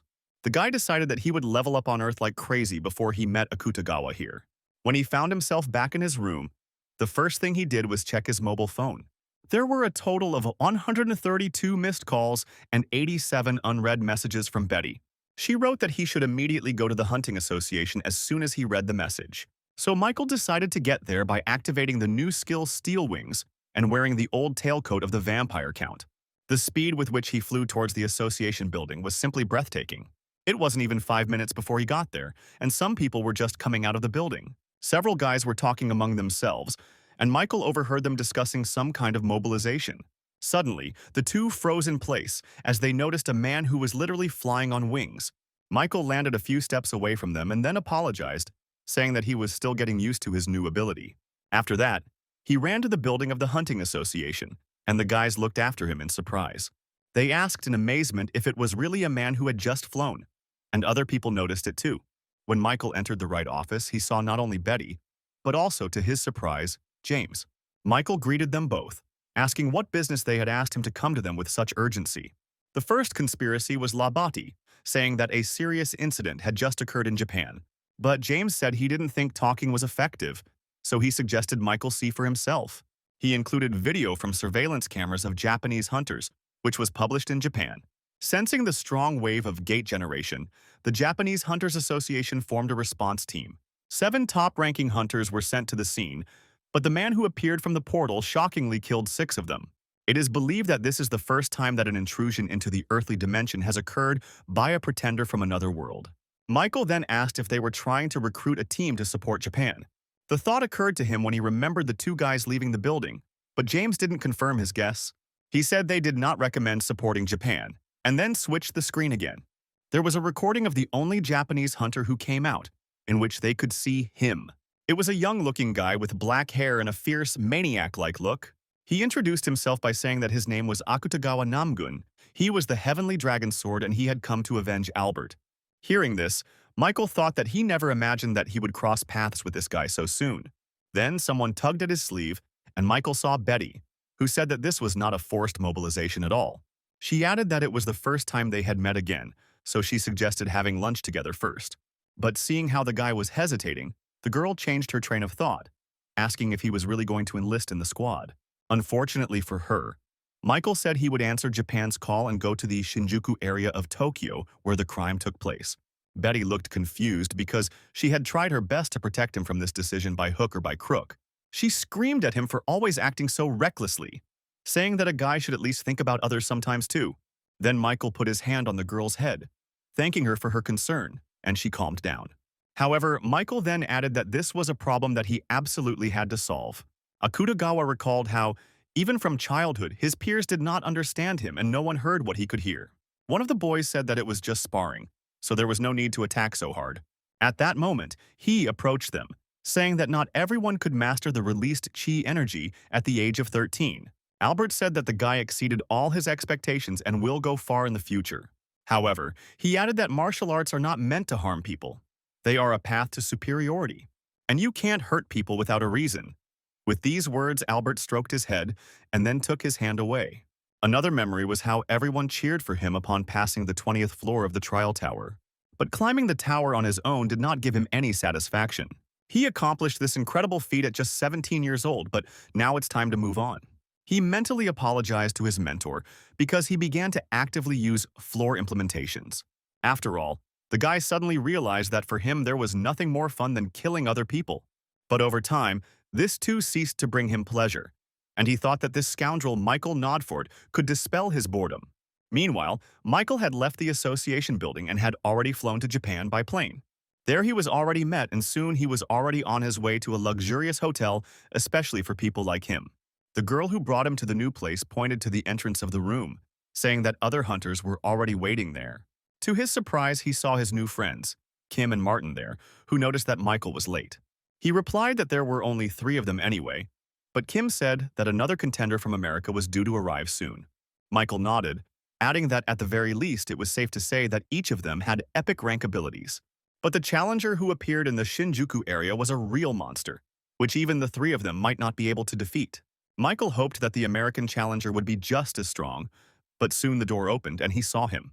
The 4th person on their team was Catherine, who was also surprised to see Michael there.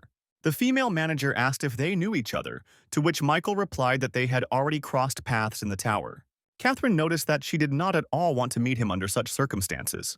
She added that she wanted their meeting to take place in a more normal setting and was nervous like a child. Kim Hong, who was watching their dialogue, noticed that it all looked more like a lover's quarrel. Hearing this, Michael shook his head, replying that there was no way this could be true, which made the girl a little angry. Their conversation was interrupted by the manager, who suddenly introduced herself as the president of the Japanese Hunters Association, Julia. Michael was very surprised by this information because he thought that the girl was a simple staff member. Julia, meanwhile, continued, saying that few countries agreed to cooperate with them. But Martin asked if, even in such a dire situation, only 4 people had arrived from all over the world. Then the girl suddenly bowed before them, saying that she was sincerely grateful to each of them. Michael quickly lifted her head, saying that now was not the time to bend her back. Catherine, watching this gesture of his, thought that the guy was very kind, but he turned out to be simply selfish. After all, he added that instead of bending their backs, the president could have given them a worthy reward. In fact, Michael was only here for the reward, which he asked to be doubled, and for growth. After thinking for a while, Julia promised to fulfill his condition, since she would have to deal with a very dangerous opponent. Moreover, the girl added that it was not that the situation was hopeless. In fact, they also had chances. After all, Catherine Benet's abilities could change the situation in this battle. Everyone looked at the girl, and she shared that she had the ability of flame suppression, which had a special effect.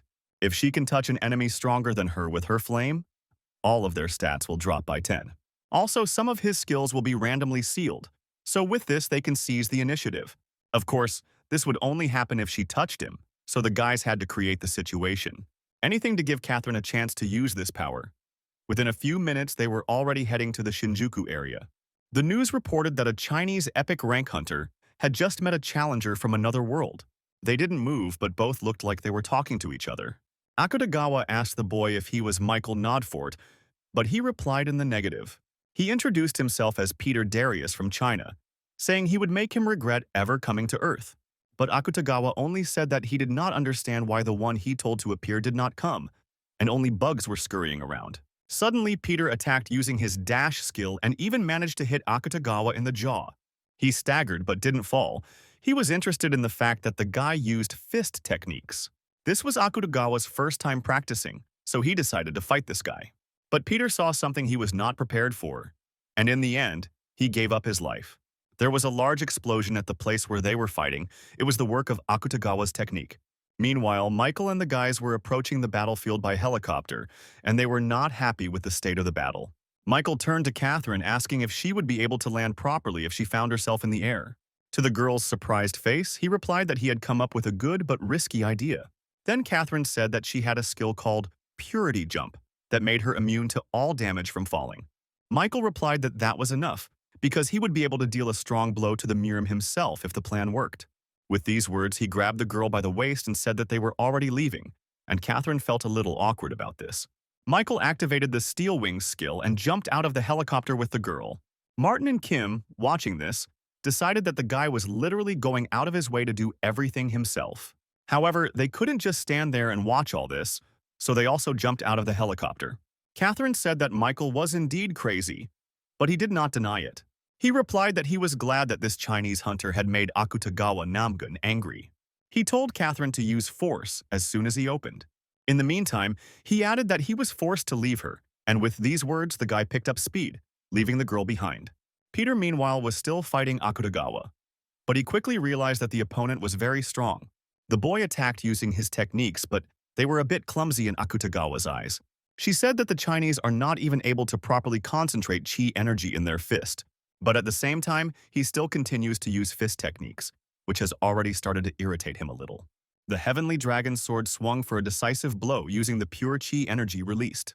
But he didn't have time to finish off the guy, as he noticed that some new enemy was approaching him from the air. This surprised the Murim a little, but he did not plan to retreat. And yet he had to admit that the new enemy was fast. Michael came at him with his counterattack shield. It was a good move, as it worked as both a defense and an offense. As a result, Akutagawa did not have time to react in time on how best to respond to this, and flew back a little. There was a big explosion where Michael landed, so powerful was he as he rushed through the air. Akutagawa even got a little hurt. He was on one knee, but he injured his left hand, which he used to block the blow. In front of him, he saw a guy in a red tailcoat who appeared literally from the sky. Michael, meanwhile, told him that falling, the real sky, is something that can be done twice. Akutagawa was a little angry that he said that without taking the overall situation into account, so he asked his name. To this, Michael noted that he had been looking for him so actively, but for some reason did not know who was in front of him when he finally met him face to face. Akutagawa activated the first rank skill, Yashin's Blood, reducing all pain by 40%.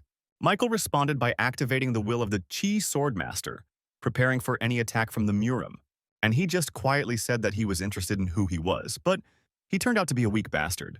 And besides, the guy used a fake chi sword. With these words, Akutagawa struck with his fists. He was furious that such a man could defeat Albert and refused to believe it. But Michael didn't care much about these words. He thought that he should attack since the guy didn't have a weapon. But he wasn't barehanded. In the blink of an eye, he extended his hand and summoned his sword. They collided, and a great tension hung in the air, causing the earth to shake. Michael activated the shield, thinking they had done a lot of damage when they jumped, but it seemed like that wasn't the case. His counter shield also broke in one attack. It will be difficult to use at this rate. In front of him, he saw a sword that was completely made of energy and mana. It must have been a real chi sword. Michael thought that he had never seen such a weapon before, so he attacked from a distance using the lightning chi sword. A large wave crashed down on Akutagawa, but for some reason the guy was in no hurry to block it. Instead, he suddenly swung his sword and unexpectedly cut through his attack with the power of his sword. At that moment, however, two more challengers appeared behind him, intending to attack into the blind spot. Martin and Kim simultaneously struck where Akutagawa had stood a second ago, but he managed to jump back in time. However, this was not the end, as Catherine was already rushing towards him from behind with all the prepared equipment. The girl activated her flame suppression skill and launched her hand into the Murim's body, even though he tried to dodge. Another explosion occurred, and Catherine realized that the guy had managed to prevent her from touching himself, but only his robe. Martin meanwhile pointed upward, warning everyone where the enemy would attack from. Akutagawa stood on the lamppost, saying that they kept disturbing his fun, so he wanted to get rid of them. The instincts of hunters who had been through many battles screamed one thing: this attack could not be blocked. Akutagawa himself knew this very well, and that's why he aimed it at them all, telling them to die. Kim, Martin, and Catherine realized that the only way to survive was to evade this attack. This is what they did, but its range turned out to be much greater than the guys could have expected. When Michael was in Angela's possession, among other things, the girl gave him another piece of equipment. She said that it was a simple mana injection, but in the future, he would be able to activate complex techniques with it. And then the girl did something else and added that she had now administered an unusual injection, because this was to build a connection. Michael didn't understand a word she said, but he was flattered that he had gained new abilities. Then Angela asked him how it felt, and the guy actually felt a little difference. He said that the first injection did feel normal, but he couldn't say the same about the second one. He described her as if she, the master of the White Crane, was inside him, and the girl smiled. She nodded and said that now the boy would have to do the same with his sword. But he shouldn't have used it there because the technique might not work due to the administrator's intervention. So Michael decided to use it in battle. And now, when Akutagawa carried out such a dangerous attack, it was just the right time.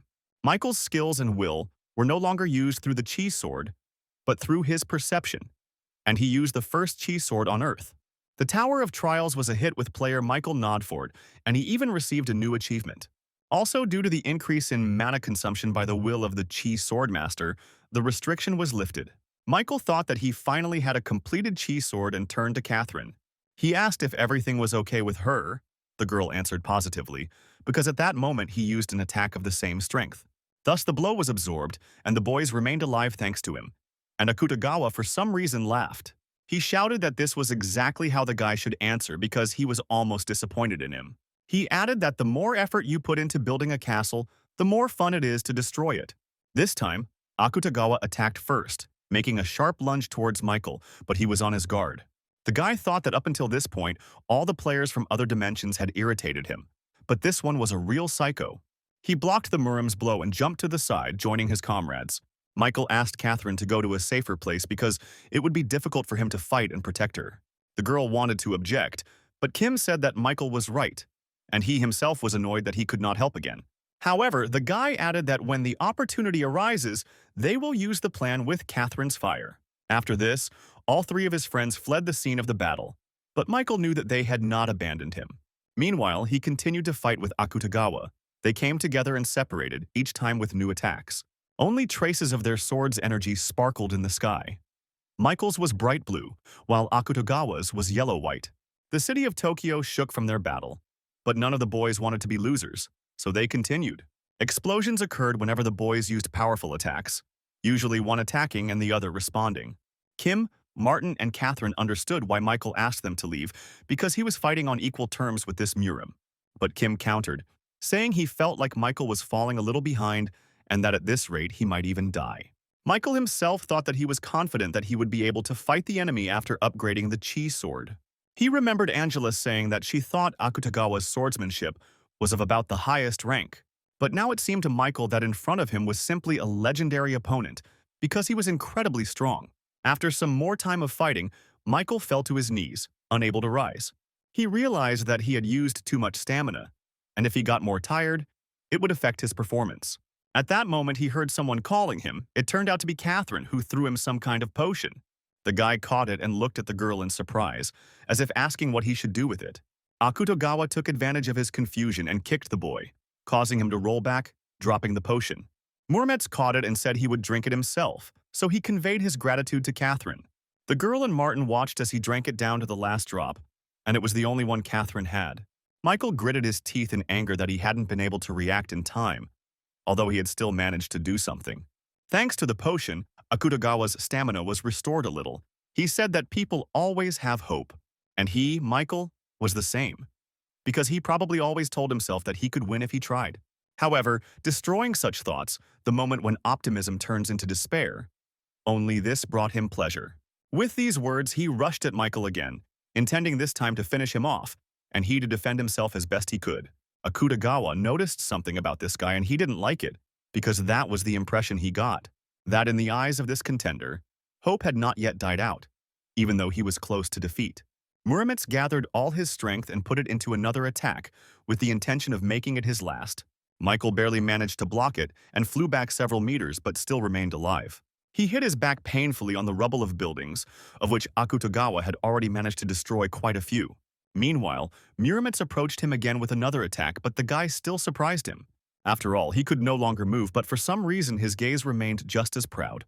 The Sky Dragon's sword screamed to make Michael feel despair and slashed his face with its blade. Michael screamed in pain as his eyes burned. It was unbearably painful, but he still held on. His stamina was at its limit. But the boy knew that he could deliver one more attack if he gathered all his strength. However, the problem was that he couldn't see anything, so the attack definitely wouldn't work now. Michael clenched his teeth, despair slowly beginning to overcome him, because he no longer knew what to do. Just at that moment, Catherine came to his rescue, suddenly running out of her hiding place. But Michael was not happy about her appearance because he understood that the guys would simply die if they interfered. He shouted for them to stay away, which even surprised Akutagawa a little. Murims was amazed by the fact that even when he was practically on the verge of death, this guy cared about others. Suddenly, everything became clear to him. His comrades. It was because of them that the guy had not yet despaired. Akutagawa told him about it. Meanwhile, Catherine attacked him with her fire technique, hoping to at least partially hit him. But Akutagawa turned out to be incredibly fast. In the blink of an eye, he went behind the girl and swung. Catherine didn't expect this, so she couldn't put up a defense in time, and then she felt the sword cut through her back. Kim Hong saw this and shouted for the girl to leave immediately, and he himself rushed at the enemy. His warhammer cut through the air but missed the Murimsi. Akutagawa watched them with interest. A few seconds later, he managed to defeat Kim as well, dealing damage to his head when he lost sight of him. Still, the guy's speed was even a little higher than Michael's, so no one could keep up with him. Michael himself, meanwhile, was blinded by Akutagawa gouging out his eyes, but he felt that his friends were fighting. Meanwhile, Murimets grabbed Catherine by the head and approached Michael so that he could better hear her screams. Then the guy brought his blade to the girl's throat, and she even stopped resisting, so as not to run into the blade. Akutagawa laughed, turning to Michael. He said that his friends were a little fried. Michael screamed and called him a sick bastard, but Akutagawa just continued to laugh, enjoying his emotions. However, everyone forgot about Martin, who had the skill of stealth, thanks to which he was able to get close to them. He used the ice grip technique and was able to free Catherine from Akutagawa's grasp, who was frozen in ice. Martin ran with the girl, giving her first aid along the way. They had to run as far away as possible. Akutagawa meanwhile gritted his teeth in anger because his prey had just been stolen, and he was furious. A second later, the guy destroyed Martin's ice barrier and prepared for a huge dash. In the blink of an eye, he was next to them, who had already run several meters away but were unable to hide. Martin used the Zob Ball effect on Catherine in order to send the girl further away as quickly as possible. This was the only thing he could do, and he decided to immediately hide. But, unfortunately, he did not have time. The stealth effect worked almost instantly, but the condition was that no one should touch the guy. Otherwise, it was useless, and so it happened now. Akutagawa grabbed Martin by the head. He threw it where he had defeated Kim a few minutes earlier, and the friends collided with each other. Kim Hong tried to get up, but his strength was at its limit. He knew that it would not be enough to attack. Michael, meanwhile, thought that everything was the same as 7 years ago. He still couldn't protect anyone. Suddenly, the boy heard the squeak of a mouse, which, for some reason, ran through such a dangerous place. And soon the squeak grew louder, and now a whole horde of mice was running towards him out of nowhere. The countless number of mice that ran to the surface indicated that they recognized this battle as a disaster. Michael realized that this was his last chance. He gathered all his strength to carry out one last attack. But it was not directed at Akutagawa, but at the mice. Michael used all their souls to restore his stamina. Akutagawa, meanwhile, cut off Kim's hand and was about to do something else when Michael called out to him. Even though he didn't see anything, he confidently told the guy to calm down, calling him a Murim pervert. But Akutagawa answered negatively, saying that he liked the guy's emotions better this way. As he was still saying this, Peter used his dash again, hitting the Murimian in the stomach. He didn't expect this because an attack of this kind was indeed quite fast. Suddenly, the system gave a message that due to the will of fire suppression, all his characteristics would be reduced. His key sword was also blocked for 10 minutes. The fire sword was blocked for 10 minutes. Peter shouted that he was a hero of China and was still alive, but for some reason he did not dare to fight further. After these proud words of his, he took Kim and Martin away, saying that they had to leave here now. Akutagawa became angry and wanted to catch up with them, but the system reminded him that he couldn't use the chi sword for the next 10 minutes. This was a very unfavorable situation for the guy. He gritted his teeth and began to think about what he should do. Then the Murimets used one of his skills, forced battle, forming hundreds of swords in the sky. They all fell on the area where the battle was taking place, and only Michael could not see it to dodge. Thanks to this unique ability, a barrier was activated within a radius of 30 meters, through which no one could pass. Akutagawa angrily noted that his sword chi was blocked, but he could freely use his body chi. He pounced on Michael and smugly asked what this blind fool could do. Michael stood motionless, like a statue, until the very end. He did not understand when it happened, however. The eyes of the soul can foresee attacks. The guy thought that this was already his end, including the edge of the barrier. But, to his surprise, before his eyes, although they were closed, a full view of the situation opened up. For some reason, Michael could see even every pebble within the 30-meter zone where the barrier extended. Having lost his sight, he began to see only more and realized that all this time he had been using the eyes of the soul incorrectly. It was as if he had opened his third eye, which was the technique that Angela had given him. The system reported that he had opened his true soul eyes, and his soul eye skill had risen to rank 1. In this battle, he put his life on the line and put his feelings on the line, so the sixth sense skill will also improve to rank 1. He also survived the fight against a strong swordsman, so his Demon Slayer skill will also improve to rank 1. In a short time, his body survived many dangers, surpassing its limits. Akutagawa was surprised that the guy not only managed to dodge his blow, but was now looking at him. He was gripping his blade confidently again, and now he looked even stronger than he had before. Michael himself realized that with these pumped-up abilities, he would be able to fight the weakened Akutagawa on equal terms. Michael attacked. Akutagawa defended himself. The Murimites did not understand what happened in this short time. For some reason, Michael's sword became sharper, and he himself became stronger with every second. Michael activated the skill Shadow Stealth Step, and his movement speed increased by 30%. He added to this instant acceleration and Wind's Mercy, increasing the speed by another 70%. Finally, he activated the Chaotic Sword skill, adding another plus 120% to his sword attack speed. But even with all these skills, Michael realized that he was behind Akutagawa, so it was too risky. After all, at this rate he will soon run out of steam, and the enemy will lose all restrictions in 10 minutes. So all that was left was to win in close combat, since he had the advantage of a sword. Michael suddenly threw it towards his opponent, and he thought the guy had gone crazy. Of course, he dodged this attack and smiled evilly, because now the guy had lost his weapon too. Akutagawa said that Michael made a mistake when he was cornered and attacked him with his fist. Michael, in turn, dodged the blow by ducking back. His plan was different. He used what the Steel Bloodlord had given him, namely the Iron Blood Sword. As his will was activated, a new fiery red blade emerged from the boy's leg. Akutagawa was not prepared for this, so he was unable to put up a defense, and the sword passed through his body. Blood gushed from the Murim's mouth. He bent over, but did not fall, remaining standing on his feet with the sword in his body. The blade pierced his stomach, and victory was suddenly approaching Michael. All that was left was to finish off the enemy. Akutagawa knew he had to react quickly to have time to recover. At this moment, the will of the Fire Rain expired, as well as the unique ability of Forced Battle. The barrier was removed, which meant that other contenders could intervene again. So things were bad. Akutagawa took out the returning stone, saying that next time he would see it through to the end. The next moment, a gate opened that appeared to lead back to the Murim change. Martin and Peter screamed that the enemy was trying to escape and they couldn't let that happen. After all, at that moment, everyone understood that if they did not kill Akutagawa Namgun now, it would result in a catastrophe for the Earth. The contenders, although they were at their limit, were all determined to give their lives for victory over him. They pounced on the Murim, saying that they would not let him escape, but he was already almost in the portal. The boy looked back and was surprised that they still had the strength to fight, even though they looked like they were at their limit. What also angered him was that they made it sound like he was running away, because the guy had never run away before. Anger gave him strength, and he used the fire sword to end everything here and now. An incredibly powerful pillar of fiery energy shot out towards the challengers who were running towards it. Catherine opened her eyes in surprise, as she had never seen anyone with such a powerful fire energy technique. The next moment, the entire Shinjuku area was flooded with bright light from an explosion that occurred on the outskirts of the city. The buildings that were within Akutagawa's attack range collapsed like houses of cards. Michael, who managed to run ahead, activated his counterattack shield, but it did not work completely.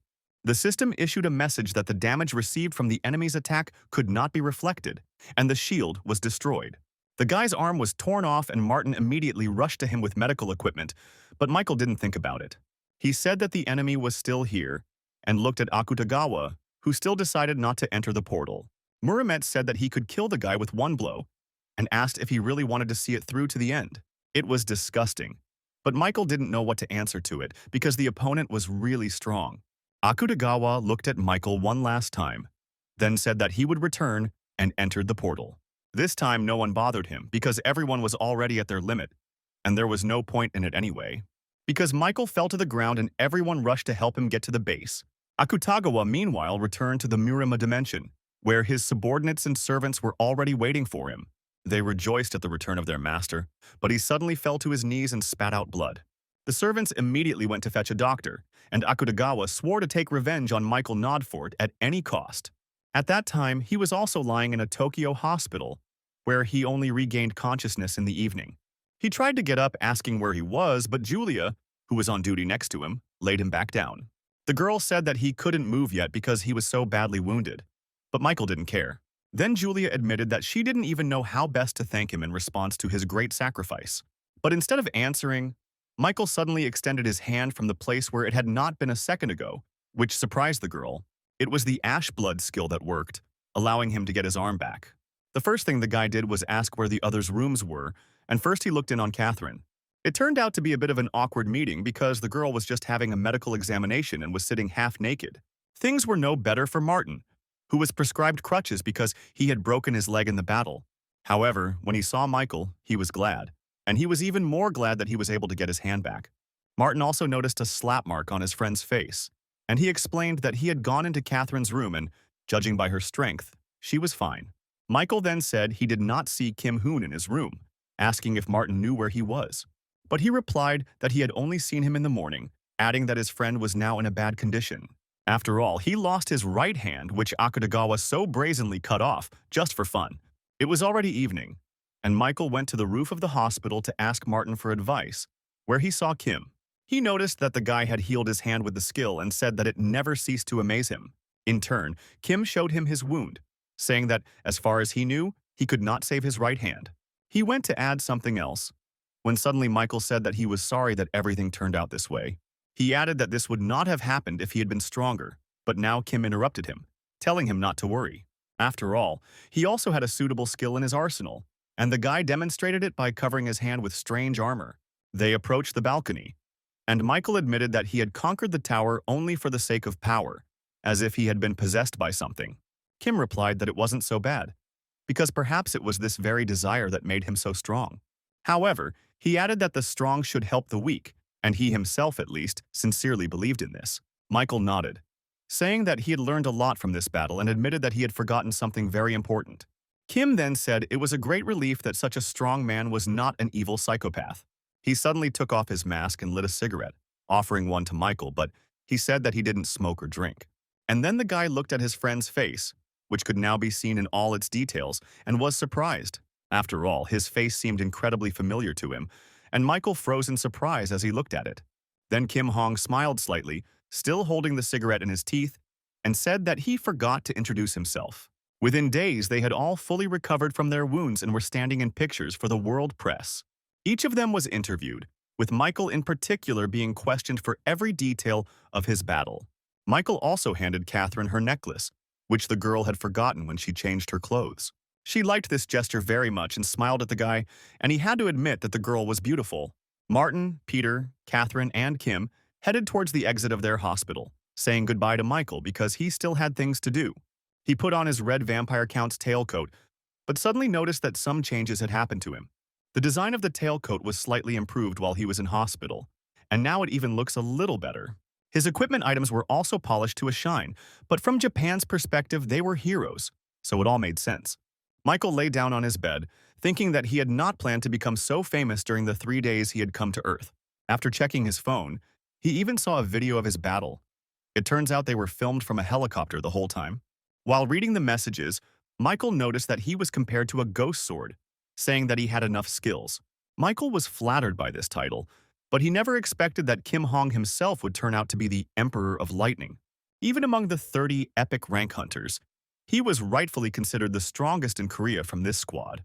He defended portals with a speed that other epic rank hunters could not even dream of.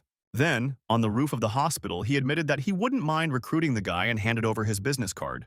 Meanwhile, the time spent on Earth was up, and Michael prepared to head back to the tower. Still, he had to become stronger to deservedly bear the title of Transparent Sword. A moment later, he was sitting on the bed in his 11th floor waiting room, enjoying its effect.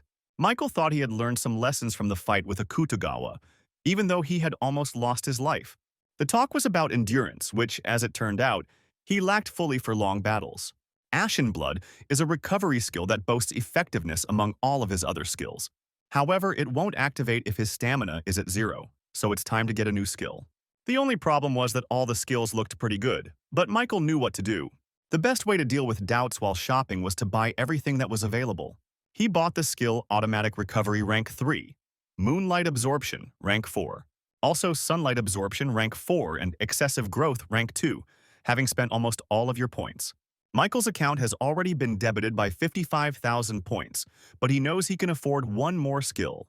It was the second rank Call of Blood for an additional 20,000 points, but the guy just liked its characteristics. After all, he has accumulated enough points to afford himself all the necessary skills, and now he can begin the most interesting part. Michael used his unique power of skill synthesis, deciding to start with the most compatible ones.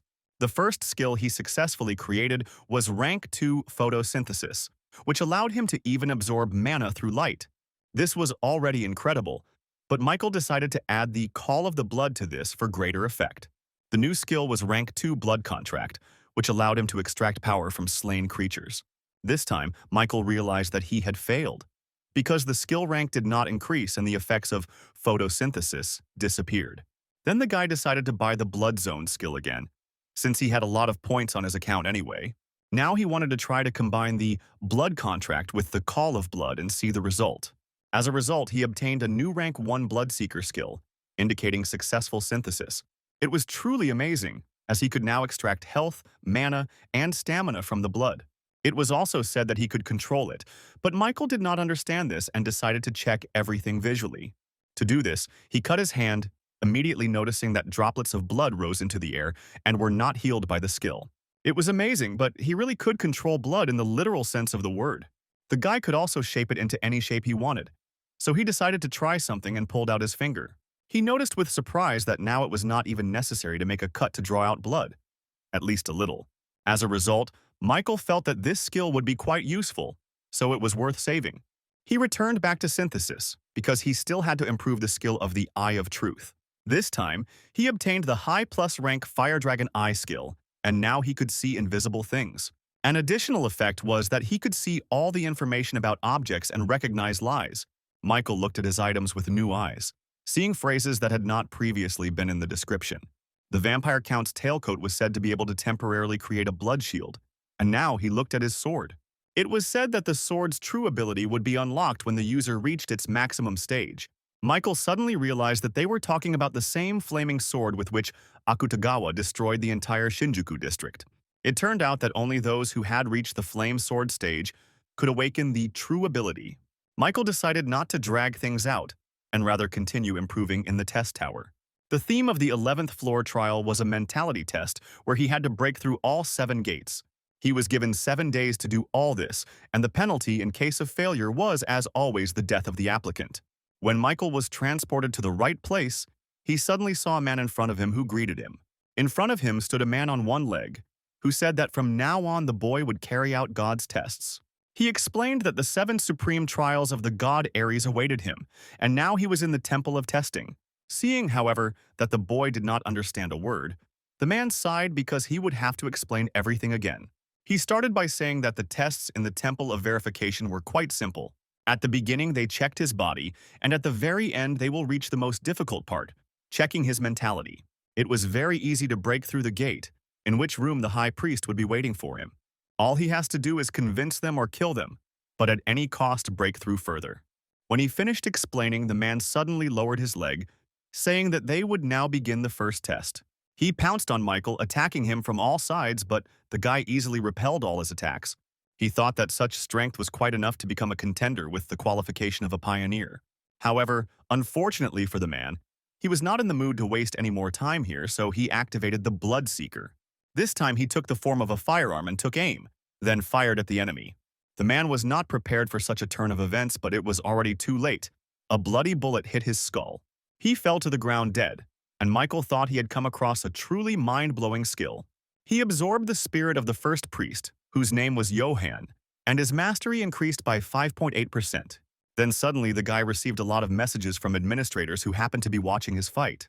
This time they were new. And given their nicknames, Michael thought he had attracted the attention he needed. He further read that the Steel Blood Lord was shocked by his actions, and the White Crane Sword was upset. Angela was probably upset that he didn't tell her he was going to the test, but the guy was thinking about something else. He approached the body of the priest Johann and pulled out of his pocket some kind of sparkling object, similar to a disc. To find out for sure, Michael activated the Fire Dragon's Eye skill and read the following information. Divine Mirror of the Priest, rank 2+, with it he could use the Divine Shield once. That was the end of the main information, but the guy also read that he might have to prove his destiny. So using this mirror was more like a disposable protective barrier.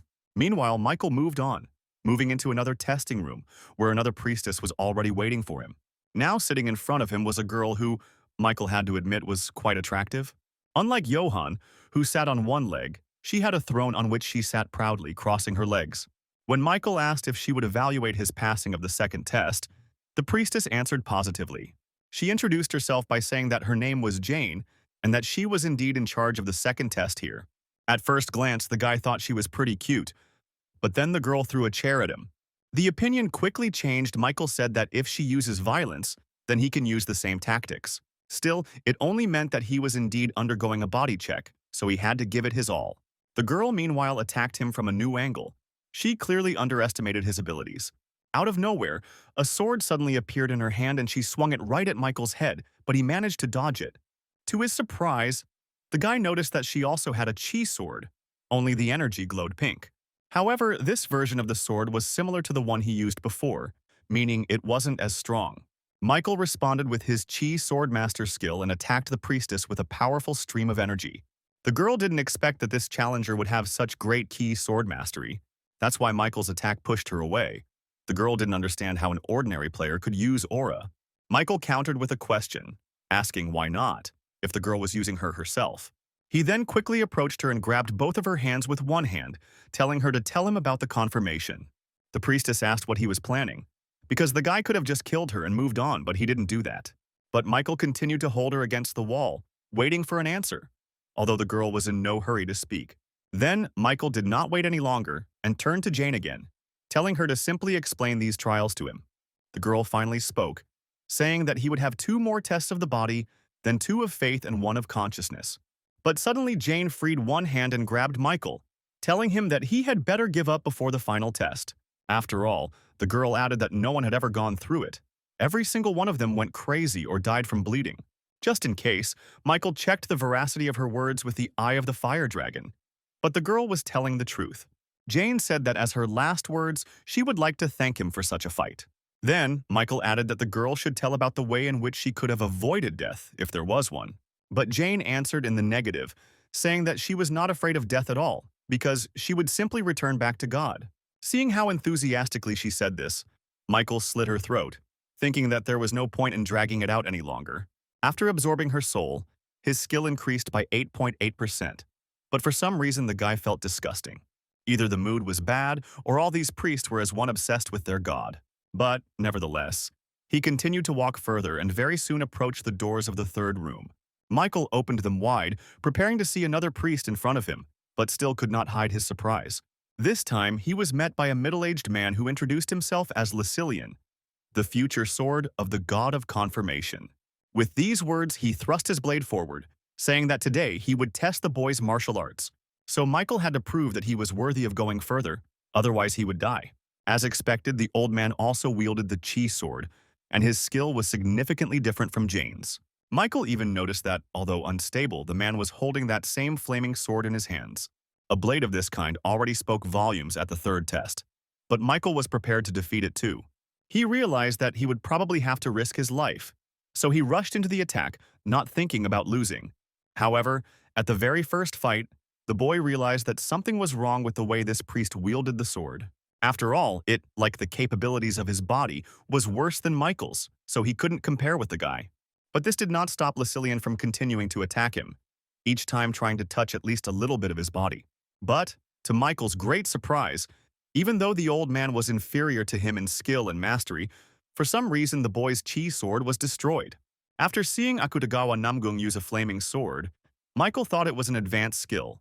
But while fighting Lucilian, the boy thought that maybe Akutagawa was just damn strong.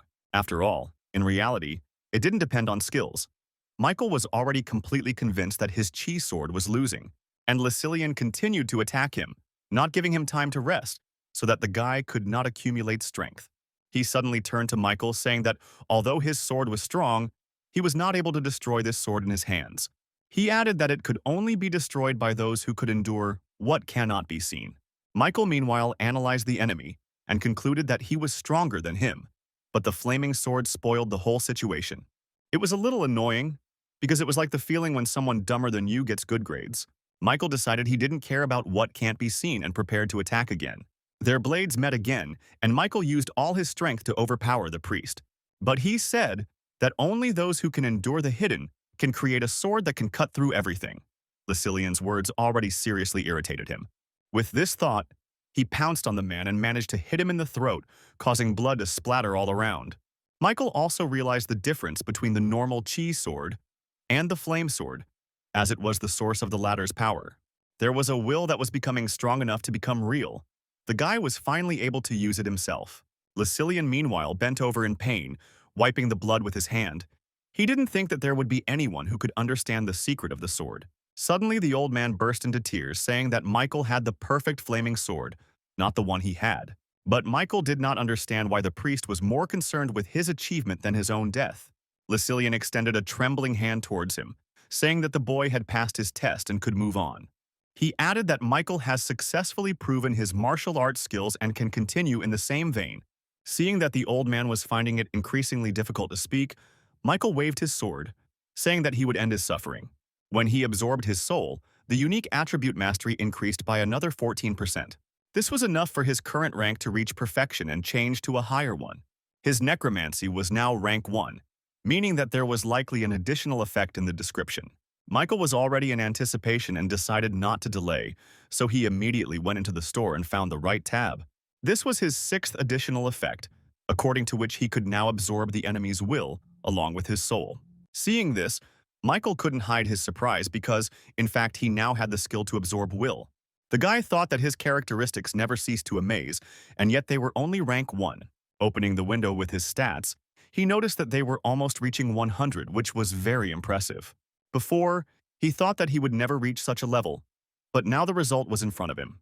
Michael absorbed the souls of all 3 priests as a stat boost, increasing his strength by a whopping 8.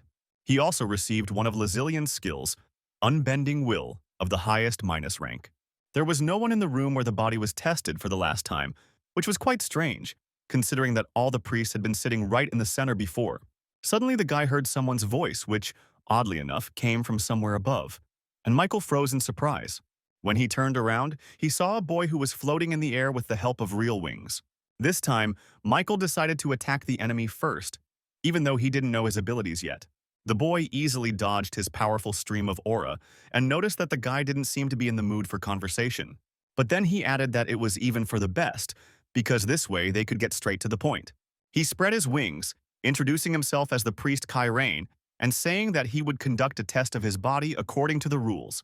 The system told Michael that he had met a strong opponent, so his unbending will skill was activated.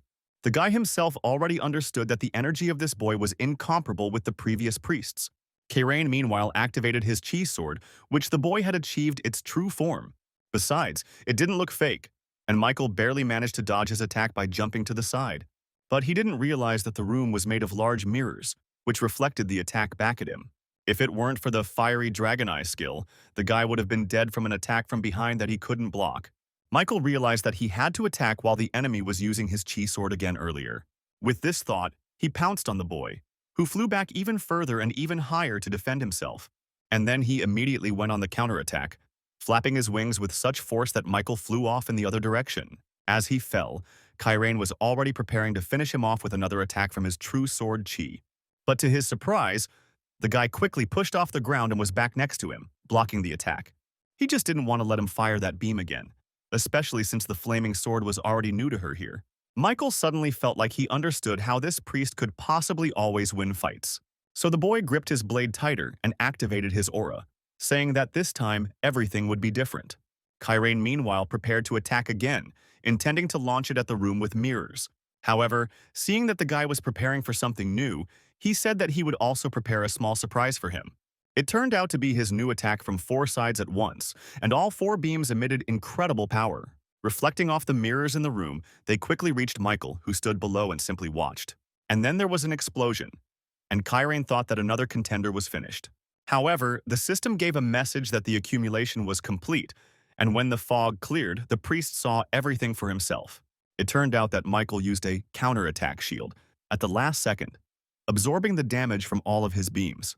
Now his shield released all the damage it had received, which Michael directed straight at the priest, increasing the subtlety of the attack. It passed right through, ripping open Kyrain's stomach, which he was completely unprepared for, so he was unable to dodge. The boy spat out blood, amazed that this was the first time someone had been able to inflict such a wound on him. He asked the guy with a smile on his face what just happened, because he didn't think that he had magic. Then the priest asked if Michael had a divine will, but he replied that he did not know what it was. Then Kyrain announced that he had passed the 4th test because he did not run away from the fight and won. The priest then died, and Michael absorbed his spirit, increasing his mastery by 13% and also receiving a message.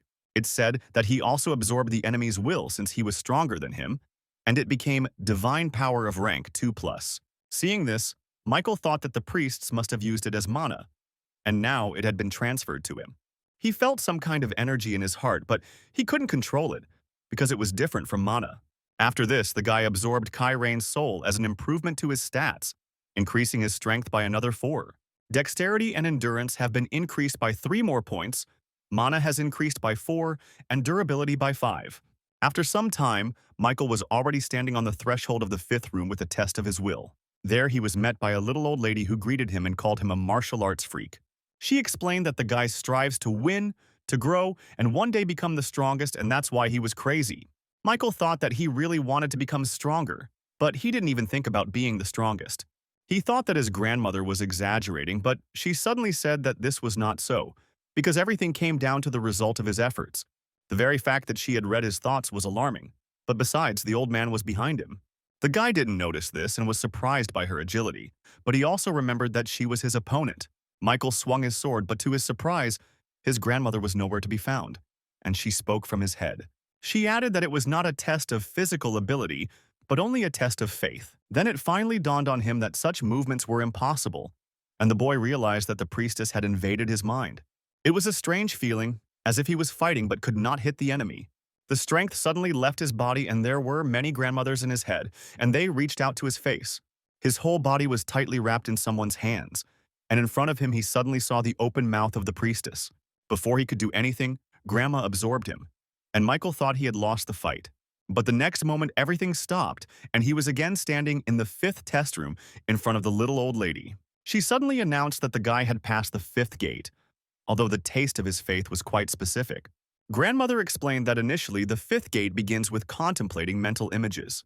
In other words, only those who have an unwavering will be able to look into their own world of images. And she felt this unshakable will in him, this desire to kill anyone in order to become stronger. She added that if he wanted to kill her, a feeble old woman, then he should hurry. However, to his grandmother's surprise, Michael replied that he would not do this, which was a very unexpected answer. The priestess even doubted for a moment whether she had read his thoughts correctly, and then asked why he had decided so. Then Michael reminded her that she herself said that the test had been passed, so he saw no point in killing her. He didn't even quite understand why he was asking about something so obvious, but for the priestess it was an unexpected turn. She said she thought he would have been able to handle it even if she had given him the official 5 gate tests. After that, she patted him on the shoulder, saying that the guy could go further, and she wished him to pass through all the gates. Michael thanked her and indeed moved on, but soon his view became severely limited. He realized that the surface of the mirror was swallowed by darkness, and very soon he found himself in a void where nothing could be seen. Suddenly he heard someone come close to his ear and whisper a greeting. It was a girl. Michael quickly realized that he had just met the priestess of the 6th gate, so he swung his sword to get her to leave him alone. He wondered if he had entered the world of mental images again, and the girl's voice confirmed his guess. She introduced herself as the priestess of Kenir, saying that she had planted a seed so that he could enter the world of mental images. Suddenly, Michael realized how the old man had patted him on the shoulder, guessing that this could be a sign for another priestess. In reality, the girl smiled at him, telling the guy not to worry too much about it, because she will take good care of his physical shell while he is in the world of mental images. Michael thought that for some reason he wanted to be even more nervous about this, but the girl didn't like it. Then he asked how he should test his faith in this trial. Henir noticed with a smile on her face that the guy immediately changed his tone after she put the knife to his throat. But then the girl explained that he was now in the world of his mental images. Here he simply had to try to see the northern world of images, and as soon as he did this, the gates would open. She added that the world of a person's mental images depends largely on his beliefs, but no one can observe its creation, Michael clarified, asking if he needed to see something like his thought patterns in this void. Hanir replied that he had hit the nail on the head again, so she could begin testing the sixth room. She announced the start of the sixth test, and suddenly Michael felt water right at his feet. It was as if he was standing on water, and then he fell through and began to sink deeper and deeper into the bottom of his consciousness. Of course, everything seemed real to him, and he even held his breath so as not to swallow water in this state. And Hanir slyly said that she forgot to tell him that the pain in this state would be similar to real pain. Therefore, the guy had to quickly find a solution to this problem. Otherwise, he would drown without any water around. Suddenly, to the priestess's surprise, Michael activated the skill Tranquil Mind. He was rank 2, and his strength prevented him from losing his composure, and the limitations of mental images weakened. Now the situation was improving because the guy got rid of panic and could hold his breath longer. Henir was impressed that he was not only able to escape the mental images, but also move his body. The girl noted with some delight that the challenger was able to defend himself, even on an unconscious level. Hanir even had to jump away from him because Michael swung his sword and almost left the girl without a head. However, this was only his physical body, and mentally he was still under the water of his mental images. Hanir didn't understand how this was even possible, because in just 2 hours the guy was able to completely regain control. And Michael was surprised by her words because he could say with certainty that no more than a minute had passed since he found himself here. From this, I assumed that, in reality, time moved much faster than in the world of mental images. It was dangerous because he only had 7 days to complete this test and he couldn't spend them all here. Michael thought that since he was able to feel his body again through the use of the skill power, this means that the activation of another skill was also possible. The guy activated the Eye of the Fire Dragon. With this effect, he was able to see his own world of images, and not even a few seconds had passed. The water suddenly retreated from the guy, and he felt the ground under his feet, on which he was able to lean. Michael wondered if he should call what he saw a sea of blood, because that was exactly what it looked like. Hanir, meanwhile, grabbed her head, asking how it was even possible that a world of images had opened up to him. But Michael himself already understood that the test had been passed. He activated the steel wings. Seeing them, the girl asked if he was really human, because he had simply monstrous abilities. Instead of answering, Michael attacked the priestess, intending to finish her off for almost killing him. While carrying out the attack, he thought that the world of his mental images, which he saw with the help of the Eye of the Fire Dragon, it looked extremely ominous and alarming, although Michael had no idea what it could mean. The boy activated his technique, which he borrowed from Akutagawa, and many swords appeared in the sky. Michael directed them all into the image of his thought world, which still instilled fear and some anxiety. He also pulled out his blade, which had acquired a new color, indicating an improvement. Following the swords, the guy himself landed, shattering his ideas about his world, thanks to which he returned to reality. He turned to the priestess, asking why his world looked the way it did and whether he himself had made it that way. It also turned out that he had been able to pass the test of faith, but Michael did not understand how this had anything to do with it. Then, Hanir explained that the test of faith was simply a matter of self-confession. It was surprising that people themselves did not really understand what they believed, so that was the purpose of the test. The girl also shared that she read in his world of mental images a promise to himself to become stronger. However, even having such simple desires and thoughts, remaining faithful to them is another story. At this point, they parted. The girl wished him luck, and Michael opened the doors to the final test room. Having reached the 7th gate, Michael found himself in a completely different world, which looked more like a fictional universe. Looking up, the guy saw a huge light coming from somewhere above, and soon a message from the system appeared. It said that the god of verification was watching him right now, and Michael realized that it was not just a light. Soon his guess was confirmed, and he noticed how a real eye, like a human one, was now looking at him. He remembered Jane telling him that no one had ever passed the seventh test, and then an unexpected force pinned him to the ground, forcing him to bow to the god of testing. Michael had flashbacks to his childhood, where he huddled in a corner, trembling in fear of death. It was that moment when he lost his parents that Michael realized he couldn't bear it. He swung his sword and pierced his hand, causing the ash blood skill to instantly activate. Michael screamed that she was going to die helplessly because she could break through anything. This is exactly why the Tower of Trials was created, so that even those who had no talent could shine. Michael didn't know if he could hurt that eye called the god of testing, but it was worth a try. After all, if there was even a small chance and if he got even a centimeter closer to the enemy, the boy knew he could cut it because it was the only way to pass the test. He attacked with his cheese sword using a powerful flow of aura, intending to leave at least a scratch on the god's eye. At first, everything looked pretty good, and the attack actually went on a trajectory straight into the eye. But the closer she got, the worse Michael saw her, because his consciousness suddenly began to blur. He realized that he would soon lose it, so he had to end this battle quickly, even though he didn't know how. Unexpectedly, the system informed him that the god of verification was impressed by his endurance. He was also glad to meet a player with a strong spirit for the first time in a long time and asked him to prove his worth. It was also said that the god of verification remembered him and warned him about the beginning of the seventh stage. Suddenly, the eye that had been looking at Michael all this time closed and the guy was left alone in this dimension. He sank to the ground, wondering what he should do next since, in essence, the god of verification had disappeared. But what worried him most was that the gods really did exist, and the messages from the system were an example of that. While he was still thinking about this, he suddenly saw a strange mirror in front of him that appeared from underground. It stood right in front of Michael and he looked at it in surprise, wondering what it could be. When suddenly the system reported a connection with him from the future and the beginning of synchronization, then Michael began to understand little by little. He extended his finger and touched the glass of the mirror to check whether it was real or fake. Suddenly he saw Johann from the first stage of the test, who looked sad because of the loss of his mirror. Michael didn't understand anything until suddenly something happened behind him, and everything behind him was filled with bright light. The guy looked around and was very surprised by what he saw, because the room where he was began to disappear. Instead, he now saw a street filled with people. It was Christmas, and it looked like they were celebrating it in Korea. And then Michael saw the same man in a red tailcoat and was surprised to realize that it was him from the future. As he watched himself, he noticed that he must have been testing a new skill because he walked into an alley and cut his hand. However, Michael did not understand why he was doing this on Earth, and this puzzled him a little, and then horrified him. Because the next moment, people on the street began to fall and die from the power he directed at them. Michael screamed at himself that he was crazy, and the system reported that the percentage of reflection assimilation had increased to 10. The guy bent over because he felt weakness in his legs, but he couldn't relax. He gathered his strength again and swung his sword, cutting off the head of the priestess Johann, or rather, his image. Mental defense was very important in confirming the mind, and Michael regretted that he was left without the cold mind skill. Meanwhile, he continued to watch himself from the future, which had already gone wild. He suddenly said that he would have started long ago if he had known what it was like, and the percentage of assimilation of reflection increased to 20.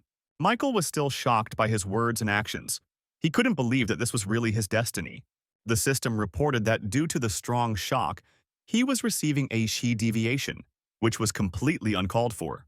Something incomprehensible gripped his head, and the guy felt that his mind was not obeying him, which made it even worse. He also didn't understand why he became so cruel, because even though he was obsessed with power, he wouldn't do such a thing. But it seemed the system wanted him to take action, telling him that from now on, his mana pattern would be reduced. Michael felt that she was already overloaded and grabbed his stomach. Then everything suddenly changed.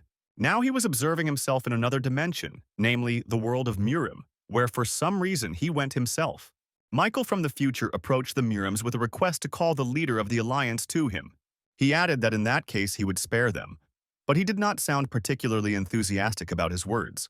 Then someone said that a ghost sword had recently appeared in Murim and it appeared to be Michael. A man came out to him, introduced himself as the leader of the alliance, Arnold Lee, and asked the guy's name.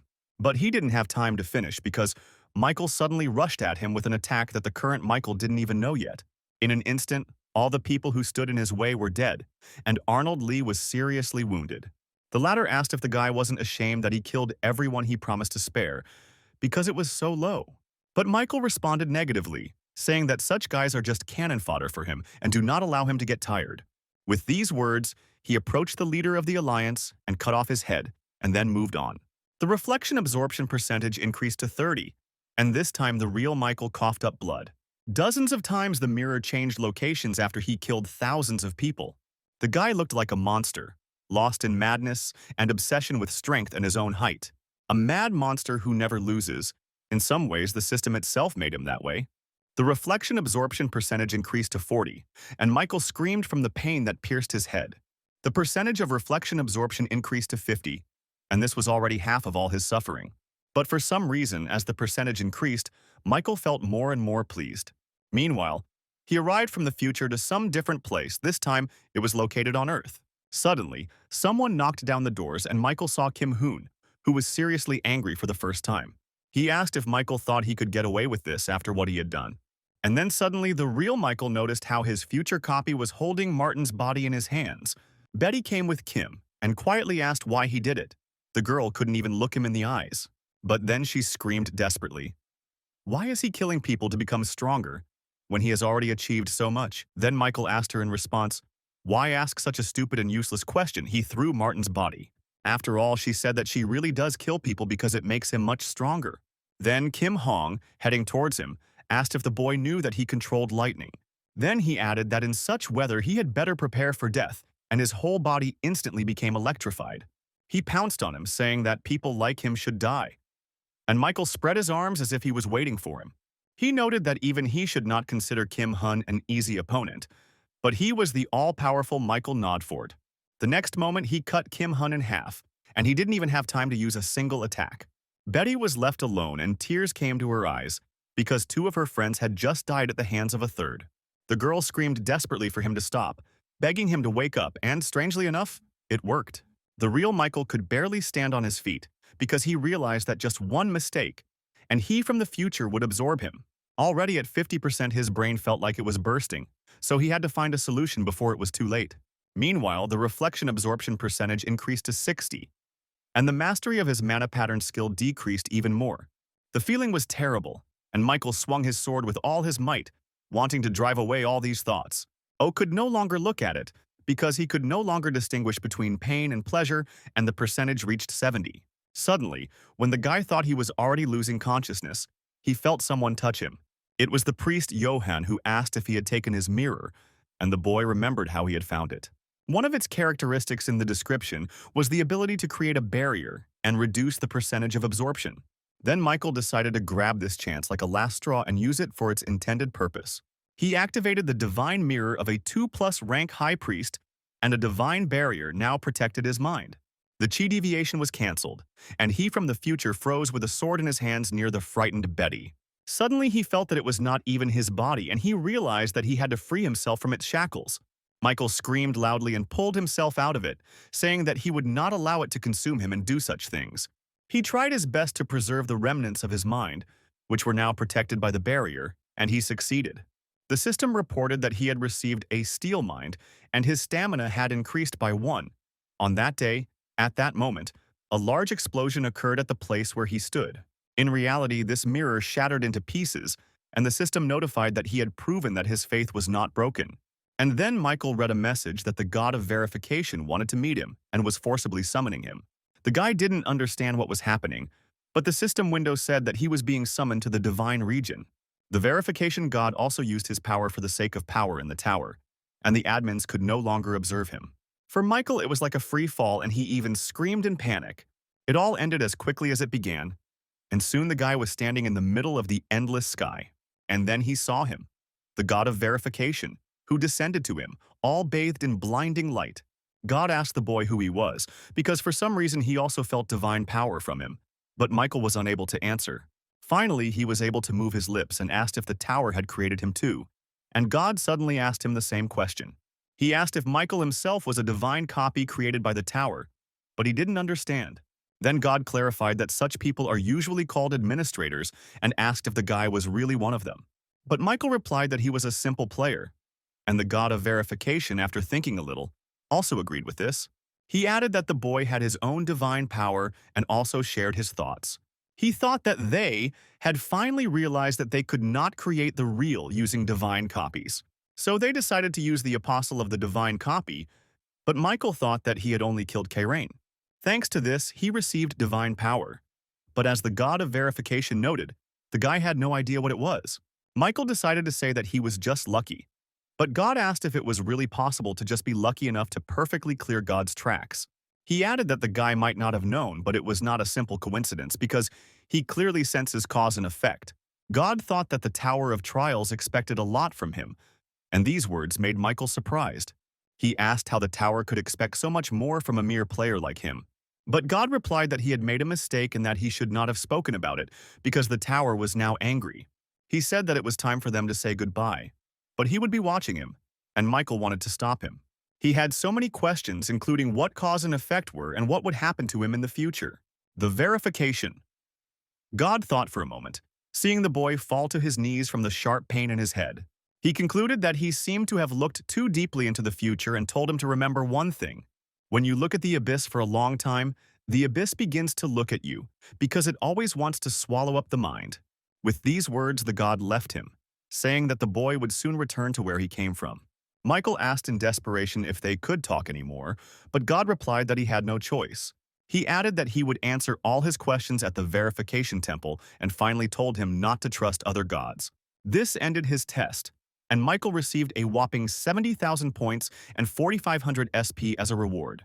He also saw that an old verification mirror of epic minus rank had been added to the inventory. As Michael found himself in the waiting room, he thought again about the god he had first met. It was the being who told him everything, that Kairain's divine power was not an accident. So the tower wanted the guy to take his power, and that was probably the cause and effect. Plus, the tower expected a lot from him, but even if we assume that all the contracts with the admins were her idea, Michael still didn't understand why the tower needed this, because he was just an ordinary player, one of millions of others. Administrators, divine copies, the power of the gods, and the creation of the real. The god's words were all mixed up in his head. Michael didn't understand anything, and that made him sad. But he remembered the last advice of the god of verification. At the very least, even if the other gods consider him an enemy, they cannot harm him thanks to the tower. And then suddenly there was a new expansion of the system, with Earth now becoming the official dimension of the tower. This created a defense against invasion, and a penalty was imposed on players from other dimensions. Also, player Michael Nodfort became visible to the administrators again, and they bombarded him with congratulatory messages.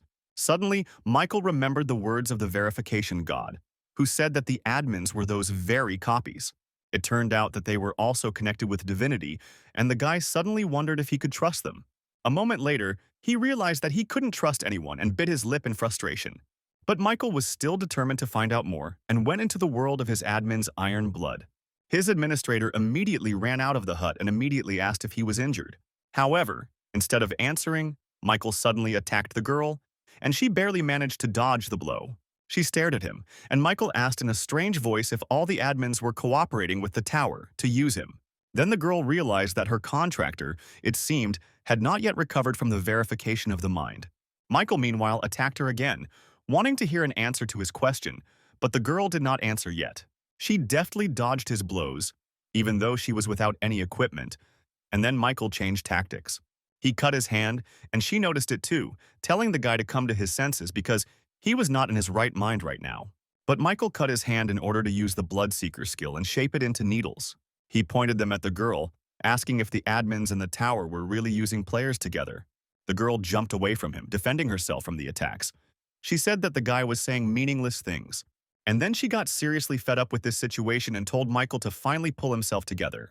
However, the guy asked her in response why she kept telling him to come to his senses if he was completely fine. He then swung his sword, activating chi, and the girl screamed at him not to do it. It was too late, however, and the powerful energy of his sword pierced the trajectory towards her house. The Steel Blood Lord looked back, seeing her now half-destroyed home in front of her. The girl got really angry and asked if the guy really thought he could do anything. She raised her hand, summoning multiple swords, all of which were imbued with chi energy, and flew towards Michael. Although the guy noticed them, it was quite difficult to dodge them all, so he decided to simply hide. However, the girl asked where he was going. She suddenly appeared right behind him, and Michael didn't even notice. She then grabbed his head and slammed it into the snow that covered her domain, and Michael cooled down a little. He managed to put his hands out so that he didn't end up completely in the snow, so he was still able to continue the fight.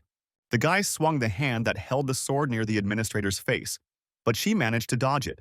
Seeing that the contractor was not showing any signs of being upset, she again pointed her swords at him, which restricted Michael's movements. Some more time passed before the girl managed to stabilize the situation and grab the guy. She tied him up and hung him on the rubble of her house, and when Michael came to his senses, he asked for forgiveness. To this, the girl said that she would, of course, untie him, but she was afraid that next time he would destroy her house.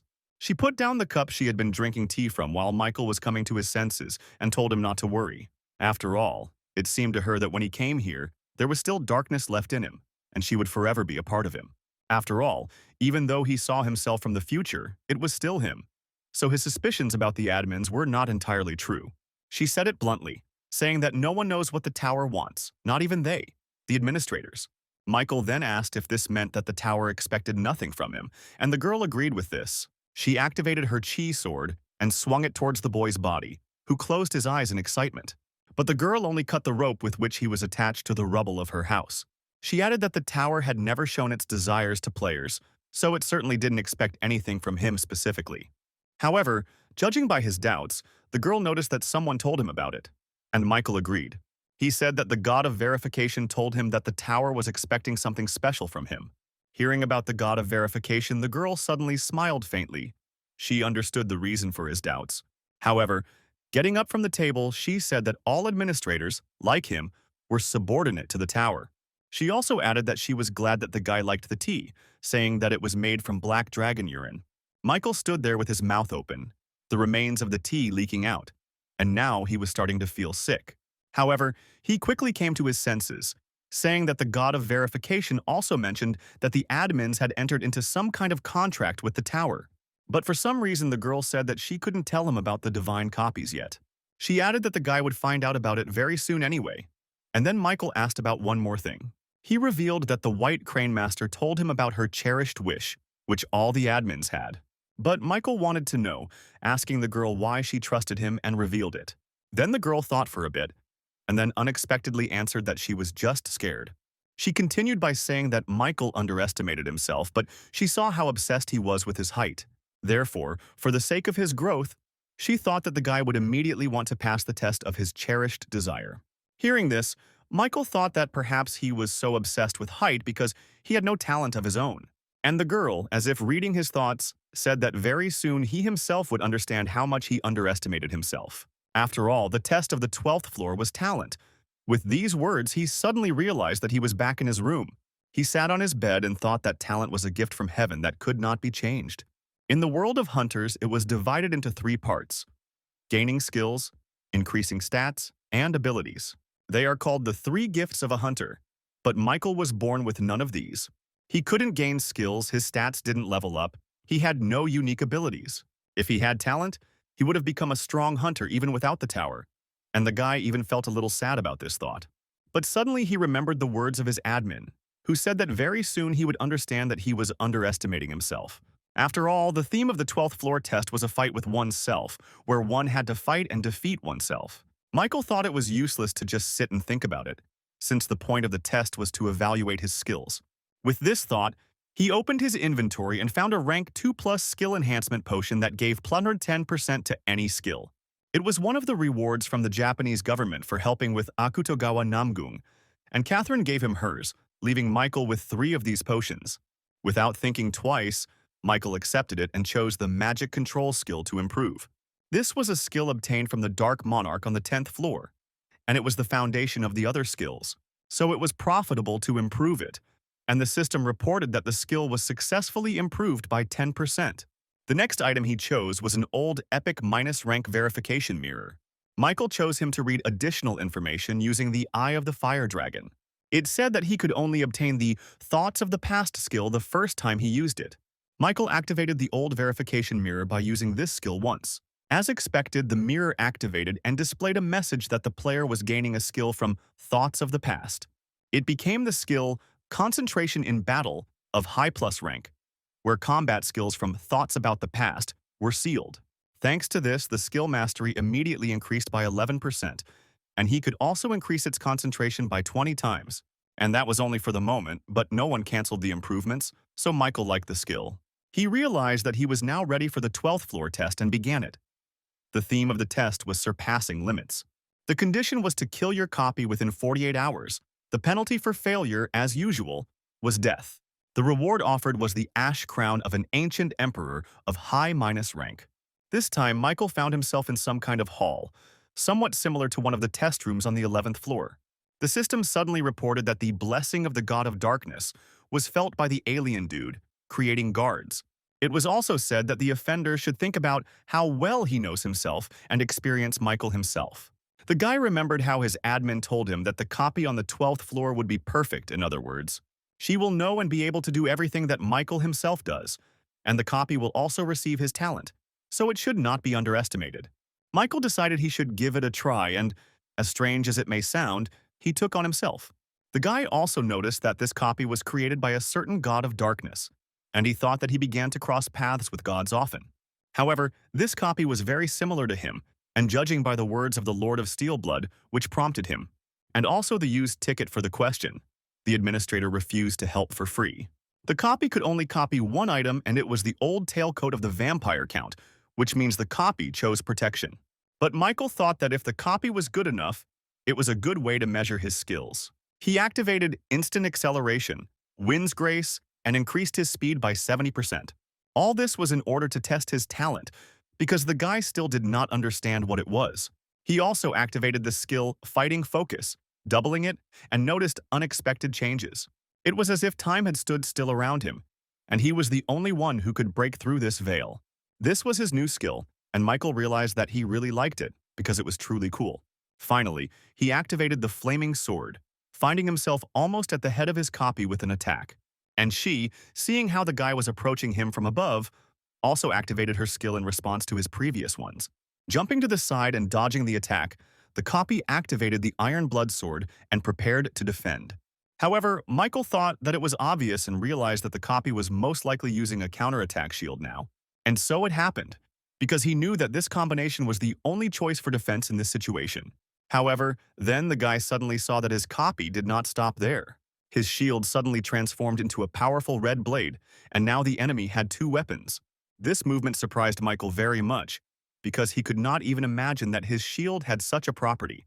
They stood there looking at each other for a moment longer, Michael using it to conduct an analysis. The enemy just prepared to fight in a two-sword style that even Michael himself had not used. He thought that because such a transformation consumed a lot of mana, he didn't use it himself. But if his copy was reflecting his actions, then why did she choose such an ineffective method? Of course, Michael himself also thought about using the shield as a weapon, but did not dare to do so in a real fight. His copy, meanwhile, made its move, pounced on him, and attacked with two swords at once. Suddenly, Michael felt a little angry, wondering if his opponent really thought this was training. They met, and the fight began, but it was impossible to even determine whose side had the initiative. However, Michael soon noticed himself that he seemed to be slightly inferior to his copy in fighting skills. Perhaps it was because she was using two swords at once or for some other reason, but that was the case. Michael didn't understand how this could happen, considering he had the skill of unbending will.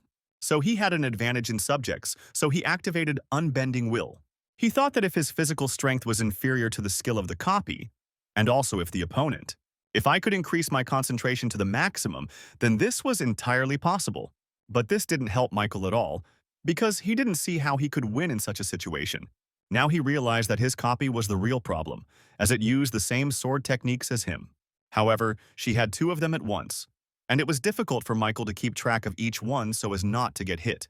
But these were definitely his techniques, because the copy could not come up with something that he did not possess. Michael took a hit that was quite powerful and was thrown back into the wall.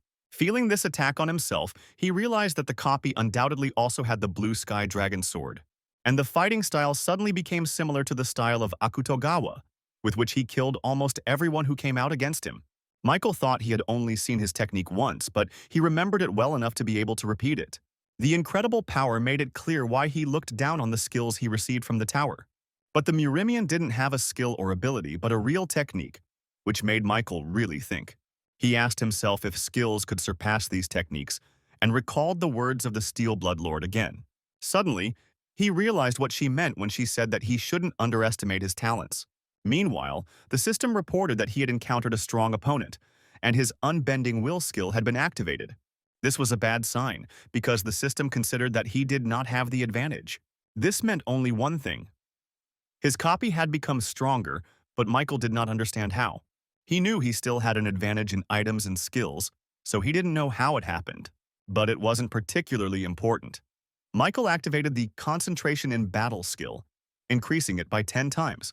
He thought that since he couldn't find a way to win, he would use all his skills that the copy didn't have. However, after a few seconds the guy jumped back from the opponent, who did not allow him to touch him.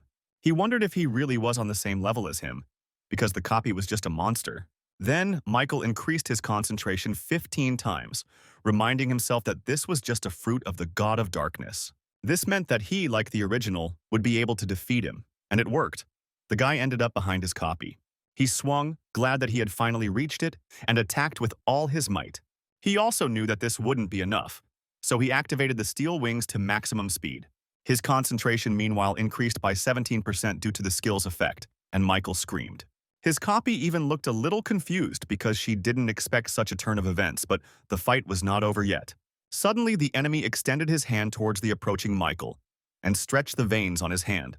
At first, Michael didn't understand why he did it, but then everything became clear when his hand burst and splattered blood everywhere. It also worked as a blinding effect because Michael didn't have time to close his eyes and blood got into them. He slowed the attack for literally a second, but it was enough for the copy to escape. The enemy tore off his hand and disappeared. Michael was surprised, wondering if he himself could do such a thing. However, the copy's actions did not end there. He suddenly felt a powerful energy from behind. Looking back, the guy saw how the enemy was already standing on his feet, albeit with one hand, but counterattacked him with a sword. Moreover, it was not a chi blade but a shield transformed into a weapon, so the attack was quite powerful. Michael realized that he didn't have time to block her, and wondered if it was really all going to end for him now. A powerful pillar of fighting chi energy was heading straight towards him, and the guy had only one choice.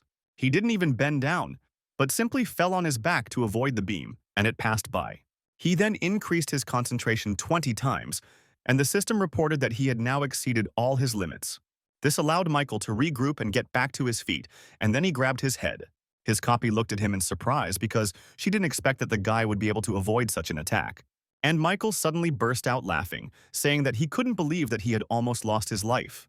His gaze changed, and he asked how a pathetic copy dared to bother him. The guy didn't look like himself. The system reported that he was experiencing mental backlash as a side effect of exceeding limits. His copy decided that the original's new look wouldn't be much of a problem, so he attacked again. Michael, despite all his concentration, was unable to see the approaching attack in time. As a result, he was thrown back quite a distance. The guy was amazed by the power of his copy. He hit the wall hard, breaking through it completely, but this could have been avoided. He did it on purpose. After all, thanks to this collision, he was able to get injured, which means that he became able to control blood. Michael extended his arm and attacked his opponent with rapid fire, forcing him to dodge.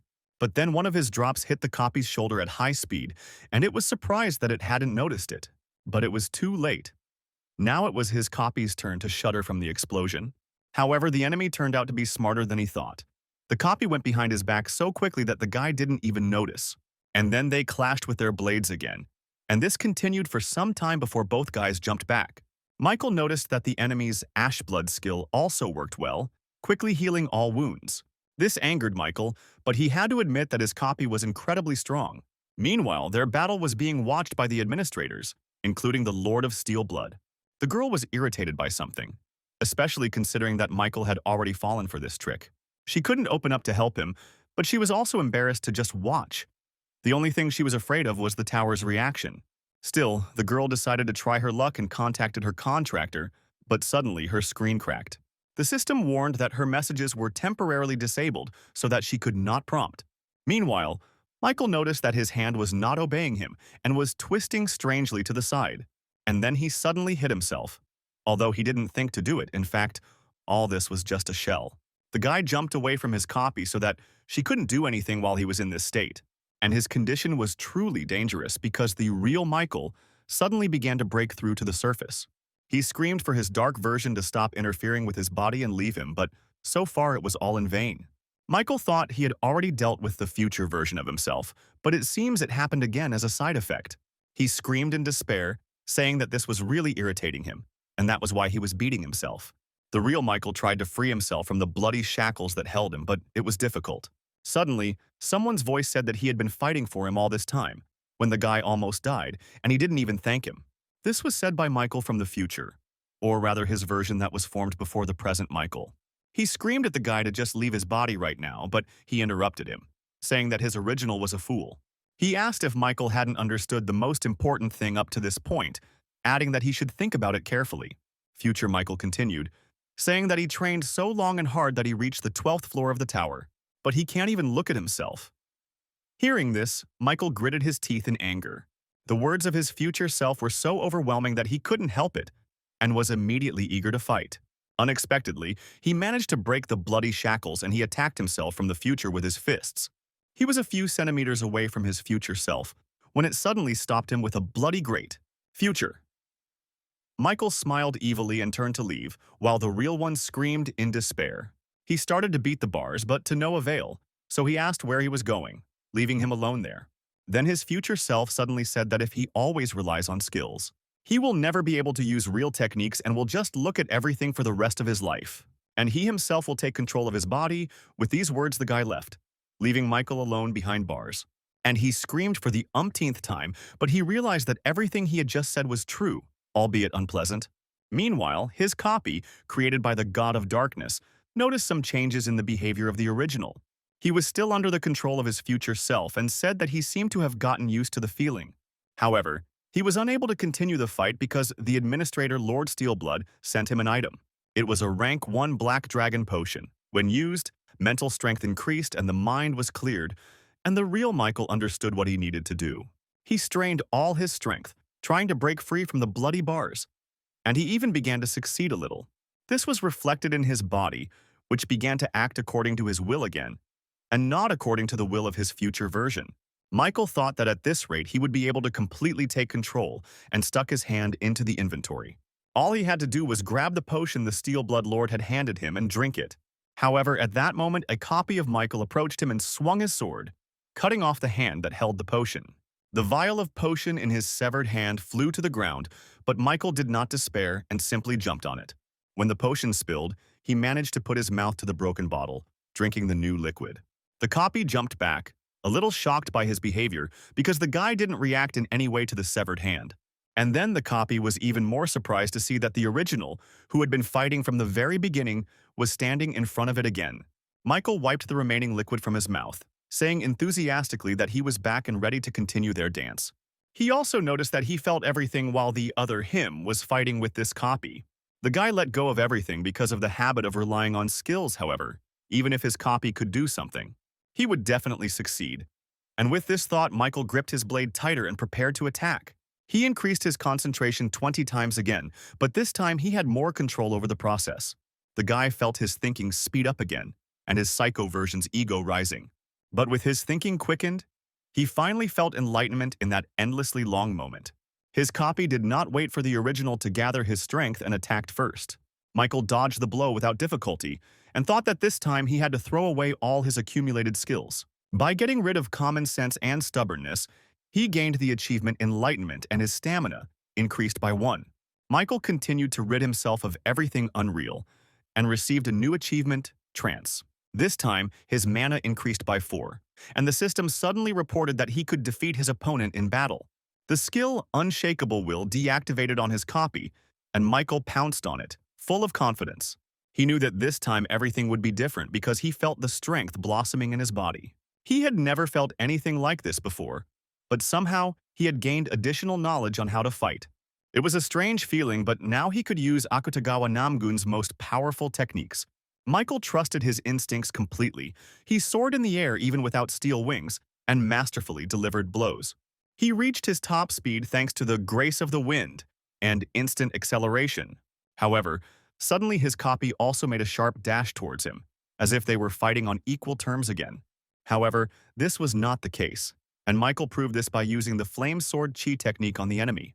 At the same time, he dodged his attack, but the copy did not succeed and flew to the side. Michael landed with confidence that the battle would soon end with his victory. There was very little left. His copy now clearly discerned that some changes had occurred, but did not understand what exactly had happened. It was a mystery to her why the original had suddenly seized the initiative, although before that he had only been defending himself, and Michael continued to successfully repel all his attacks, thinking that he was finally beginning to understand everything. After all, by paying attention not to skills but to techniques, his understanding of techniques grew, and therefore his combat experience also increased.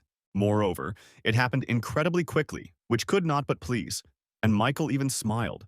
Now it was his copy's turn to get angry because she was losing, but the opponent was not giving up. And Michael thought that with his increased understanding of the techniques, he finally saw the shortcomings of his copy. After all, she used the real techniques of Akutagawa Namgun, but is simply trying to imitate him. However, in such a case, mistrust might weaken the chi of his flame sword and he would lose. This means that even during training with Akutagawa Namgun's techniques, one must focus on strengthening the flame sword. Michael realized just in time and concentrated all his aura into the sword, which he held against himself. He swung it like a transformed counterattack shield, making his attack as dense and fast as possible. As a result, he managed to wound the copy with a beam in the shoulder, but he understood that it would not end there. The boy activated the True Blood Seeker skill, transforming the drops of his blood into many needles, and then he unleashed them all on his copy, who realized that he couldn't repel them all. After all, Michael used her blood only from the wound, but he also got it through his body. He could do that too. His copy, sensing his imminent death, tried in surprise to understand what was driving his original. Then there was an explosion, and when the fog cleared, the winner of this battle became immediately visible. It was the original Michael, who went behind his opponent while he was trying to figure out what was going on. Then he attacked him again, and the enemy barely managed to put up a counterattack shield to reflect his blow. But even despite the protection, it was clear that the copy was beginning to lose significantly to the original, and Michael was pleased about this. He managed to break through the shield and wound his opponent in the shoulder, causing the opponent to grimace in displeasure. Of course, his regeneration skill worked right away, but Michael understood him better now. The copy rushed to attack, and the boy noticed that she was twirling the sword in her hands with the second one to block his blows. The opponent then used both hands to form a windmill, like in the movies, but it wasn't enough. Oddly enough, Michael couldn't break through his new defense, but he didn't need more. He suddenly noticed that the copy's fighting style had also changed and become more aggressive, as they were fighting to the death. But then, to his surprise, the copy changed its aggressive method into a soft sword. It was another one of Akutagawa's techniques, and Michael asked how much longer he was going to imitate him, but, as the French say, nothing ventured, nothing gained, so Michael decided he had nothing to lose.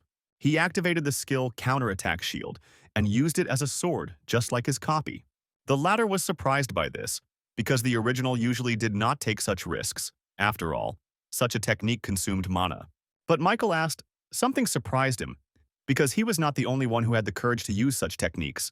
Besides, he had the same skills as him. Michael said that soon everything would end for his copy. The boys clashed blades again. This time the original attacked, and the fight took a completely different turn. After all, both opponents used two swords at once, and this was impressive, and so far no one was giving in to the other. Michael realized what his problem was, after all. He had only just mastered the true Shi flame sword, so he couldn't yet reload as quickly as the copy sword could, but he could take the risk. Suddenly, he turned his body and kicked his opponent at the blocked weapon. Michael used this to push back and counterpunch from a different angle that should have worked. However, the copy was already too angry with him, so it immediately rushed after him, and the original had no choice but to accept the fight. Michael thought that the copy had also turned its shield into a sword, and had done so first as soon as they began fighting. But that meant that his own sword in sword form had to be of that level as well. Suddenly, however, his blade broke in half from a powerful attack from his opponent, and Michael barely managed to jump back. He suddenly thought that he could even die if the copy had hit with this attack, but for some reason he threw away the sword. The guy thought that if the copy was himself, then now, when the counterattack shield disappears, his opponent will think that this is his chance, will want to take advantage of it, and will attack with all his might. And so it happened, and the copy pounced on him with an unexpectedly large surge of strength, and Michael was barely able to block it. He held back the onslaught from himself and couldn't help but think that he could admire his own strength. After all, it was his own personification in front of him, But suddenly it hit the guy in the stomach and he flew back. Michael hit the heavy tile, but a plan had already matured in his head on how to overcome himself. He landed and rose to his feet, preparing to carry out his plan but realized he needed to move away first, because the enemy was angry and pursued him, not giving him a second's rest to gather his strength. But this is what Michael expected from his copy. He put his hand out, saying that he was finally caught. His copy didn't even understand what happened, but at some point Michael's blade passed through her body. This was done by the bloody hand that Michael had been controlling with his skill all this time.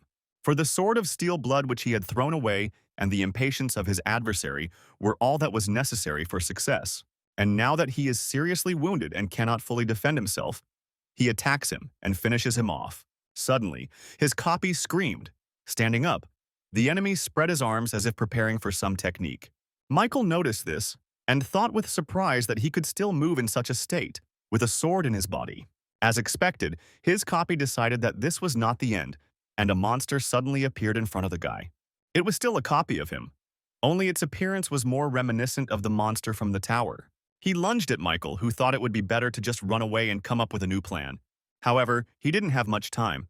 The copy was getting closer and closer in this form, and Michael didn't like it. He was a little confused by the fact that his attack tactics had changed dramatically. But then the guy saw a wall in front of him, which indicated that the room was over, so the only option left was to either accept the fight or break through the wall and run further. Michael chose the latter. The hand of his monster copy, meanwhile, almost reached him but still could not grab him. And then Michael suddenly saw that the copy continued to use the skills it had before. Suddenly there was an explosion, but Michael was relatively safe as the debris did not hit him.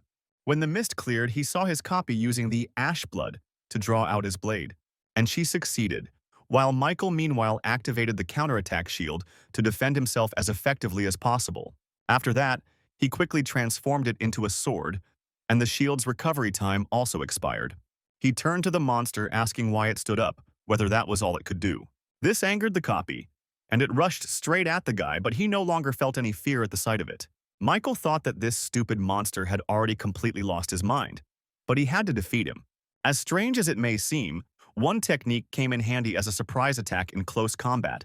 It was an explosion of his own body. His opponent lost his temper and constantly produced these explosions. But that also meant that the ashen blood would absorb too much stamina, therefore. When the stamina reaches 0, the copy's attacks will stop and Michael can finish it off. This went on for some time, and then his opponent finally stopped and Michael hit him. There was no point in dragging it out any longer, especially considering that his copy had completely run out of steam during this time. He turned to his copy, saying that this time it was definitely the end for her, and she became even more angry. However, she could no longer do anything, so she simply decided to leave the battlefield. But Michael wasn't going to let her go that easily, saying that now his copy wouldn't leave him anywhere. It was his turn to run after him, intending to finally finish what he started and kill himself. However, that was not all. Michael was already almost at his destination when he suddenly saw something strange. His copy stopped running, and with the last of its strength concentrated a powerful clot of blood at the top. This was supposed to be the final and decisive attack, but Michael simply covered himself with the counterattack shield again. However, the enemy hit with such force that he was even thrown back several meters, but he remained alive. Michael smiled. He realized that this was his opponent's last attempt, but after that the copy couldn't withstand the load and stopped. Or rather, it was a chance for Michael. After all, his shield had reached its maximum damage absorption limit, which meant that now all this would turn into an attack. As he transformed it back into a blade, Michael concentrated the shield's power into a small sphere, and then he launched this sphere at the enemy, like he was playing golf, but it was funny. Being weakened due to the extreme amount of stamina used, his copy was unable to dodge. The attack hit her right in the face, leaving no chance for salvation. Michael finally decided to end everything with a release and returned the damage to the counterattack shield. This time, he himself caused the explosion, which spread throughout the entire area of Test Room 12. There was nothing left of his copy, and soon he received a message about the successful completion of the 12th floor. As a reward, he received the Gray Crown of the Ancient Emperor of High Minus rank and 80,000 points. In addition, he also received 3,500 SP and an additional skill, Last Resistance, rank 1. When Michael returned to the waiting room, he immediately saw that the counterattack shield had increased by 1 rank. Suddenly, the guy felt sick from the reboot and spat out blood as his biological needs. This showed that the battle was truly difficult and the enemy was incredibly strong. The skill Ash Blood worked, which never failed the guy, although he hoped that it would heal and rebound too. If he didn't have such a trump card skill in his arsenal, he wouldn't have been able to go so far. Michael suddenly asked himself whether it was even possible to climb the tower with a clear conscience. Before heading back to the waiting room, he forgot to absorb the spirit of his copy. It was a strange feeling, because he had absorbed the spirit of another version of himself, effectively killing the other version of himself. Suddenly, the system announced that the admin messages that had been restricted during his battle were available again. The Steelblood Lord complained about the system due to the sanctions imposed on her because of a contractor's cup of tea. She asked him to treat her well from now on, and Michael agreed and thanked her for the potion. He also learned a new fact. Administrators are also subject to sanctions if they interact too much with contractors. Suddenly he saw that all the administrator messages that had been restricted were now being printed at once. There were an incredible number of them, and Michael didn't even have time to read them all before new ones appeared. He was surprised to think that there were so many administrators watching him, and they were all cheering for him.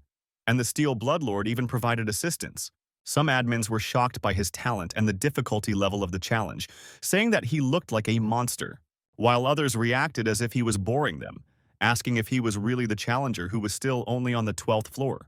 But the administrators' differing views didn't end there. Michael noticed new messages appearing.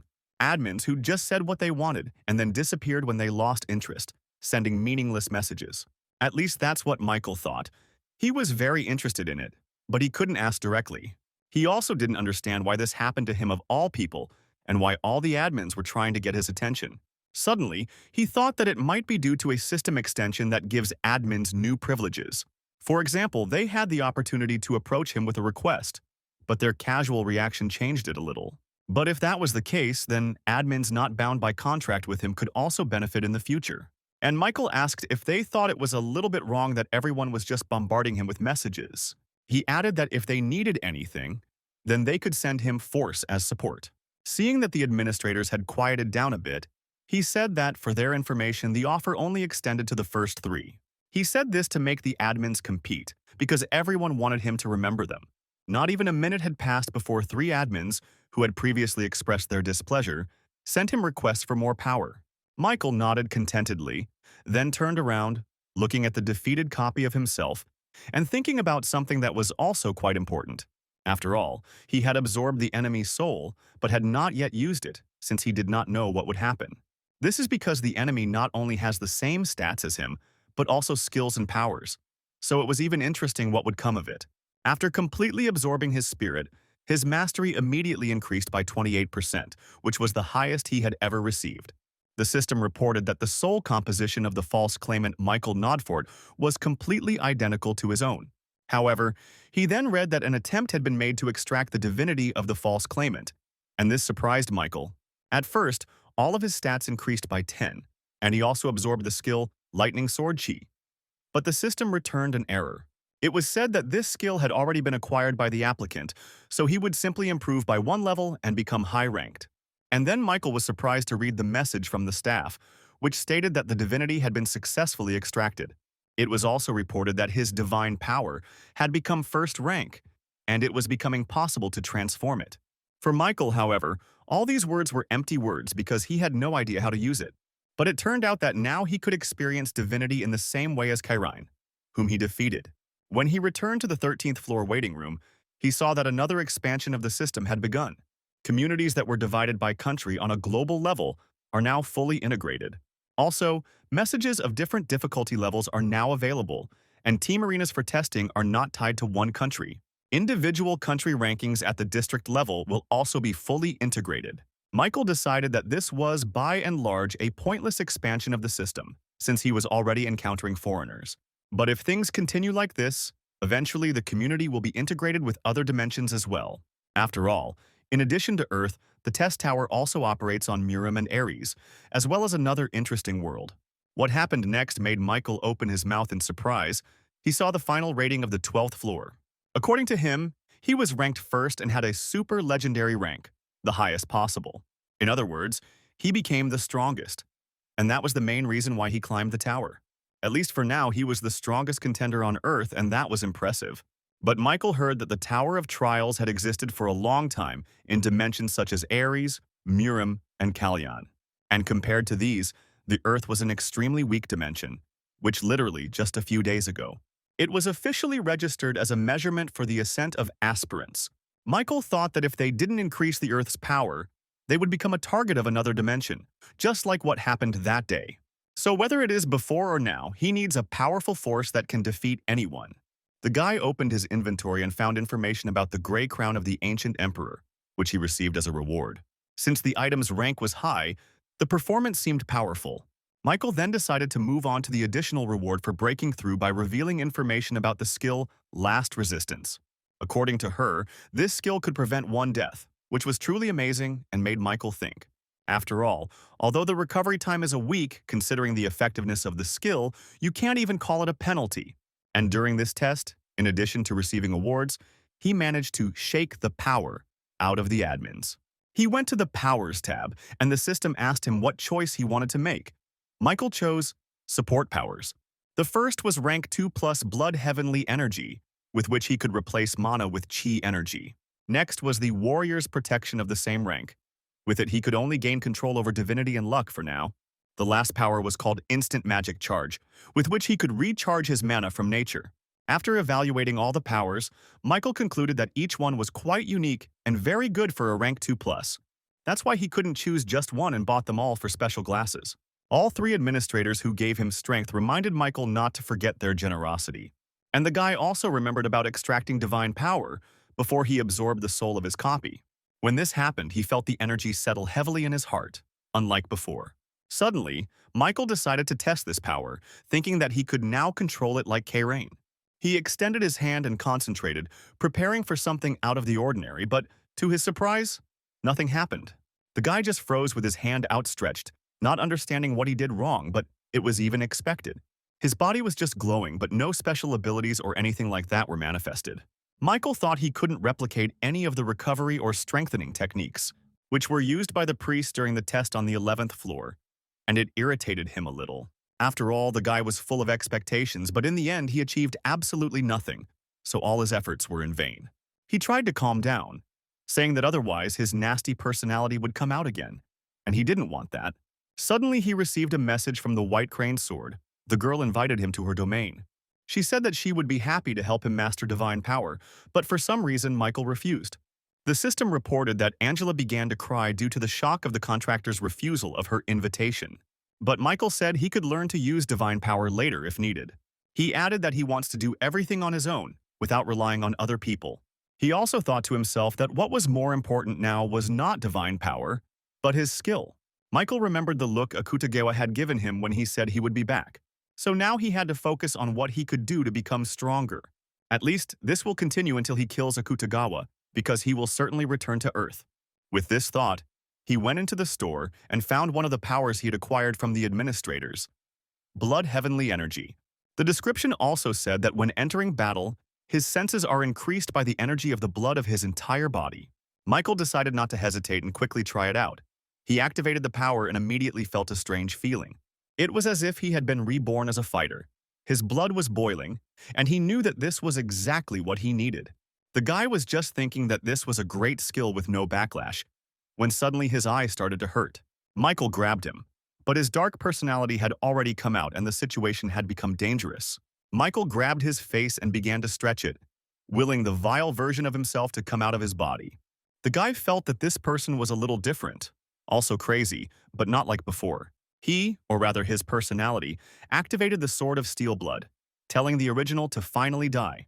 Michael took advantage of this and with the last of his strength activated the Flame Sword Chi in his other hand for defense. One hand with a Sword of Steel Blood attacked him, and the other blocked it. From the side it looked funny. However, Michael was not laughing. His second personality said that he was going to get rid of what he could not get. Michael swallowed nervously. He had not foreseen this situation, but he needed to find a solution urgently. His left hand was giving more and more, and he realized that soon he would not be able to control it at all, and the blade would pierce him. However, the boy noticed that the sword was absorbing the blood energy generated by the Blood Heavenly Energy. Suddenly, the system reported the creation of an improved Heavenly Demon Blood Sword. It was said that the user, having reached the level of the flaming sword, had activated the exclusive effect to the maximum. It was called blood energy, and by unlocking the true ability of his sword, Michael was able to turn the tide of the battle. He pointed the sword at himself and then pierced his chest near the shoulder, intending to speed up his vile version of blood energy. In fact, it felt like it turned out a little differently than the guy imagined. The system reported that when the conditions are met, the true abilities of the Skyblood Sword will be revealed. The item's name has been changed to Heavenly Demonic True Blood Sword, and the design has been slightly changed. Michael was surprised to notice that he now even felt a separate slot for blood. The special blood slot looked really impressive. All that was left was to fill it. After thinking for a while, Michael decided to activate the skill Fire Dragon Eyes to find out more information. The basic information stated that he could absorb the blood of the victim he killed and imprint 3 random skills, but additional information said that he could already use the skill Bloody Feast and store skills in the sword. Michael thought it was pretty cool that he could imprint 3 skills right into his weapon. One could say that he had come across an amazing growing type of object that the world had never seen before. The guy decided to try it out right away and went to the 13th floor test, the theme of which was strategic combat. He had to work together with his comrades to kill the vampire count in 2 days. The reward for breaking through was a random skill book of high plus rank, and the penalty, as always, was death. Michael was a little surprised to see this because now he had a combined test, and that meant that although he didn't have the best memories of this type of test, but nevertheless, seeing the award with a rating of high plus, the mood slightly improved and the guy accepted the challenge. The team selection has begun, and 4 portals for 4 candidates for the team have appeared on a small site again. Michael was the first to come out and immediately thought about whether it would be possible to go into the city and kill everyone there himself. After all, with the abilities he now has, he is capable of destroying at least 1 city. Meanwhile, all the contenders also appeared from the portals, and their nicknames became visible for better teamwork. One of his comrades was a red-haired guy nicknamed Tarkovsky, who kept wondering why he ended up here. The second member was a boy with the nickname Legendary Ninja, who felt a little awkward. And the last one was an old man nicknamed the Wizard of the Clock Tower, who also greeted everyone. Seeing their nicknames, Michael suddenly became thoughtful, remembering the board of final results from the previous floor. He remembered that below, there were definitely nicknames of 2 of those present, and each of them had a good rank. The first to speak was the old man who was smoking a pipe. Imitating his style, he noticed that the place they were now in, it was completely reeking of the smell of blood, and no one wanted to survive it because the sight of the room spoke for itself. The old man suggested that they might have been in the vampire's dining room, and then suddenly 2 of them appeared behind him, agreeing with him, praising the old man for his attentiveness. It was a vampire girl and boy who attacked the wizard, asking if the dessert had really come to them. They added that they would eat it with pleasure, but the old man was a little confused and did not react right away. But his 2 comrades had already dealt with the opponents, cutting the vampires to pieces in a second. Tarkovsky chopped off the head of the vampire guy, and the legendary ninja took on the girl, and both did it with lightning speed. The boy turned to Tarkovsky, saying that he guessed that the man was the best in the Ukrainian guild. The man replied that he had no intention of hiding it, adding that his name was Andre. Then the boy also introduced himself in full, saying that his name was Soito Michimoto, and he was a Japanese epic rank hunter. Then, Soito asked if they were ready for battle, since the vampires could sense the death of their comrades and would soon come here in droves. Then the old wizard spoke up, saying that they need not worry about that, since he had set up a barrier in advance. He added that thanks to him, vampires would not be able to feel anything, and Soito looked at him with interest. The old man then introduced himself, saying that his name was David Taylor, and he was a humble wizard of the clock tower. Soito apparently knew something about this, because he said with delight that this was the best of all the magic towers in their world. David smiled, saying that he was lucky to be drawn into the Tower of Trials in his old age. At this point he finished, and everyone turned around looking at Michael, who also decided to introduce himself. He said he was a South Korean second-rank hunter, Michael Nodfort. He added that he heard something from the administrator about this test on the 13th floor. Even weak vampires could easily surpass the skills of rank 2 hunters, let alone an epic ranked count. And his special ability was physical regeneration, so undressing with him would not be easy. The tower indicated that the key to this test was the salvation of the priests. They were hiding in different places, but if you find them and help them, they will refuse them great help. The boys sat down by the fireplace in the guest room and began to discuss the best way to get into the city. David suggested that Saito use the stealth skill, and he would put up a barrier to block the presence. Michael stood and silently listened as they talked among themselves. But when he heard, "The guys expect to complete the test in 10 days, but I couldn't wait any longer," and expressed my opinion. He noted that taking the test this way was extremely ineffective. David frowned and looked at him suspiciously, asking if he knew of any other way. Michael answered positively and smiled, saying that there was a method with extremely high efficiency. The old man asked what this method was that was more effective than the one they had just come up with together. Soito wanted to know that too, saying that the world's top contender probably had his own secrets. Michael agreed with this, saying that everything ingenious was simple, and his method was called hit and take. To demonstrate the seriousness of his intentions, the boy took out his sword and swung it for greater effect. Then he snapped his fingers and the gate that separated them from the outside world opened with a bang. It was night outside, and there were still many vampires standing there who couldn't get to them earlier because of the barrier. Michael finally said that if the boys would just shut up and attack, they could kill them all and pass the test. The vampires, meanwhile, smelled the scent of human flesh and began to approach Michael. They all pounced on the guy, but he himself was expecting this, in order to show his partners how it was done. All three of them opened their mouths in shock at the same time, and Soito asked if he had intended to kill them by accident. But Michael enthusiastically said that from now on they would begin a frontal breakthrough operation and was the first to rush at the vampires. Of course, he couldn't stop them all at once, so some of them ran towards the rest of his team. However, when the vampire approached them, he saw how the guys gradually disappeared from sight. The other vampires warned their comrades, saying that these human spawn were using magic. This was indeed the case. David had put them in a group blackout, saying it wouldn't last long. He wondered to himself why, during every combined test, there was always some fool who wanted to cause a commotion. This infuriated him, and he told the others that, unfortunately, it would be better to exclude Michael Nodfort and retreat for now. Michael, meanwhile, was amazed at the vampire's strength, asking if they really had the basic Bloodseeker settings. This was quite an unexpected discovery because the monsters in human form use their own blood. They also knew how to transform it, giving it any shape, and directed hundreds of needles at the guy. His comrades retreated. Soito turned to look at Michael one last time, wondering why he had done this. After all, the guy didn't understand why he made such a reckless choice. But suddenly he was forced to take his words back. He drew the others' attention, telling the boys to look in the direction where Michael was fighting. Meanwhile, he activated his fresh Bloodseeker skill, forming large spires from it. The vampires even wondered if the guy was one of them, because his ability to manipulate blood was amazing. To be more precise, she was superior to them in strength, and Michael demonstrated this by attacking them with his spikes. Seeing that they couldn't cope on their own, the vampires panicked and decided that they needed to call the Count for help. And the guys thought that in such a situation it made sense to move forward according to the plan, having encountered such an enemy. David was especially amazed. The old man did not understand how such an ignorant method of Michael could work. David Taylor was a high-level combat wizard who spent a long time on the front lines.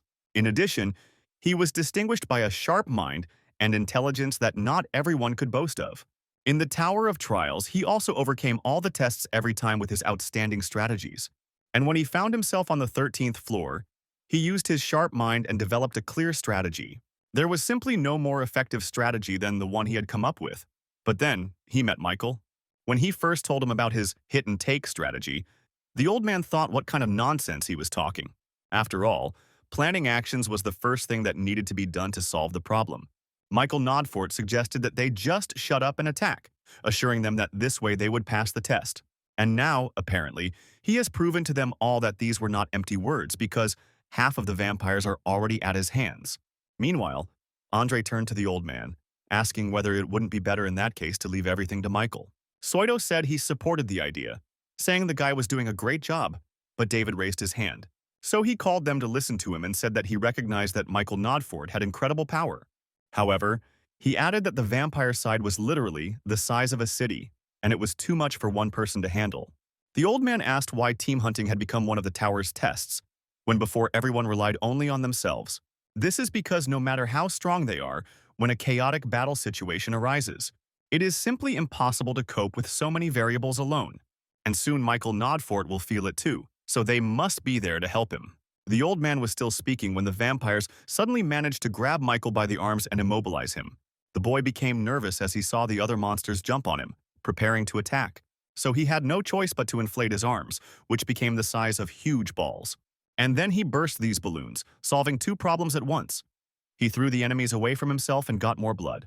This allowed him to once again create sharp, bloody tentacles with which he pierced the vampires.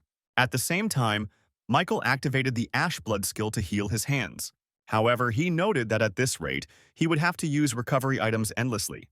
Exploding your own body was a good skill, but it was too expensive to use often. But everything changed dramatically when one of the vampires, clutching his head, called Michael an apostle. The others thought about this for a while and also accepted these words as true. Now they thought that God was punishing them. Michael thought that these vampires seemed to have deluded themselves into thinking that he had come to them as God's punishment. However, one fat man suddenly pointed at him, telling everyone to take a closer look at him. He said that the guy was short of breath, which only showed that he was not an apostle. The vampires liked this news better. They realized that the guy was exhausted and was a very ordinary person. This was worth using as a chance to attack, and they pounced on him together, expecting a quick victory. But of course, Michael couldn't let that happen. He used the Bloodseeker skill again. The vampires, noticing that he was trying to do something with the blood again, slowed down a little but continued their attack. Meanwhile, Michael formed 4 blood balls, which were most likely not ordinary. But instead of attacking with them, he suddenly threw all the balls into his mouth and swallowed them. It turned out that it wasn't blood at all. In fact, he had absorbed a couple of souls of defeated vampires. Michael did this to improve his performance, and the balls were so that he could open his mouth to absorb. The guy enthusiastically said that the second round would now begin, but the vampires ran away. Those who were right next to Michael fell under his hot hand. Those who stood further away were lucky to escape. Watching all this, his teammates understood why he occupied a worthy first position in the world rankings. Andre was the first to stand up, saying that he was tired of sitting around doing nothing, and Soito soon joined him.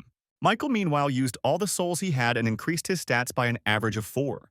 The guy was surprised to notice that his growth with the help of vampires was even better than from his copy. Besides, if he also kills the Count, it will be a very productive test for self-improvement. Another good thing about this situation was that he continued to attract the attention of the administrators. After all, Michael saw nothing wrong with appearing in a good light to administrators. After some time, when he had finished with the main part of the vampires on his side, he saw his comrades.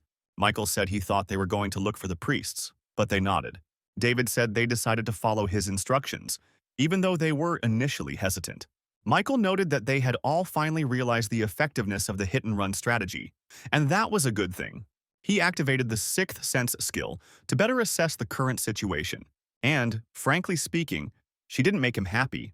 The only thing the guy felt around him was a sea of blood. It engulfed the entire city, leaving ordinary people unable to walk freely through the streets at night. The entire situation in the area indicated that his main enemy, the vampire Count, was about to appear. Old Man David said that the Count also possessed higher magic, but the problem was that its power was incredibly powerful. Listening to their judgments, Michael couldn't help but wonder if these were the same high-ranking hunters he admired. But then he turned to them, calling on them to leave the place immediately and bring the clergy. Hearing this, Soito asked in surprise how the priest could help him if they themselves were nearby. Then Michael told it like it was, saying that being near him would only get in the way. And in order to absorb the spirit of the vampire Count, he must fight him alone. This was also one of his motives. Andre replied that they would probably do as he asked, even though the man was not used to obeying others. They left Michael, and David said at the end that they would return as soon as they found the priests. Michael could still feel the sea of blood that was steadily approaching him, and he wondered if it was time to fight in earnest. He activated the battle concentration, increasing it by 5 times, and then the power of blood heavenly energy. Thanks to the latter, his Bloodseeker skill was fully activated and new features were unlocked. He could now interfere with all blood manipulation abilities within the skill's range. Even he felt it. The vampire Count sat on the throne in his castle, which was located in the center of the city. He felt that some insignificant little man dared to resist his power. He didn't like this at all, even though he planned to preserve the city's infrastructure for future life. But now he will simply turn this place into hell, since no one should allow themselves to resist his power. Michael, meanwhile, also noticed the presence of the Count and suddenly realized that the reach of his power was greater than the guy thought. He even became nervous, wondering if he would be unable to block the vampire Count's attack. Meanwhile, the Count was already dining on his 3rd grape that night, which held 6 vampires at once. This is all because Selden Nair, that was the Count's name, was of enormous size, incomparable even to giants. He didn't even remember when it started. The guy just fought again and again, climbing higher and higher. The essence of his life became a battle, as often happens to those who desperately want more. And when he came to his senses, he was already standing at the top of a mountain of countless corpses, and soon his thirst reached the heavens. The god of battle appointed the pretender Selden Nair as one of his apostles, and he had a new desire. 3 powers were destroyed by men like him, and so many people were killed that the fountain of life turned red with blood. And if he completely conquers the last country, then the god of battle will recognize him as a true apostle. The culmination of all this will be his becoming the king of the vampires. Such was the desire of the young count. He was sitting on his throne, thinking about his plan, when suddenly a servant confessed to him, reporting a great misfortune. He said that the forces under the count's command were killed by one man who came to their city. At the signal, 2 other servants brought out a large mirror through which the count could observe his domain. In reality, everything was transmitted through an eye that hovered in the sky like a bat. Selden thought that he had been crowned, that he had dealt with all the fools who claimed to be heroes. He asked which country had sent these barbarians this time, and the servant replied that they had simply appeared unexpectedly. But the count didn't like this answer at all. He said that he didn't believe that his precious subordinates. They were so brutally killed by someone who just showed up unexpectedly that Selden became furious. His subordinates asked their master to moderate his anger, since it affected them too. But Selden didn't care. He thought that he would have been a true apostle long ago if he had conquered this city. Michael decided that it would be better for him to retreat for a while, since the Count's attack was too powerful. The guy thought that since everything had turned out this way, he should forget about the city and focus on saving the lives of his comrades. It wasn't hard to find them because David's barrier was clearly visible in the middle of that sea of blood. Michael rushed towards his comrades with all his might, but the wave of a huge bloody stream inevitably followed him. Michael pushed off and jumped towards the barrier, hoping he would make it in time and put his hand forward. Finally, he found himself in front of his comrades who were still standing under the barrier and activated the counterattack shield. This was a rather wise decision, as it allowed the water to smash against his shield and cause less damage to the barrier.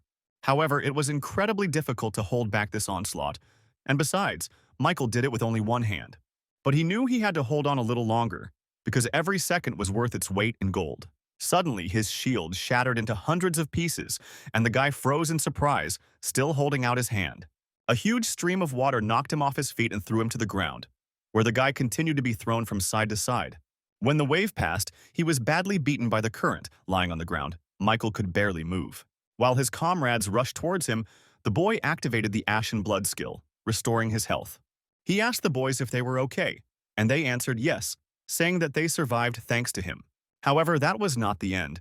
Suddenly, they all heard someone's roar, which was so loud, as if they were shouting into a microphone. And then the boys saw the vampire count himself, to whom this roar belonged. Selden landed near them, saying that he was surprised that people managed to survive such an attack. This meant that the killing of his people at the hands of these barbarians was not a mere coincidence, as he had first thought. Looking at their team, the Count judged that 3 of them were key figures, and Michael was barely alive. This meant that it was fashionable to ignore him and focus on these 3. The Count prepared himself. It is no secret that he could possess blood simply magnificently, forming a bloody dagger from it. The Count shouted that all people were like annoying bugs that were always bothering him. He added that he would tear them all to pieces if they stood in his way, and this agitated his comrades a little. But then Michael, who was already on his feet, suddenly responded and told the boys to step back. And they weren't even against this scenario, saying that they would retreat for a while, but the guy could always rely on them. This did not please Selden, who shouted that he would not let anyone go so easily. After these words, he rushed after the 3 applicants who were trying to leave this place. The Count was angry because he had never met such people before. Usually he dealt with everyone within 5 minutes. While he was rushing at a crazy speed towards the guys, he suddenly noticed Michael right next to him. Selden wondered with surprise whether this was the same man who had previously been lying crushed into the rubble. He didn't understand how the guy got there, and Michael asked him if he had heard the saying that words become grains.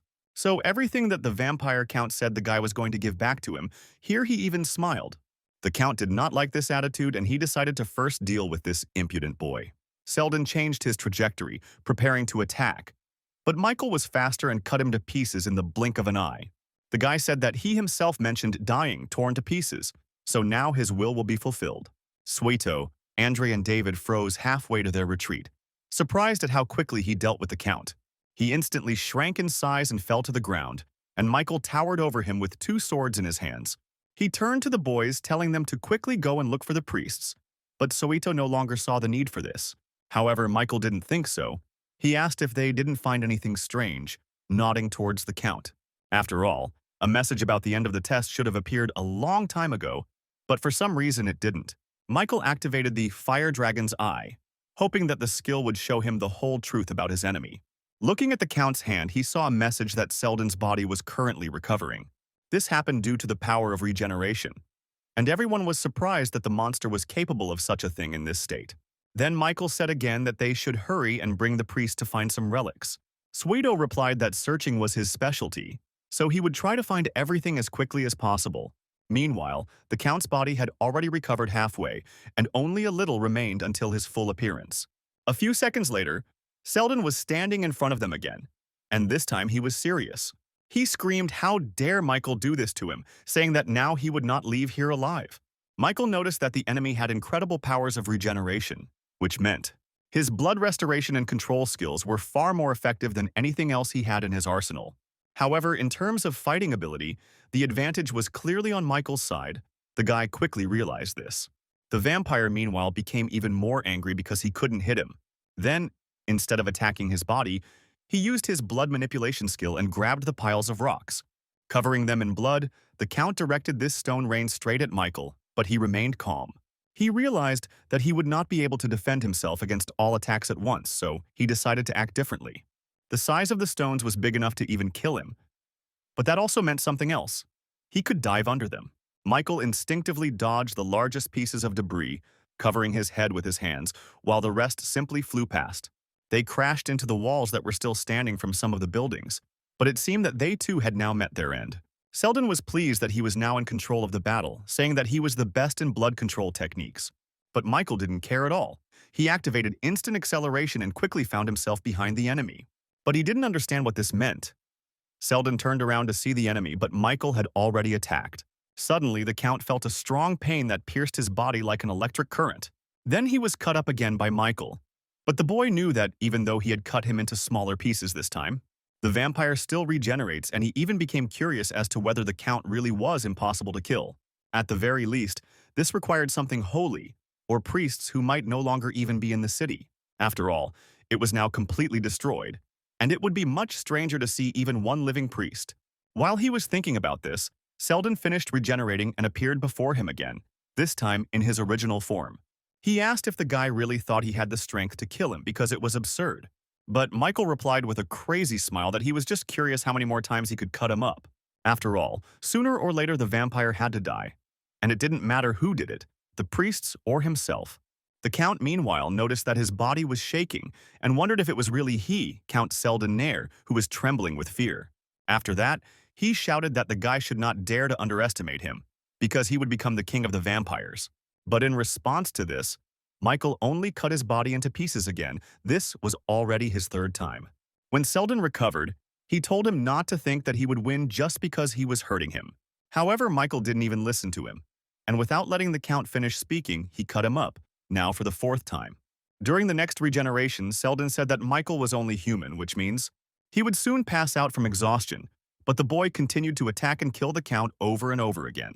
When he finally cut it for the 7th or 8th time, Selden suddenly asked if he was really that legendary player. Michael, however, didn't even pay any attention to it because he had only one goal. He also received the achievement Battlefield Artist and created a new skill, Torture Art of rank 3. After the Count saw that the boy was not getting tired, he decided that there was no point in continuing. Being almost naked, Selden decided that it would be better to leave the city immediately in order to stay alive. However, Michael was already waiting for him on the retreat road, reminding him that he would return to him all the words that he had said to them. One of those phrases was that the Count said he would not let them leave here alive, and Michael twirled his sword with a smile. Selden was no longer just trembling, he was afraid of the guy, thinking that this was not a man, but the devil himself in human form. When his body was cut up for the 10th time, the Count offered him a deal, saying that he would do anything to make him stop. However, Michael continued to ignore his words, paying no attention to the Count's suggestions. He even added a new achievement, Beginning of Madness. which allowed him to gain the third rank pain intensification skill. Meanwhile, Selden could no longer bear this torment, begging the guy to stop and saying that he would give him everything.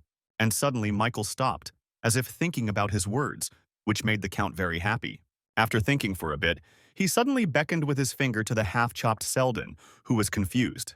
However, when the Count realized that this was his chance to end his eternal suffering, he immediately confessed to him. Michael said that he had a plan here, and added that if the Count cooperated, he would grant him the blessing of death. Selden was kneeling so the guy couldn't see his face, but there was no need. The Count asked what he needed to do. Instead of answering, Michael activated the counterattack shield skill, saying that it was a modified version. It was called the counterattack sword, and the guy transformed the object into a large red cross. He stuck it into the ground near the Count, who was still kneeling with his head down. And then Michael told Selden to attack that cross until he said the word stop. It was a very different requirement, so it took Selden some time to understand everything. But Michael helped him by reminding him of the Count's eternal torment, which would continue if he did not do this. Selden couldn't get his head around the chain of events that had happened to him today. Out of the blue, some crazy woman appeared and then destroyed the greatest force in the history of vampires. No matter how much he thought about it, there was no logic to her video here. And suddenly he had a new guess. He wondered if everything that was happening to him now was a test from God, who had promised to make him an apostle. But from the very beginning, it seemed strange to him that a person had the ability to control blood. The savior of vampires, who makes true warriors out of his subordinates, teaches them to be on guard. This thought seemed very plausible to him. And Michael meanwhile saw that the shield had reached its maximum. This meant that he would now be able to release the accumulated damage at the right time, so he told the Count to stop. He immediately stopped making the cross and looked at the guy, waiting to see what he would do next. And Michael said angrily that now the time had come for his death, and the thought of a savior instantly disappeared. Selden no longer understood whether the person in front of him was a god or a man. It seemed to him that Michael looked more like a real monster than anything else.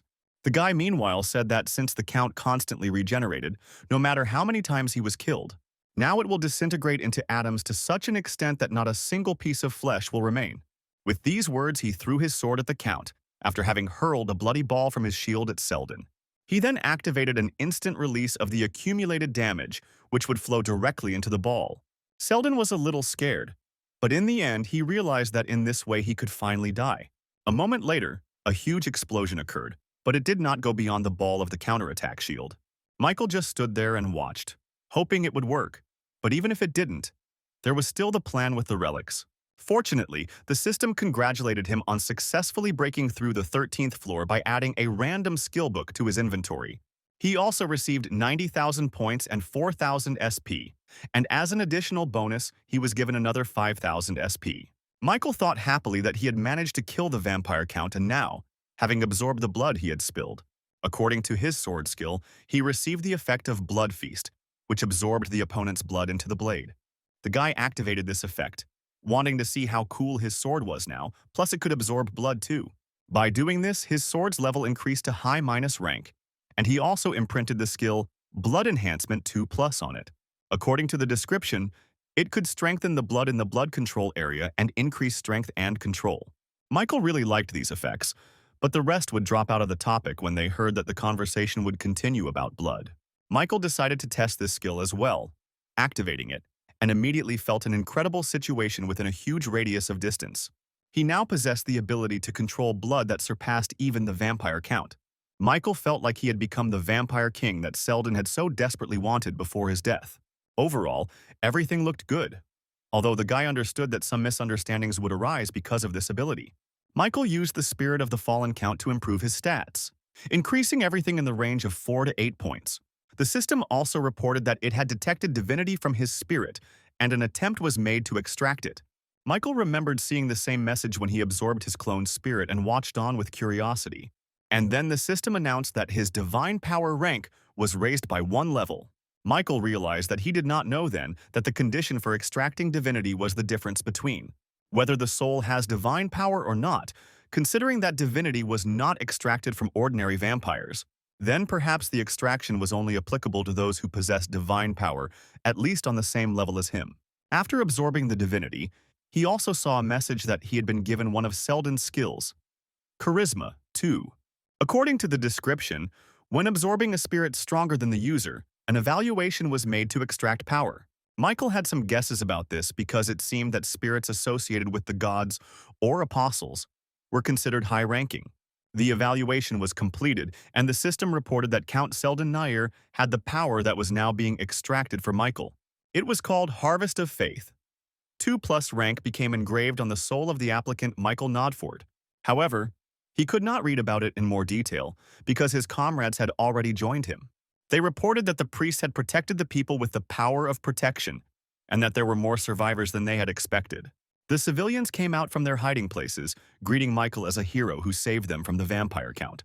Suddenly, the guy read that the power of Harvest of Faith revealed a strong faith in the user.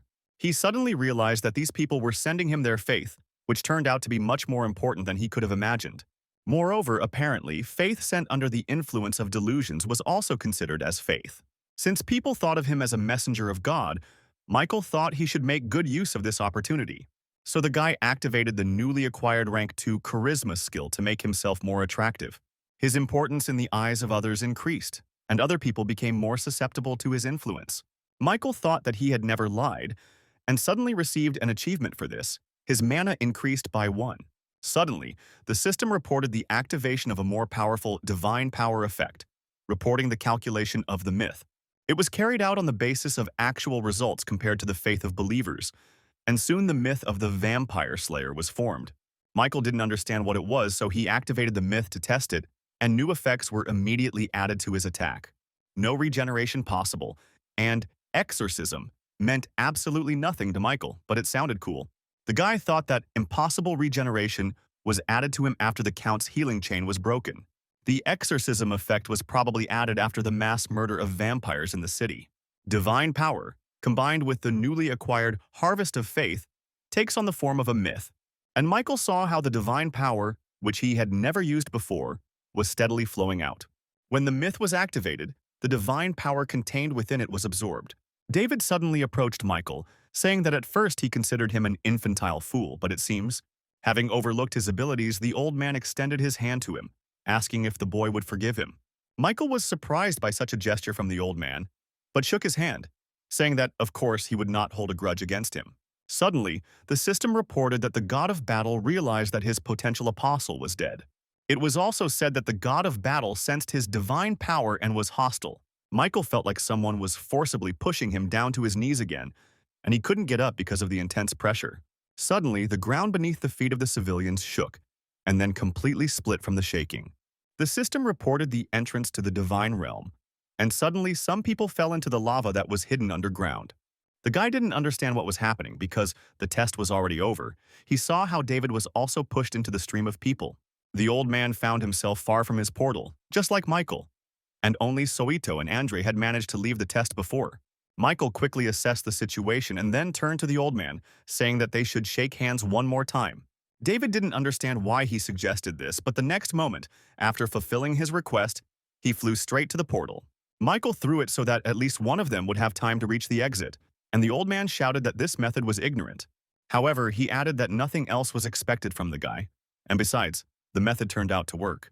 He successfully hid in the portal, but Michael saw that there were still people on the ground who were terribly scared. The guy shouted for them all to move aside, and he punched the ground, activating a counterattack shield. Its radius of action extended over an area sufficient to completely cover the remaining people. Old David, who was already moving to his waiting room, didn't know whether this guy was a hero or not. However, he thought that if there were heroes in this world, then shouldn't they look exactly like this? The British wizard hoped that Michael would also return safely to the waiting room. Now he was a real hero in his eyes, and the guy meanwhile turned to the people, telling them to quickly cross the bridge. Michael had some hopes, but he no longer felt any surges of faith. So another thought came to him. He thought about returning to the waiting room too, when suddenly the system reported that the god of battle felt disgust towards him. Suddenly, some people grabbed their heads, which were splitting with pain, and then burst completely. It was so unexpected that Michael froze in place, watching everything from his point of view in surprise. After a while, there was not a single living person left under his shield, but Michael could not do anything. The system reported that the god of battle said that the pathetic dog raised by the tower had crossed the line. Michael stood motionless, thinking about his words, and suddenly felt very sorry for the innocent people he was trying to save. The guy turned to God, knowing that he could hear him, He said that the one who had just crossed the line was himself. After all, as long as he has the protection of the tower, the god will have problems if he tries to harm him. Michael added that if God had nothing to say, then he went and headed towards the portal. The system showed that the god of battle was laughing fiercely in response and saying that he was looking forward to the mortal's imminent end. When Michael moved back into the waiting room, he saw that the system was expanding again. Also added were items like elixir and items to improve the halo. These were all the innovations. The guy felt like he was covered in the blood of the people he had failed to protect today. In any case, all the floors were just spaces created by the trial tower. He also thought about the god of battle, since it turned out that he was on bad terms with him because of the murder of the count. Michael remembered the words of the god of testing, who warned him not to trust other gods because they would consider him an enemy. Then Michael decided that he should stop thinking about things that were beyond his control. Instead, he should concentrate on what he could do now, and the guy took the stone of freshness. After that, he opened an exclusive store and was surprised to find that he had a whopping 11,500 SO in his account. He purchased the epic rank Path of the Ghost power by spending 10,000 forge at once, but it was worth it. The description said that he would be able to develop his own skills, and it would be easier for him to realize his own enlightenment. A few minutes later, Michael was already standing in the forest, the location of the domain of the administrator of the White Crane Sword. Angela was already waiting for him, noticing that they had not seen each other for a long time, and she was glad to meet him again. The girl said that she heard from that woman that his enemy was the child of the Namgung family. Michael agreed, saying that it went something like this. But Angela noticed that he was worried about something. She said that it must be because of Akutagawa that he used SO to buy her power. Michael nodded. And then the girl added that he made the right decision by choosing her strength. After all, if we speak in ordinary language, then he, Michael Nodford, is a genius, because he has already studied the forms of swordsmanship. Moreover, in the trial on the 12th floor, he learned the will of the sword and even improved the sword technique itself to the dual sword technique. The very fact that he acquired some knowledge of the Namgung family's techniques and perfected them, it showed that he had the qualifications of a great master, and even if he founded a sword sect, it would not be surprising. After all, the power he chose this time was an excellent choice. Now everything he learns or realizes, it will be transformed into abilities approved by the tower, and she also promised to teach him everything, but on one condition. The girl said that a mentor-student relationship should be established between them. After thinking for a long time, Michael suddenly answered positively, saying that he would become her student, which greatly surprised the girl. Then Angela hastened to say that she was not trying to force him to do anything, and that he could think about it some more. However, Michael raised his hand, calling for her to stop and saying that he had already decided that he would become her student. Then the girl replied that she appreciated his choice and added that the White Crane Sword was a contender who had risen above the 40th floor. Angela asked if the guy would regret his decision later, and Michael asked if he would really have any reason to do so. Of course, the girl answered negatively. She said that in Murim there could only be one master as a mentor. When Michael said that everything was fine with him, the girl said that he should first introduce himself completely. She said that she was the 17th head of the Beck family of sword masters and was the strongest master of Murim of the previous generation. And from now on, she, the warrior Angela Beck, would be his mentor, and Michael was amazed by her words. He was especially surprised that the girl was the strongest master of Murim. He bowed to her, following the procedure. And then Angela began to explain the theory. Martial arts are largely divided into spiritual and physical methods. The spiritual method is a technique that purifies and stores the external mana inside the body, and the mana accumulated in the purification process. It was called internal energy. The physical method was a technique that used his body, which included all of his skills. Michael suddenly wondered if his blood heavenly energy was a spiritual method. He asked Angela if he would have any problems learning if he already had a spiritual method. He added that he had already even managed to master it, and for some reason the girl looked at him strangely. She suddenly asked him to explain everything in more detail, and Michael said that he had imagined something. Hearing this, Angela asked if he had learned how to cultivate aura from the Steel Bloodlord. Michael replied that it wasn't quite like that. He didn't know whether to trust the girl since she was also an administrator. And she suddenly said that she didn't believe him, adding that she needed to see for herself. Angela instantly approached him and, lifting his tailcoat, put her hand on his stomach, as if checking something. Suddenly he felt some energy coming from her hand and asked the teacher what she was doing. But Angela only replied that he should sit quietly for a second, and then she would explain and show him everything. After some time, she reported that she saw no traces of mastery of any spiritual method. Michael then thought that the blood sky energy was a power sent to him by one of the administrators. Her activation improved his combat sense, so he often used this power, but now the girl disappointed him. After all, it really wasn't a spiritual method, but power. So Michael had nothing else to think about. The guy turned to his mentor, asking if she would stop sitting in such an ambiguous pose. Hearing this, Angela immediately jumped away from the guy, apologizing for checking in such an unusual way. However, the girl said that she did not like this arrangement, which surprised Michael. She was angry that the bastard from the Blood Demon Church dared to send out such a base spiritual method as power. When they changed the setting and went out into the garden, the girl asked if maybe he would not study the spiritual method. After all, he is able to accumulate mana without it, and if he has mastered it, he will simply be able to use various methods. Moreover, her martial arts techniques were practically not limited by the spiritual method. Michael activated his combat concentration, increasing it tenfold, in order to grasp everything he was taught on the fly. Meanwhile, Angela activated her chi sword, and the guy saw her sword skills for the first time, which were excellent. He thought that all this time he had only seen the soft image of the girl, so he didn't even know how she fought. The girl, meanwhile, announced that she would now demonstrate the first technique of her method of 7 techniques of the white sword. It was called the white sword that cuts through the sea, and suddenly Michael felt all of its energy. At least what the administrators put out in their shots was truly mesmerizing. Angela apologized, saying that perhaps he hadn't seen everything properly, but that was the minimum speed for such a technique. However, to her surprise, Michael replied that everything was fine, saying that he thought he could do it again. Michael felt as if space itself was being pulled and stretched, so that it was impossible to avoid the blow. This was the technique of cutting through the sea. The name was also quite justified, because with this technique, it was possible to conquer even the sea, and the swing of the sword resembled raging waves, and Michael tried to repeat it. When he finished, he looked back at Angela, saying that he had tried to repeat everything exactly as she had shown. He asked if he had made any mistakes, but the girl's face spoke for itself. She could not believe her eyes. Geniuses have existed at all times. They achieve much greater achievements than others. Geniuses who demonstrate the pinnacle of their ability to understand, evaluate, and master objects in a particular area. However, even geniuses could only reveal their true abilities after practice. Angela was shocked that someone was able to completely replicate her technique after seeing it only once. After all, her sword method is a martial art that contains more advanced techniques than Akutagawa Namgun's method. She said that Michael had already reproduced 2 techniques of the noble Namgung family before. Heavenly Flame Sword and Heavenly Soaring Sword were both techniques that were part of the Heavenly Sword Forms method. However, Michael had potential much greater than this, as he was able to repeat a difficult level technique after seeing it only once. Angela called him an intuitive genius, saying she had never heard of anyone who figured things out that way. The girl suddenly smiled and said that this meant that he could learn most martial arts in just one day. Originally, martial arts were understood and applied based on each individual's unique way.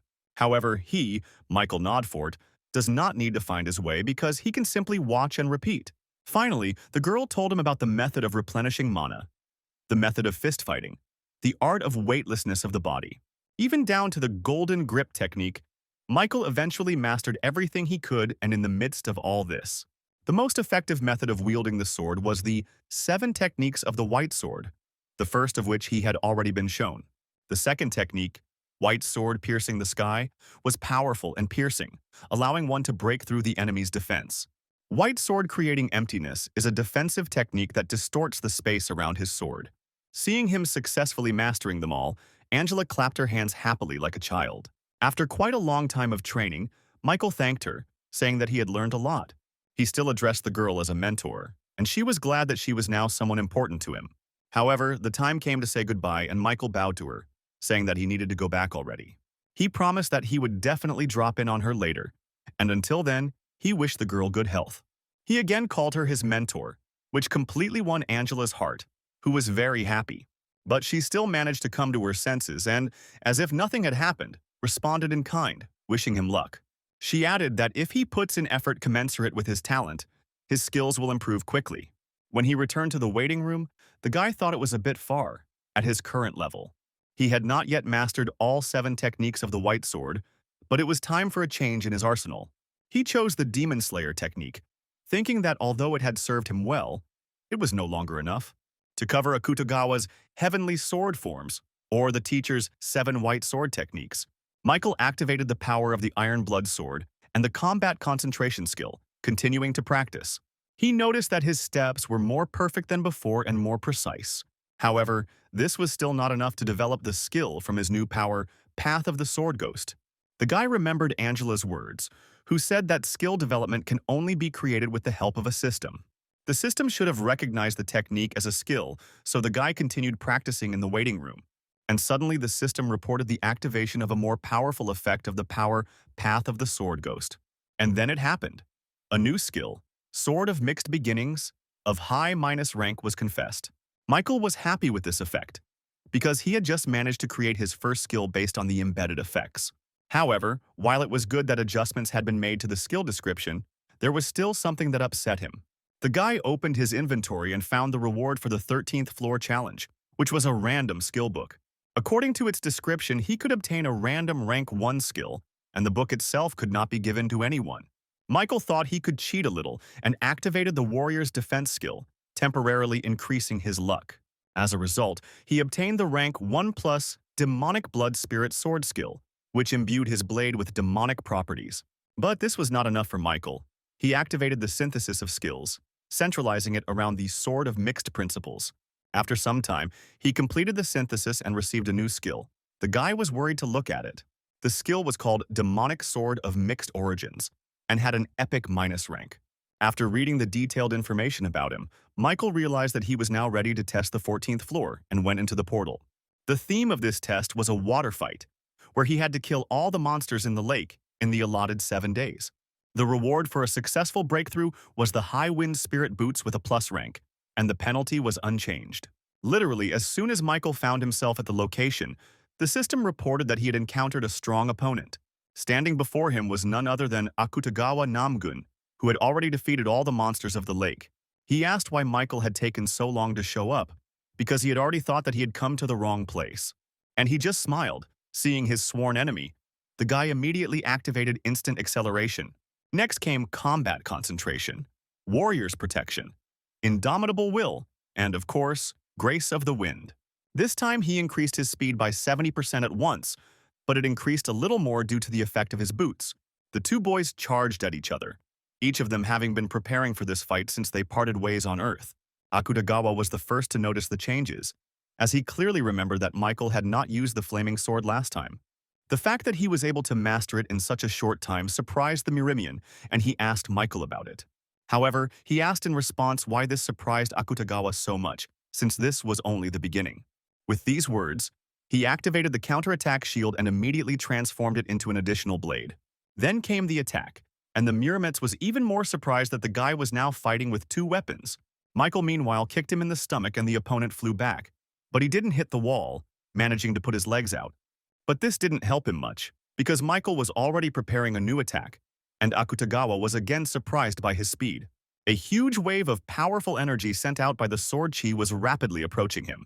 The Murimian had no more than a second to defend himself, but he was able to do so because he was no slouch either. Although Akutagawa used only 1 sword, he did it so masterfully that even Michael envied him. However, the advantage was still on the guy's side. He asked the Murimian how he felt about these new attacks. He added that it was his newly created epic rank swordsmanship skill. Demonic Sword of Mixed Origins was considered to be a combination of various demonic sword techniques. The sword attack in a double attack can be performed twice more, completely repeating the movements of the original. And with the same force as the sword he swung himself, Michael thought that this was already a kind of cheating. But it still worked. He turned to Akutagawa, pointing to the wound on his cheek. The guy said that she would torture the Murim until he died, and these words made him wary. However, the next moment, he activated some power of his and healed his cheek, saying that it was just a scratch. And then Akutagawa pounced on Michael, wanting to take revenge for the fact that the guy managed to at least touch him like that. Their blades clashed again, and this time the battle lasted a little longer, but still without a winner. Akutagawa noted that the swordplay and movement techniques Michael used were clearly from the Murima world. He asked why the guy had hidden this fact earlier, and he replied that he had not hidden anything, because at that time he was scared to death. So he learned all of this, and Akutagawa wondered if he had really managed to master such techniques in such a short time. He suddenly replied that although they had not seen each other for a long time, the guy was still the same impudent liar. After all, he dared to talk nonsense about how he was able to master martial arts in less than a week. To this, Michael replied that he would not force the Murim to believe this, but he did not intend to go back on his words. They rushed at each other again, but their strength was still equal, and the only difference was their attitude. Akutagawa was thinking about how to finish Michael off quickly, and Michael was thinking about how to use his new skills more effectively. After all, every fight is, in essence, training. And what could be better than sparring with such a tough opponent? Suddenly, Michael went on a more aggressive attack and began to push Akutagawa back, and he opened his eyes in surprise. After all, he recognized the martial art with which Michael attacked him. And that was also unexpected. Suddenly, he became angry and shouted, "How dare the guy steal the swordsmanship of the noble Namgung family?" This infuriated Akutagawa, and it was clear that their battles would now take on a completely different character. And Michael replied that he actually created it, diligently repeating the attacks of the Murimets because he only had to see it once. He also added that the problem was most likely that his fencing techniques were too primitive. Akutagawa couldn't stand this. He screamed in anger and attacked Michael again, and he involuntarily began to think. As expected, the Murimets was excellent. Fencing and movement techniques, as well as unconventional lunges. Everything testified to Akutagawa's mastery, but he had no idea that he was giving Michael a masterclass. The guy knew that now he needed to remember everything well and then hit back. Akutagawa, meanwhile, once again activated a new technique called Battle of the Strongest. Michael hadn't seen this before, so he prepared himself to defend himself, even though he didn't yet understand how this technique worked. The system reported that within a radius of 30 meters, a duel zone would be formed through a unique characteristic. It was something similar to what the Murimets had used last time, but now the walls looked even stronger. Akutagawa said angrily that the guy had been caught and that he would finally finish him off because he was already irritating him. But suddenly the Murimets was forced to stop because now it was Michael's turn to attack. He used his new skill, Bloodseeker, which surprised Akutagawa again, as he had never used it before. He added that in fact the Murimian had made a mistake in restricting them to this barrier and had directed his attack at him. Akutagawa still didn't understand how one could master the art of blood, because even he himself didn't know how to do it. He said that even after mastering martial arts, the guy took up his tricks again. Meanwhile, Mike had already approached him and began to deliver blow after blow with lightning speed. Murimets felt that he was not able to block everything, and now he had already missed several attacks. And then a powerful blow to the stomach sent him into the air, which he certainly did not expect, and even made him a little worried. Akutagawa realized with surprise that he had been thrown back to the height of the barrier, which meant he was open to a frontal attack. And soon she followed. Michael was already waiting for him to deliver the decisive blow and finish off the Murimian. Therefore, Akutagawa had no choice but to forcibly deactivate his unique characteristic. He managed to avoid the guy and jump away, but to his surprise, Michael was already standing next to him. He still managed to hit his opponent, and quite hard, because he flew back again. Michael, without thinking twice, rushed after him to finish the job and make sure that the Murimets would never get up again. When he ran, he destroyed everything in his path, except perhaps people, but there were none here. Akutagawa lay on the ground unable to rise, but he quickly recovered and realized that the boy was attacking again. When Michael approached him again, he managed to get up, but the amazing thing was that he was losing. Michael turned to him, saying that such floundering was not in keeping with Murim's title of genius. Hearing these words, Akutagawa closed his eyes and then quietly laughed because the guy really thought that about him. A moment later, he burst out laughing, which surprised Michael greatly because he did not understand what was funny about what he said. The guy thought that the Murimets had gone crazy, but then he remembered that this was true and simply watched him. And he said that he didn't know how he managed it, but he really was able to master martial arts and become stronger. He added that Michael is an amazing fighter, even though he uses the tower's tricks, however. With these words, Akutagawa took out some kind of stone, and Michael decided that this was a sneak attack and pounced on him. But Akutagawa continued, asking if he really thought he wouldn't have a backup plan. He squeezed the stone in his hand. Some energy was released from him, which the Murimets absorbed, and now he felt much better. At that moment, Michael just pulled it out, and they met blades again, forming a huge wave. The stone Akutagawa used was called the Floor Penetration Penalty Removal Stone. Now all the limitations on his skills and the reduction in characteristics that were a penalty of implementation were cancelled. This meant that he could use his power without restrictions, and the Murimets did so. He asked Michael if he was curious why he was called the Dragon Sword, and then a dragon's head actually appeared on his sword. Michael watched all this and was shocked, because he had never seen the sword take such a powerful form. Akutagawa added that a bastard like him shouldn't have seen this enhanced chi at all, so the guy could consider it a great honor, because not everyone gets such a chance to fight with the most powerful chi. He swung his sword, using a wave of energy, but it was much larger, grander, and more powerful than anything he had seen before. Michael remembered Angela telling him about the chi technique, or more specifically, using magic on a sword. After all, the chi of the blade adds properties to it that contradict the laws of the sword, so it is comparable to magic.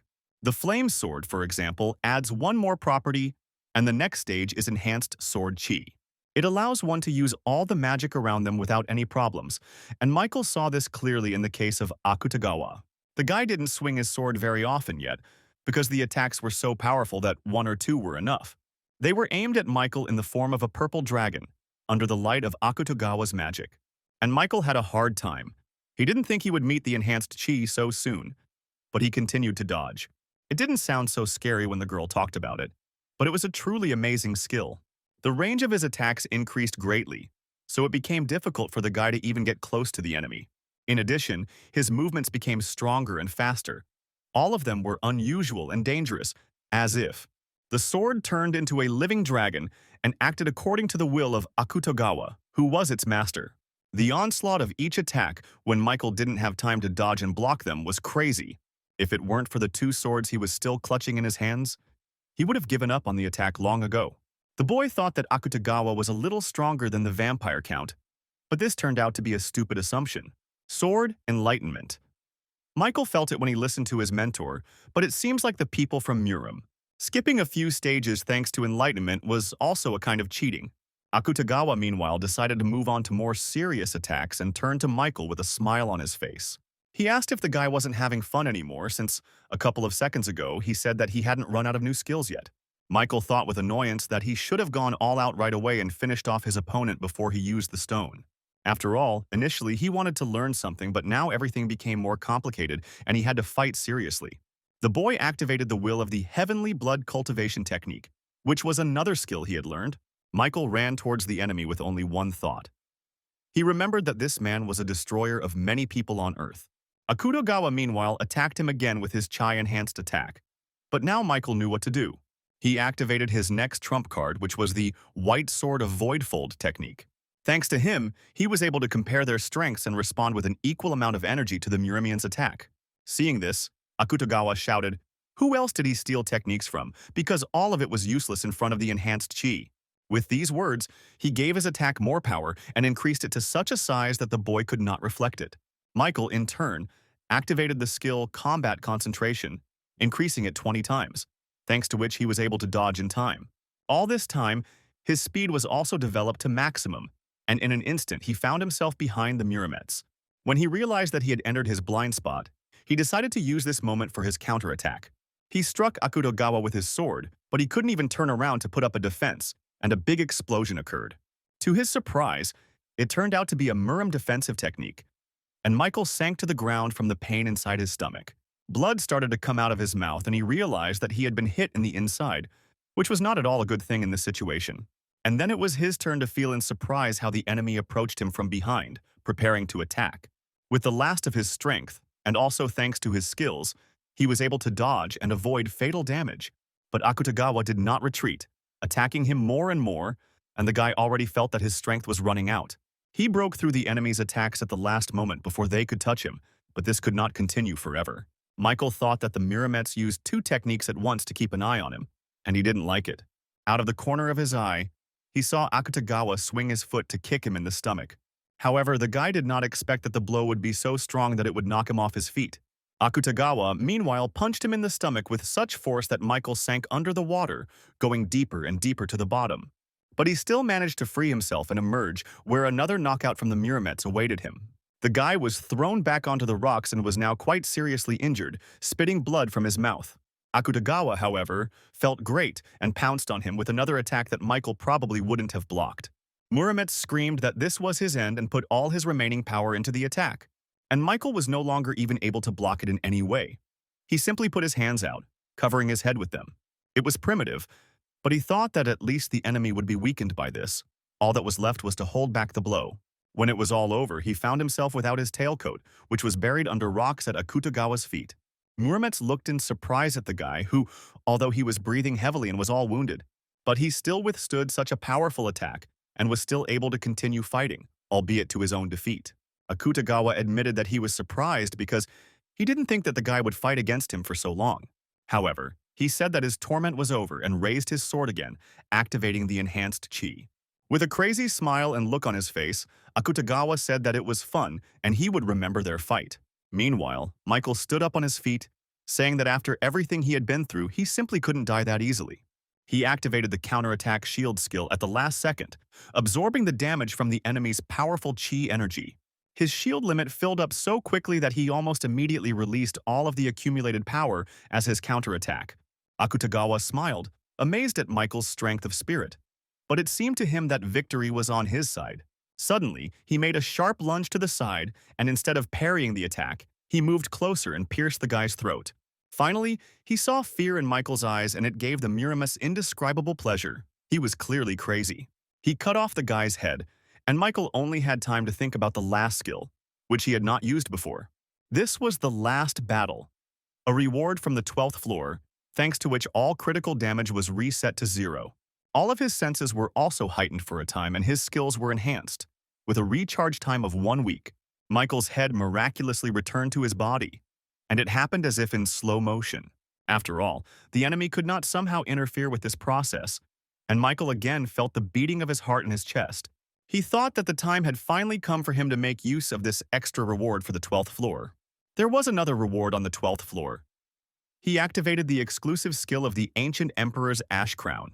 When using it, his mind gradually became polluted, so Michael also activated the Cold Mind Will. Now he could use rank 1 plus Spirit Magic, saying that the Murimetz was right and he still had some aces up his sleeve. He added that he was calling his servants, and suddenly monsters appeared behind the surprised Akutagawa. Michael commanded them to kill the Murim, and they pounced on him, forcing him to do something quickly. Akutagawa was surprised that the guy even had necromancy in his arsenal, but he said that he still couldn't defeat him.